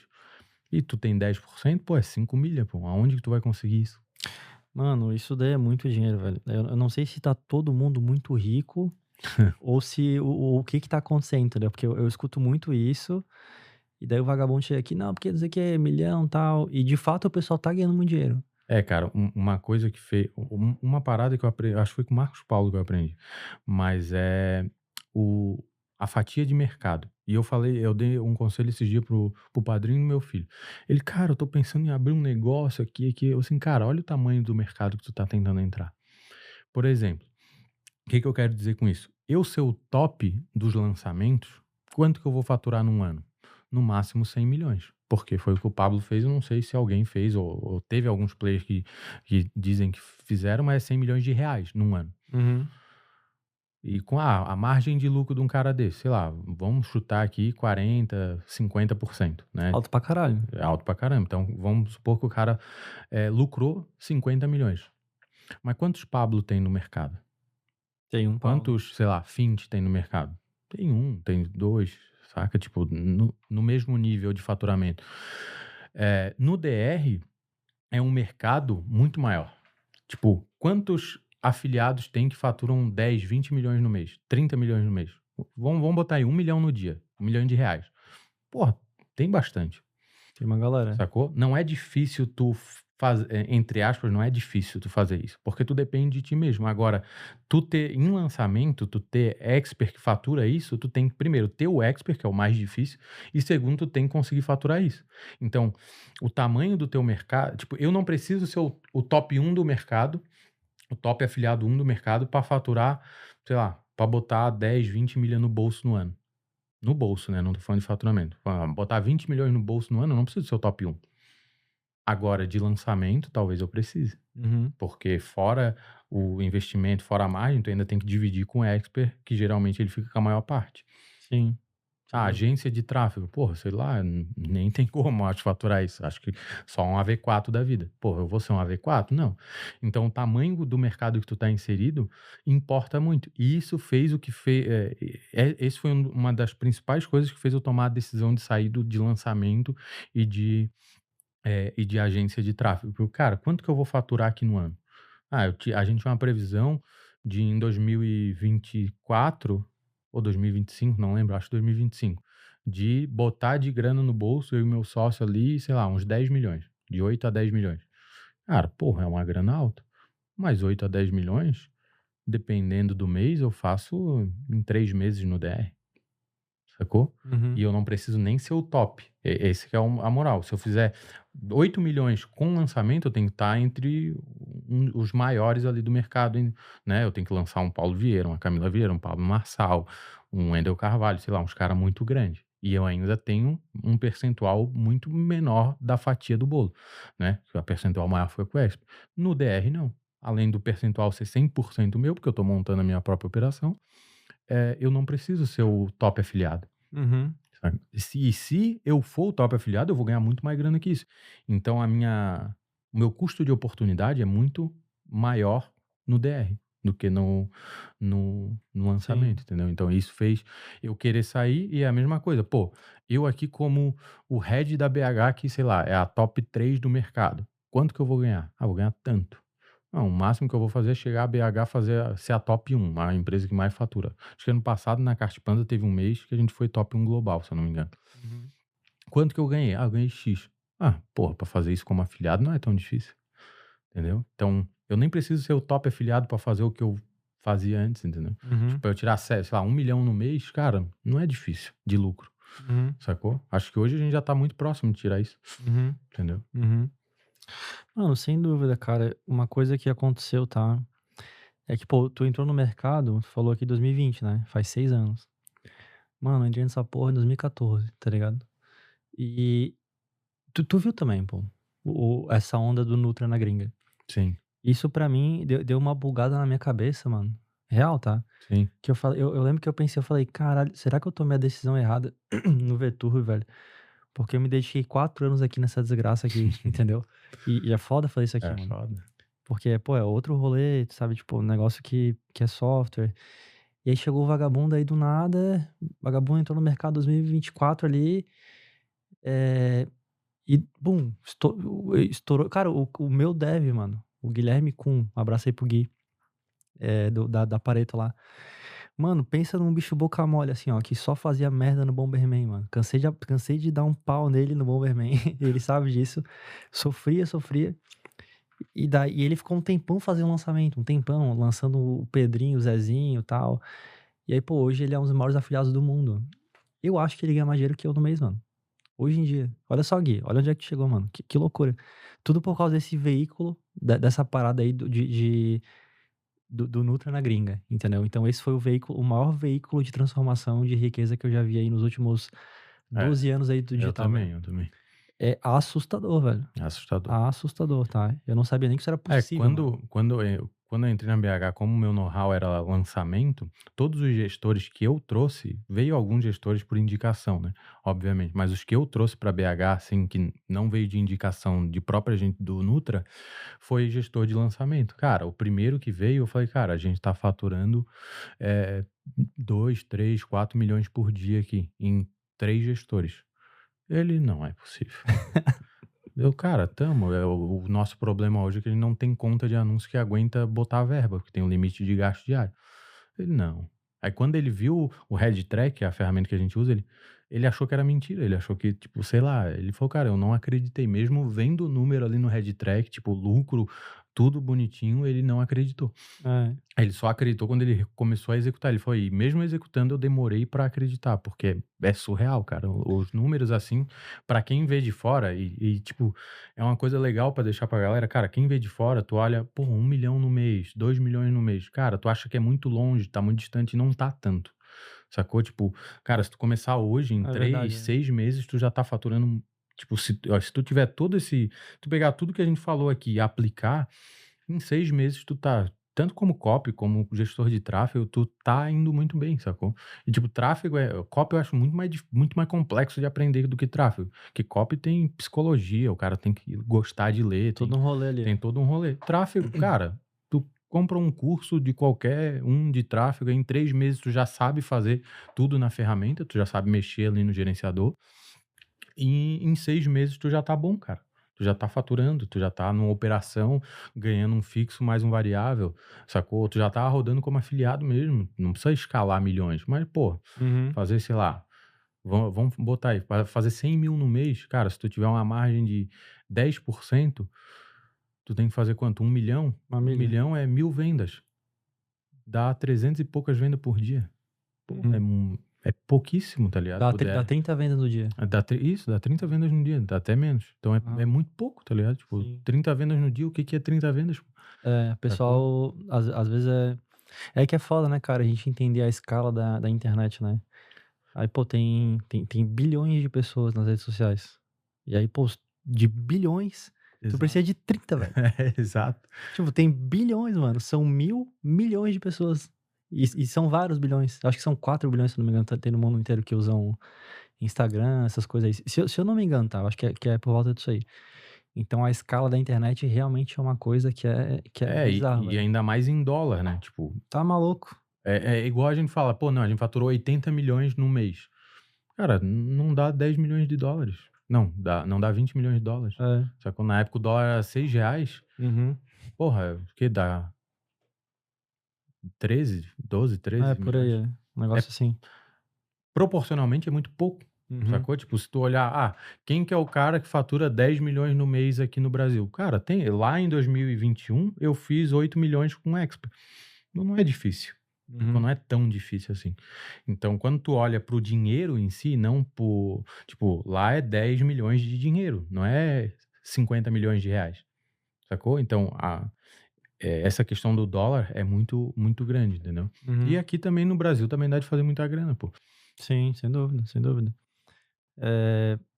O pessoal aqui do Brasil que tá executando direito as coisas, eles estão fazendo muita grana. O pessoal de infoproduto com funil de ascensão. E alguns, tá, são raros, mas alguns eu acho que estão, tipo assim, um cara avançado, um cara tipo nota 7,5, 8 ali do infoproduto com ascensão, ele tá fazendo a mesma coisa que um cara 6,5 ali do Nutra, mais ou menos. Que ele tá lucrando 7 dígitos ali, não, na real o cara do Nutra pra fazer 7 dígitos ele é mais avançado. Um cara bem avançado de info, ele tá lucrando ali os seus 1,5 milhão, 2 milhões nesse joguinho de VSL e webinário. E daí um cara de Nutra, eu diria que um cara médio alto, talvez tendendo para avançado, ele tá lucrando seus múltiplos 7, e talvez um cara médio ali tá lucrando os múltiplos 6, talvez um pouco mais de 7, pelo menos do que eu converso aqui, né? Do pessoal que vem, só que o pessoal que vem no podcast é avançado, então já Sim. puxa a régua um pouco para cima. Cara, Mas a mas o que oportunidade... fez eu querer entrar nesse mercado é ver gente muito mais, não burra, tá ligado? Mas muito muito menos conhecimento técnico que eu, fazendo muita grana. Eu assim, cara... É bizarro, mano. Eu também. Eu senti muito aquele FOMO lá, o Fear of Missing Out, sabe? Uma parada de, caralho, os bichos estão rachando de ganhar dinheiro. E, mano, a minha operação era maior que a BH, velho. A BH se inspirava em mim. E pergunta pro Matheus isso na verdade. Matheus, tu apareceu nas minhas lives, mano. No Instagram, velho. Aí, ó. E do nada, pau, estourou. Deu, caralho, o que é isso que tá acontecendo? Então, é bizarro. Matheus é pescador de aquário, ele gosta de... Matheus é... Mas o bicho é brabo, tem que tirar o chapéu pra ele. Mas, cara, eu vou te fazer umas perguntas aqui, tá? Que se tu não quiser responder, tu não responde. Mas, pessoal, tem que fazer, né? Porque a gente tá aqui no podcast do YouTube, Segredos da Escala. Mas assim, ó, eu sei que tu falou que, pô, o tráfego tá sempre mudando e tal. Mas, cara, hoje, tá? Em 2026, a gente tá aqui no mês 7, sei lá, não sei. Pode ser que tenha mudado, não sei. Se tem uma coisa que tu deve ter tirado isso aqui desse podcast, né, pessoal? É que tem que testar e pensar por primeiros princípios. Então, no máximo, o que a gente pode fazer aqui, talvez, é dar um input pro cara. Exato. Mas o que tu vê que tá funcionando em termos de mídia, em termos de estratégia? Hoje tu vê que, pô, a galera tá escalando muito no Google, a galera tá escalando muito no Face. Eu escuto muito Taboola, tá? O pessoal tá falando de Taboola a rodo. De fato, eu tenho um podcast de Taboola, acho que na semana que vem, com o Anthony, que ele tem um podcast de criativo aqui, tá, pessoal? Vai aparecer aqui na tela. Se o podcast de Taboola tiver saído, vai aparecer na tela também, mas acho que não, porque eu nem gravei ele ainda, né? Então Sim. a tendência é sair o teu primeiro. Mas o que tu vê, mano, do teu networking, da tua operação? O que tu acha que tá dando certo em termos de mídia, em termos de escala? Cara, primeiro, pra quem tá assistindo, sempre vai ter a onda do momento. Eu nunca me baseei por isso. Por exemplo, agora muita gente falando, Taboola tá funcionando e babá, e Taboola não cai conta, não é isso, não é aquilo. Cara, primeiro ponto, aonde que tem mais gente, eu acredito que até hoje nada supera o Facebook, assim, e não só mais gente de quantidade, mas mais gente disposta a comprar. Eu acho que Facebook é muito mais. O Google tem, talvez o YouTube ali tenha muito mais pessoas vendo, enfim. Mas a pessoa não tá ali para comprar. É diferente o comportamento dela ali, né? Apesar de quando tu acerta lá é bom. Então, eu não gosto de me basear pelas ondas do mercado. Eu gosto de ver e analisar o que faz sentido para mim. Cara, Taboola é bom? Pô, beleza. Eu vou testar lá na minha operação. A gente tá lá com uma deadline para testar até mês que vem, iniciar. Vamos ver como é que é, vamos ver como funciona. Pô, tem um amigo meu, eu acho que ele já até veio aqui, o Henrique Paixão. O cara brabo de TikTok, escala muito. Então...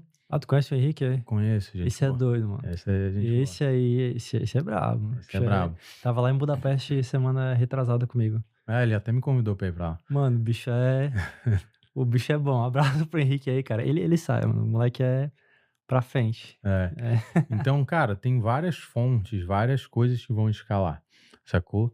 Então, o que tu tem que ver é o que faz mais sentido pra ti no momento. Cara, o que tá, por exemplo, o que funcionou no Facebook de novembro, dezembro, até, sei lá, até um mês atrás, eu acho, até 2 meses atrás, o que tava funcionando muito é essas baianas. Baiana, a 1,51, 201, sei lá o que, várias, Sei lá o que. várias coisinhas. Cara, é teste. Pô, tá funcionando? Funcionou pra ti? Escala. Agora já mudou um pouco. Então, o que que a gente tá fazendo lá na operação até para vocês testarem aí? Não sei se vai estar funcionando até o podcast sair, enfim, porque como tu falou, muda muito rápido as coisas. Cara, é um sem um. Então, é uma campanha, 100 conjuntos e um anúncio em cada conjunto. Aí tu pode tanto colocar um anúncio vencedor só, ou botar até 10 anúncios vencedores, tu duplica aquilo ali até 100 vezes, então vai ficar um sem um. Isso funciona muito bem. O que Orçamento baixinho ali. Orçamento a gente geralmente abre de 100 a 300 dólares. Ah, porque de 100 a 300, 100 anúncio que não é tão bom, anúncio que eu já sei que tá extremamente validado, bota 300. Mas aí tu já chega com. Porque o volume total dá 10k de doll a 30k de doll. Já chega então com os dois pés. Bum. Não, de 100 a 300 dólares, né? Mas isso pra cada conjunto. Na campanha. Não, na campanha. Ah, tá. É Entendi. CBO, um sem um. Entendi. Sacou? Uhum. Isso funciona muito bem, aí tu vai escalando ali. Mas, cara, o que eu mais vi escalar, o que mais funcionou pra gente, mesmo quando a Baiana tava no hype ali, é campanha vertical. O que que é campanha vertical, cara? É uma campanha, vários conjuntos de anúncio, ou poucos conjuntos de anúncio. Aí, quando é vários, geralmente é essa campanha que eu te falei de teste de ad, essa campanha sempre funcionou.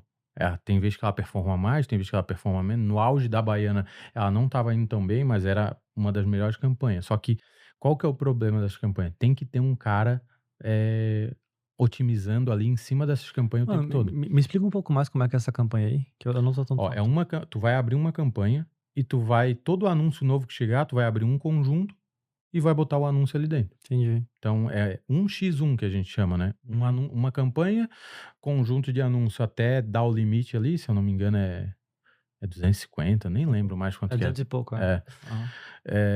E um anúncio em cada campanha. O anúncio vendeu, aí geralmente a gente faz ABO. Aí essa campanha é 200, 300 doll de 100 a 300 doll de orçamento. Uhum. Mas geralmente é de 100, 200 doll de orçamento em cada conjunto. E daí tu vai abrindo novos. Ah, vendeu, já aumenta. Não vendeu, tu pausa ou tu, sei lá, melhora, tu analisa, né, pra ver o que tá bom. Então essa campanha funcionou muito. E a campanha que a gente fala que é a Gol Bolinha, que é aquela que eu te falei lá atrás, que cara, é uma campanha, só os anúncios validados dentro dela. Aí tu pode fazer ela, geralmente o que mais funciona pra gente é CBO, mas a gente já testou ABO também, que CBO é a nível de campanha, ABO é a nível de conjunto. Uhum. Uma campanha com todos os ads validados, aí tu pode botar um por conjunto ou tu pode botar todos no mesmo conjunto. Aí, o que funciona? É teste. Porque a porra do Facebook, o Facebook, cara, eu falo pros meninos, cara, eu não gosto mais de subir campanha que eu passo raiva. Porque tu sobe uma campanha de um jeito numa conta, não dá certo. A mesma campanha do outro jeito, em outra conta, dá certo, e escala. Só que esse framework que eu tô passando aqui para vocês é basicamente o que mais funciona. Então, testa CBO, não funcionou, testa BO, muda a conta. Fornecedor, muda pra caramba, que nem a gente falou ali no podcast, em alguma parte do podcast a gente falou. Cara, um fornecedor que a gente tava, eu até falei pros meninos, cara, esse fornecedor aqui, será que ele não tá punhetando ele? Como assim punhetando? Cara, tipo, vai, não sai do lugar. Então, o que acontece? O fornecedor, ele me entrega 10 contas, e dessas 10 contas, 2 dá lucro, mas o lucro dessas 2 é comido pelas as outras 8 contas que não deram tão bom. Aí daí tu fica naquela. Então, o fornecedor importa. Como que eu consigo fornecedor bom? Cara, aí é mais network mesmo e tal. Não tem fornecedor bom? Cara, compra uma BM com um gasto ok ali, sei lá, com mais de 10 mil dólares de gasto já tá bom. Pô, não tem dinheiro pra comprar BM. Aí tu tem que farmar, tu tem que ir pra parte operacional, que é criar a conta do zero, enfim. Talvez nem deveria estar sendo afiliado, né? Porque, pô, é uma coisa que exige caixa, né? afiliar. Pô, quando eu entrei nesse mercado, a galera vendia que dava pra começar com 5 mil reais de verba como afiliado. Não dá pra começar com 5 mil. Fudendo, né? Não dá. No mínimo, cara, eu chuto assim por baixo 100 mil reais. No mínimo. Então, se Uhum. tu quer começar como afiliado, tu não tem 100 mil, e assim, ó, tu tem que ser 100 mil, tem que ter 100 mil e estômago pra aguentar o tranco ali, É porque sacou? vai ter que torrar praticamente tudo É, ali, ou exato. grande Tipo, ó, parte. quando eu saí da BH, com toda a bagagem que eu tinha, pra rodar como afiliado, cara, eu botei 300 mil e o primeiro mês foi só pra tracionar, só pra meio que trocar grana, ter um lucrinho leve ali e tal. Ah, girou muito mais grana, porque tu não bota só 300, né? Tu bota 300, saca, vai. Então, pô, gerou, sei lá, múltiplos 7 dígitos ali. Uhum. Agora, sei lá, aí eu saí em março, em abril, maio, junho, julho. Então agora que a gente tá tendo uma margem de lucro legal, que a gente já tá chegando Legal. nos 7 dígitos de lucro, né? E a gente já aí, pô, de 7 dígitos para múltiplos 7 para 8 dígitos de lucro, cara, é apertar, é aumentar o orçamento, basicamente isso. Uhum. Então, o que eu vejo funcionar pra galera é isso, sacou? Tipo, hoje o que mais funciona pra gente é essas campanhas que eu passei. Testem em um sem um tem funcionado muito bem, principalmente com criativo validado. Mas, cara, no final das contas, o que importa é o anúncio e a oferta. Se a tua oferta é validada, que geralmente o produtor só vai te passar a oferta validada para quem tá rodando como afiliado, é anúncio. Teu problema é anúncio. Tem que produzir bons anúncios. Como que produz bons anúncios? Cara, eu nunca vi a melhor forma do que tu ir no Spy, fazer um Spy ali bem feito, seja nativo, seja. Aí cada um vai procurar a sua estratégia de fazer. Mas vai no Spy, pega o anúncio, modela ele, muda. Aí, nesse sentido, faz sentido. Cara, pega esse anúncio, bota um hookzinho a mais, troca o avatar, muda um pouquinho a copy para não ficar igual ao do teu concorrente, porque o que acontece? O cara vai te ripar. Quando a gente tava escalando 3, 4 milhões de dia, tinha um monte de gente ripando a gente. Mas eu tô no leilão gastando muita grana. Esse cara, ele vai vender? Vai, mas ele vai morrer muito rápido, porque eu vou engolir ele no leilão, que é o mesmo anúncio. O algoritmo consegue ver isso. Então, se tu consegue diferenciar o teu anúncio, já é um diferencial competitivo bom. E se tu acerta nessa tua variação, tu vai escalar ele sozinho durante um tempo, até alguém vir e meio que te copiar ali, né? Uhum. Então, isso eu vejo que é o que mais tem funcionado. Legal, legal. Eu tô vendo um pessoal, cara, que eu gravei um podcast recentemente com o Gabriel Medeiros. Recentemente, na verdade, eu não sei até quando, tá, pessoal? Sei lá, uns meses atrás aí. Que ele era o diretor de aquisição daquela empresa americana, o Vishred, não sei se já ouviu falar. Já ouvi. Os caras faturam, acho que é 200 milhões de dólares por ano. É uma Sim. parada bizarra. E daí ele falou pra mim aqui que ele escalava com um bid cap e limite de orçamento. E aí ele falou isso aqui, pá, não sei o que, daí o pessoal, o podcast dele foi bem fundo de funil, então não pegou tantas views. Vai aparecer na tela, tá, pessoal? Mas a galera que aplicou o que ele falou parece que teve resultado. Tu chegou já a brincar com bid cap, essas Cara, paradas? bid cap eu já usava lá atrás para info, principalmente para perpétuo, a gente já usou, que é basicamente limite de lance, né? O É. pessoal usa bid cap porque o gerenciador tá em inglês, mas geralmente era limite de lance e CPA desejado. Cara, funciona. Qual que é o problema dela pra gente? A gente nunca conseguiu escalar muito ela. Uhum. Entendeu? Por mais que tu mexa no bid ali, por mais que tu aumente o orçamento, ela não traciona tanto. A campanha de CPA desejado, ela já funciona melhor para escala. Ela não controla tanto, mas ela funciona melhor para escala. Qual que é a diferença das duas? A limite de lance, tu fala pro Facebook assim, cara, eu não aceito que tu venda, que tu pague mais do que $200 numa venda, por exemplo. Então, se ele não tiver certeza que ele vai te entregar uma venda com menos de $200, ele não vai gastar aquele dinheiro. O CPA desejado é tu falar, eu quero pagar até $200 numa venda. Aí ele vai encontrar ou não. Então o CPA desejado ele é menos preciso. Vai ter vezes que com o CPA desejado ela vai gastar, sei lá, $400 e não vai entregar a venda. E com o bid cap não, ela vai travar o gasto e não vai gastar. Então funciona, mas nunca trouxe escala pra gente, sacou? A gente já Uhum. testou várias vezes. Agora a gente tá testando de outra forma essa bid cap, que a gente pegou uma estratégia que a gente viu funcionar em outro lugar, com a estratégia que a gente já usou, que funcionou, mesclou as duas e vai testar com bid cap para ver se funciona, Uhum. sacou? Mas é uma campanha, bid cap ela vai te trazer mais estabilidade, porque se ou ela vai vender ou ela não vai gastar. Então, para o cara que quer talvez uma previsibilidade ou talvez não quer correr tanto risco, ela funciona melhor. Só que ela fica nessa trava.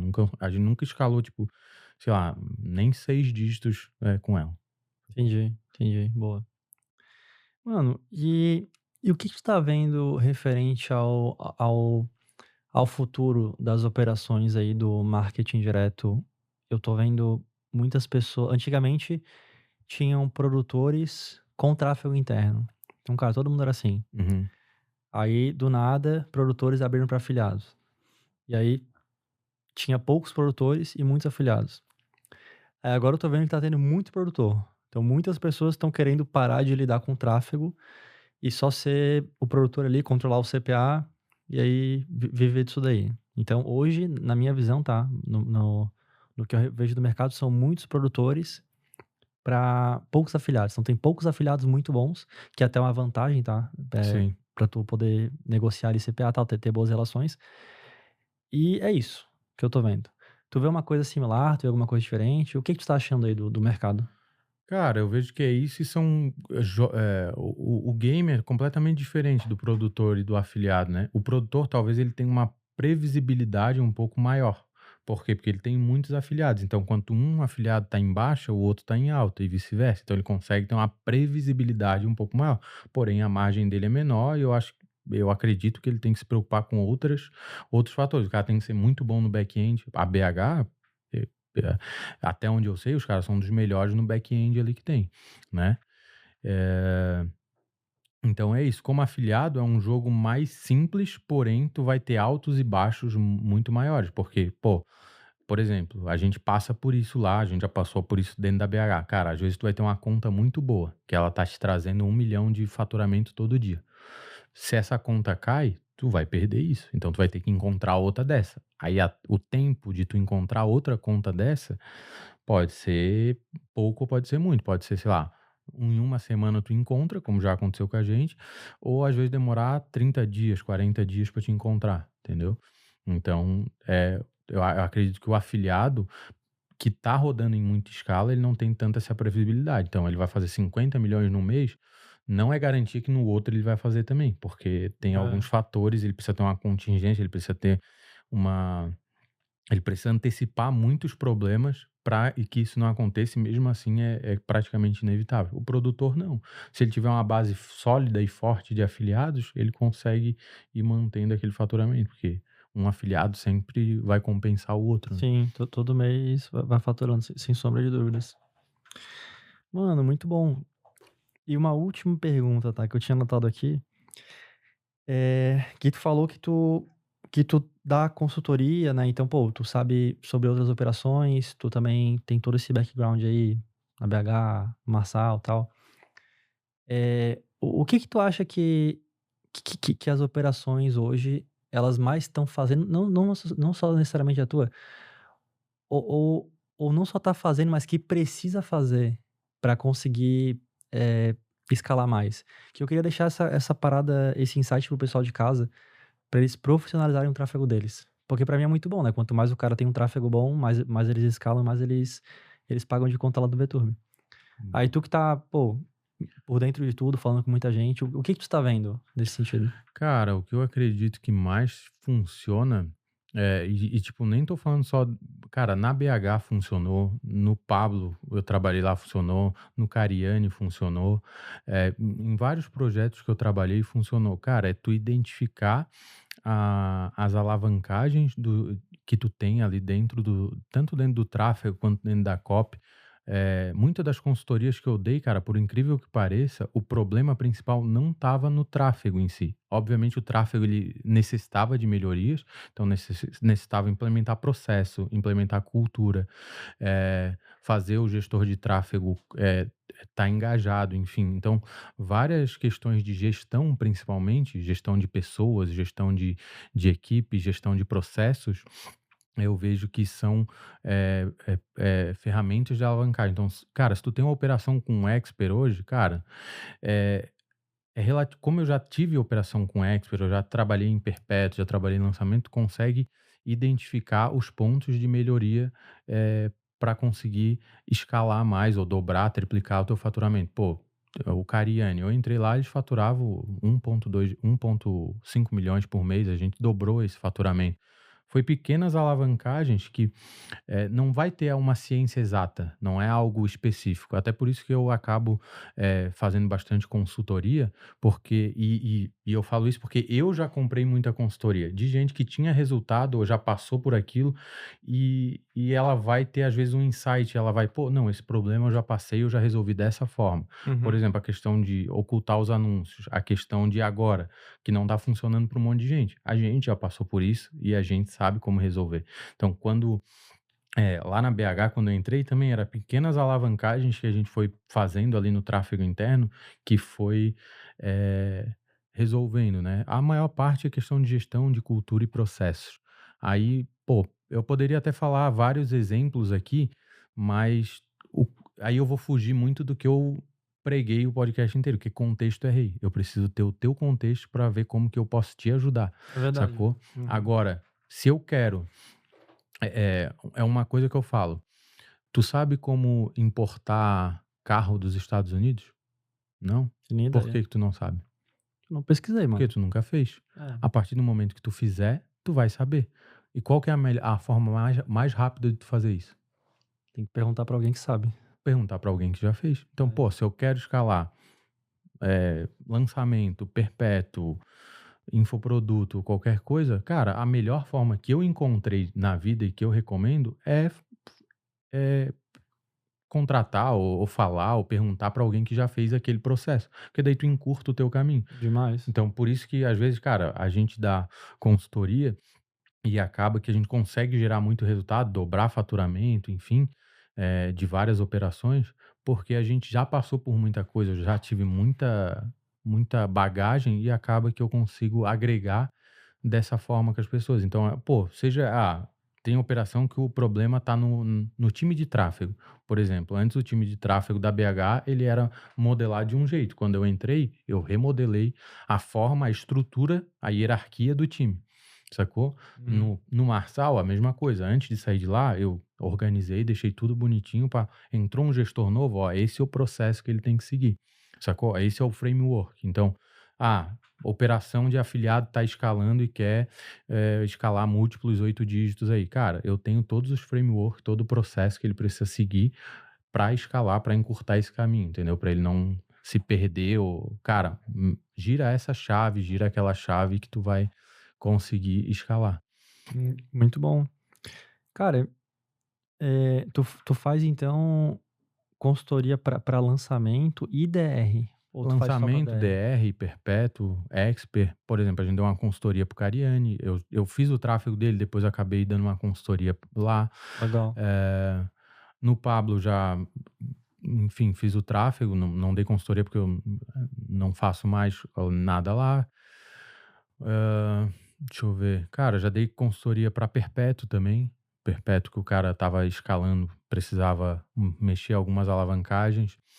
A gente deu consultoria, que daí a gente tem muito track record de análise de VSL, análise de anúncio, pô, análise de página. Então, como a gente tem muito essas métricas na ponta do lápis ali, a gente consegue ver qual que é o ponto de alavancagem, a virada de chave que o cara tem que fazer, que geralmente o cara as operações que são grandes, cara, é uma chavezinha, um ajustezinho que tu faz. A BH, quando eu entrei, ele já era um grande.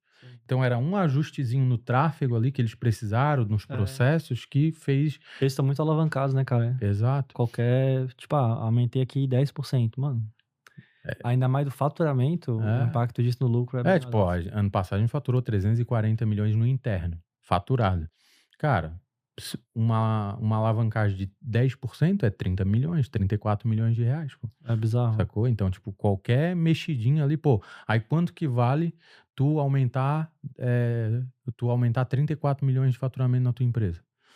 Pô, às vezes tu vai pagar, sei lá, 50, 100 mil numa consultoria, nem tô falando comigo só, mas se tu contratar qualquer pessoa que vai gerar esse resultado pra ti, que tu sabe que ela tem resultado, tem track record pra te dar, cara, vai sair de graça, sacou? Vai sair, na verdade, vai ser lucrativo. Vai ser lucrativo, vai ser lucrativo. É um investimento, não é um custo, né? Então, pô, o Cariani, a gente dobrou o faturamento. Cara, É uma alavanquinha ali que a gente mexeu, uma estratégia nova que eu trouxe de campanha para ele. Então, como a gente tem esse track record, e até por estar no DR hoje em dia, pô, eu conheço os dois mundos, tanto o mundo de info quanto o mundo de DR ali de Nutra.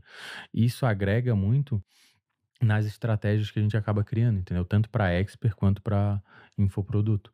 E expert, cara, eu tive agência, eu tive, né, eu fiz vários lançamentos, fiz muito perpétuo também, então a gente teve muito track record para passar para a galera. E, cara, se alguém que tá vendo a gente aqui, tá? Seja um expert, seja alguém do mercado de direct response, e ele quer fazer essa consultoria aí contigo, ele vai. Tu tem um site, Instagram, como é que é a parada? Cara, eu não produzo conteúdo, se entrar lá no meu Instagram, sou bem low profile, eu até vejo dessa forma, né? Tipo, eu tô no campo de batalha. Eu não sou o cara que teve resultado e começou a produzir conteúdo e vender curso. Nunca vendi curso de nada. Geralmente é consultoria. E, cara, quer consultoria? Tu acha que faz sentido? Alguma coisa que eu falei aqui tu aplicou e teve resultado? Me chama lá no Instagram. Eu te mando um forms ou, enfim, a gente troca ideia. Porque eu também, cara, uma coisa que eu faço, se eu analiso o teu projeto, eu vejo que a consultoria, eu não vou te entregar resultado ou não vou te entregar pelo menos o resultado que tu espera, eu já, cara, não é. Sacou? Essa semana passada o cara me chamou, cara, eu queria uma consultoria de tráfego e tal. Eu, tá, mas tu tem equipe? Não, é só eu e minha esposa. Cara, não tem como eu te dar uma consultoria, tá ligado? Tu não tem nenhum time, tu tá disposto? Ah, não, a gente não quer contratar por causa disso, disso, daquilo. Como que eu vou dar uma consultoria pra um cara desse? Como que eu vou gerar resultado pra um cara desse? Ele faz o tráfego e a esposa é expert. Uhum. Fica difícil, entendeu? Então, pra mim não vale e eu pegar o dinheiro do cara ou fazer só pela grana. Eu quero fazer porque eu gosto de gerar resultado. Pô, eu sinto tesão em entrar na BH lá, não. Recorde de faturamento. Eu até brinquei com gestores lá. Quero ver, ó, eu vou sair daqui, quero ver quem que vai bater os 4,7 milhões aqui que eu fiz. Toma. Ninguém fez até agora. Cariani, esses tempos atrás, deu uma consultoria pro Netão lá. Ele falou, mano, até hoje ninguém bateu teu recorde de faturamento aqui. Deu, da hora e tal. Então, tipo, a gente brinca com essas coisas e eu acho legal gerar resultado e, obviamente, eu tenho ganho financeiro em cima disso, né? Então, Sem é bom. dúvida. Então, não é só pela grana de fazer o dinheiro ali, senão eu abria curso, vendia mentoria, mas é geralmente poder gerar resultado pra pessoa e, obviamente, a pessoa vai me remunerar por isso, né? Sem dúvida, sem dúvida. Mas, mano, qual que é o teu Instagram? É Luan Chendes, Só isso mesmo? só isso. Real mesmo? Real. Caralho, bicho, pegasse o teu próprio nome lá. Porra. O meu. Tu sabe quem que é o João Campos, não? É lá do prefeito, né? Perfeito. Esse eu não pego, não. Esse arroba aí já tá marcado. É nome muito comum, né? Tipo, Pessoal, vai aparecer aí, tá? Luan Chendes, o Instagram aí na tela. Então, é com CH normalzinho aí, tá? Aí, cara, se te interessou alguma coisa aqui que ele falou, seja pra tu melhorar a tua operação de direct response, melhorar teus lançamentos, enfim, melhorar alguma coisa que tu acha que ele pode agregar, tem essa oportunidade. Pelo que eu entendi, né? Não necessariamente tu vai ser aceito e tá tudo bem, né? Porque ele falou, tem que ver o contexto ali. Porque se ele não te aceitar, porque ele não ia conseguir te ajudar em primeiro lugar, então é melhor É assim, isso. entendeu? Do que tu sair gastando grana aí. E, mano, porra, bom demais. Obrigado pelo teu tempo do podcast. O que tu achou do podcast? Gostasse? Achei bom, achei bom. Acho que deu pra agregar aí pra Tu galera. achasse que tu ia. Deu quanto tempo aí, Gabi? Tu achou que tu ia falar 3 horas e meia aí ou não? Cara, não, achei que ia dar no máximo 1h30 aí. É, né? É foda, né? Assim, ó, não é que eu não faço podcast longo porque eu gosto, mano.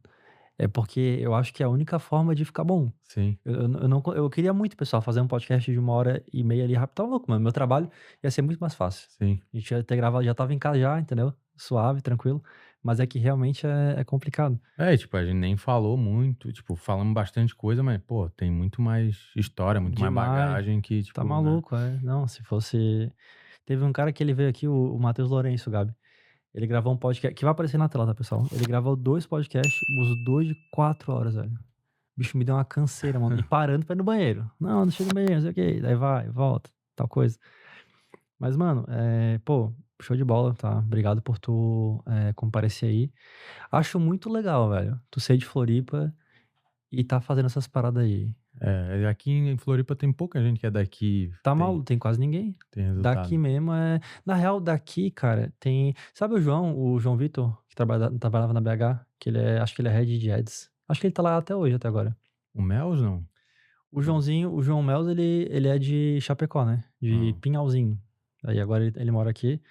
Mas tem o João Victor, que eu acho que o pessoal chama ele de Victor só. Que ele é... Furtado? Ah, esse aí mesmo. Caralho, Ah, chama... da hora. Porra, João, os caras te chamam de Furtado, velho. Pô, não acerta não esse É, cara, ele mano. tem... Eu chamo de João, daí o não, pessoal é falou pra Furtado, chamar é de Furtado. Vitor, agora é Furtado. Mas o Joãozinho também, eu acho que ele é daqui, ele é tá? daqui, ele é É. daqui. Mas é muito legal, cara. E, pô, show de bola, tá? Obrigado pelo teu tempo, por tu tá disposto a compartilhar as paradas. Geralmente, quando eu trago o pessoal aqui, eu pago hotel, não sei o que e tal. Tu veio de carro e deixou o carro ali no estacionamento, pessoal, ali embaixo. É. Veio a pé, entendeu? Só pra relembrar como é que era o começo da vida no centro. Né? Então, pô, tamo junto. E, mano, eu sempre encerro o podcast deixando a pessoa falar alguma coisa pra audiência do VTurb. Aí tem gente que fala de Deus, tem gente que reforça o podcast, tem gente que fala alguma coisa emocional, tem gente que, cara, que só dá tchau. Mano, olha pra essa câmera aqui, ó. Olha, fala o que tu quiser. Olha o tanto tempo aí pra deixar uma mensagem.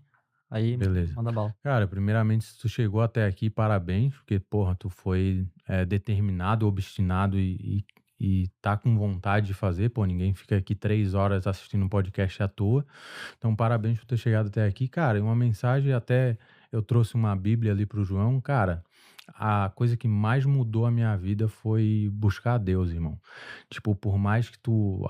Enfim, não importa a tua crença, tá ligado? Tipo, o mundo espiritual existe, a fé existe, e, tipo, o que mais mudou minha vida é joelho no chão, oração, jejum.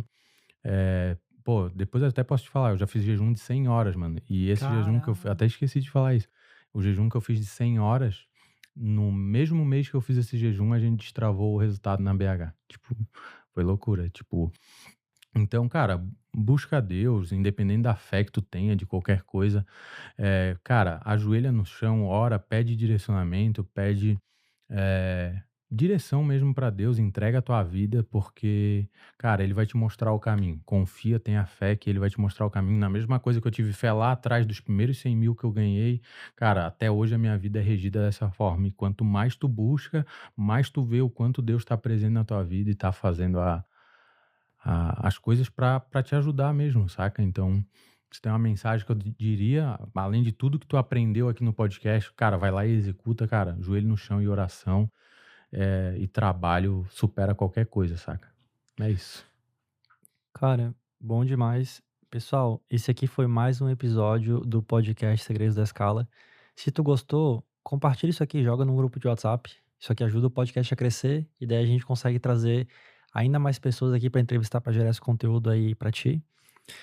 E é isso aí, pessoal. Ficamos por aí. Mais uma vez apareceu o Instagram do Luan aí na tela. Segue ele lá. Se te interessa fazer alguma coisa com ele, manda mensagem lá. Segue o VTube também, tá? Vai aparecer o Instagram aí e se inscreve aqui no canal. E, mano, é isso aí, tá? Mais uma vez. Muito obrigado. Até mais, pessoal, e valeu!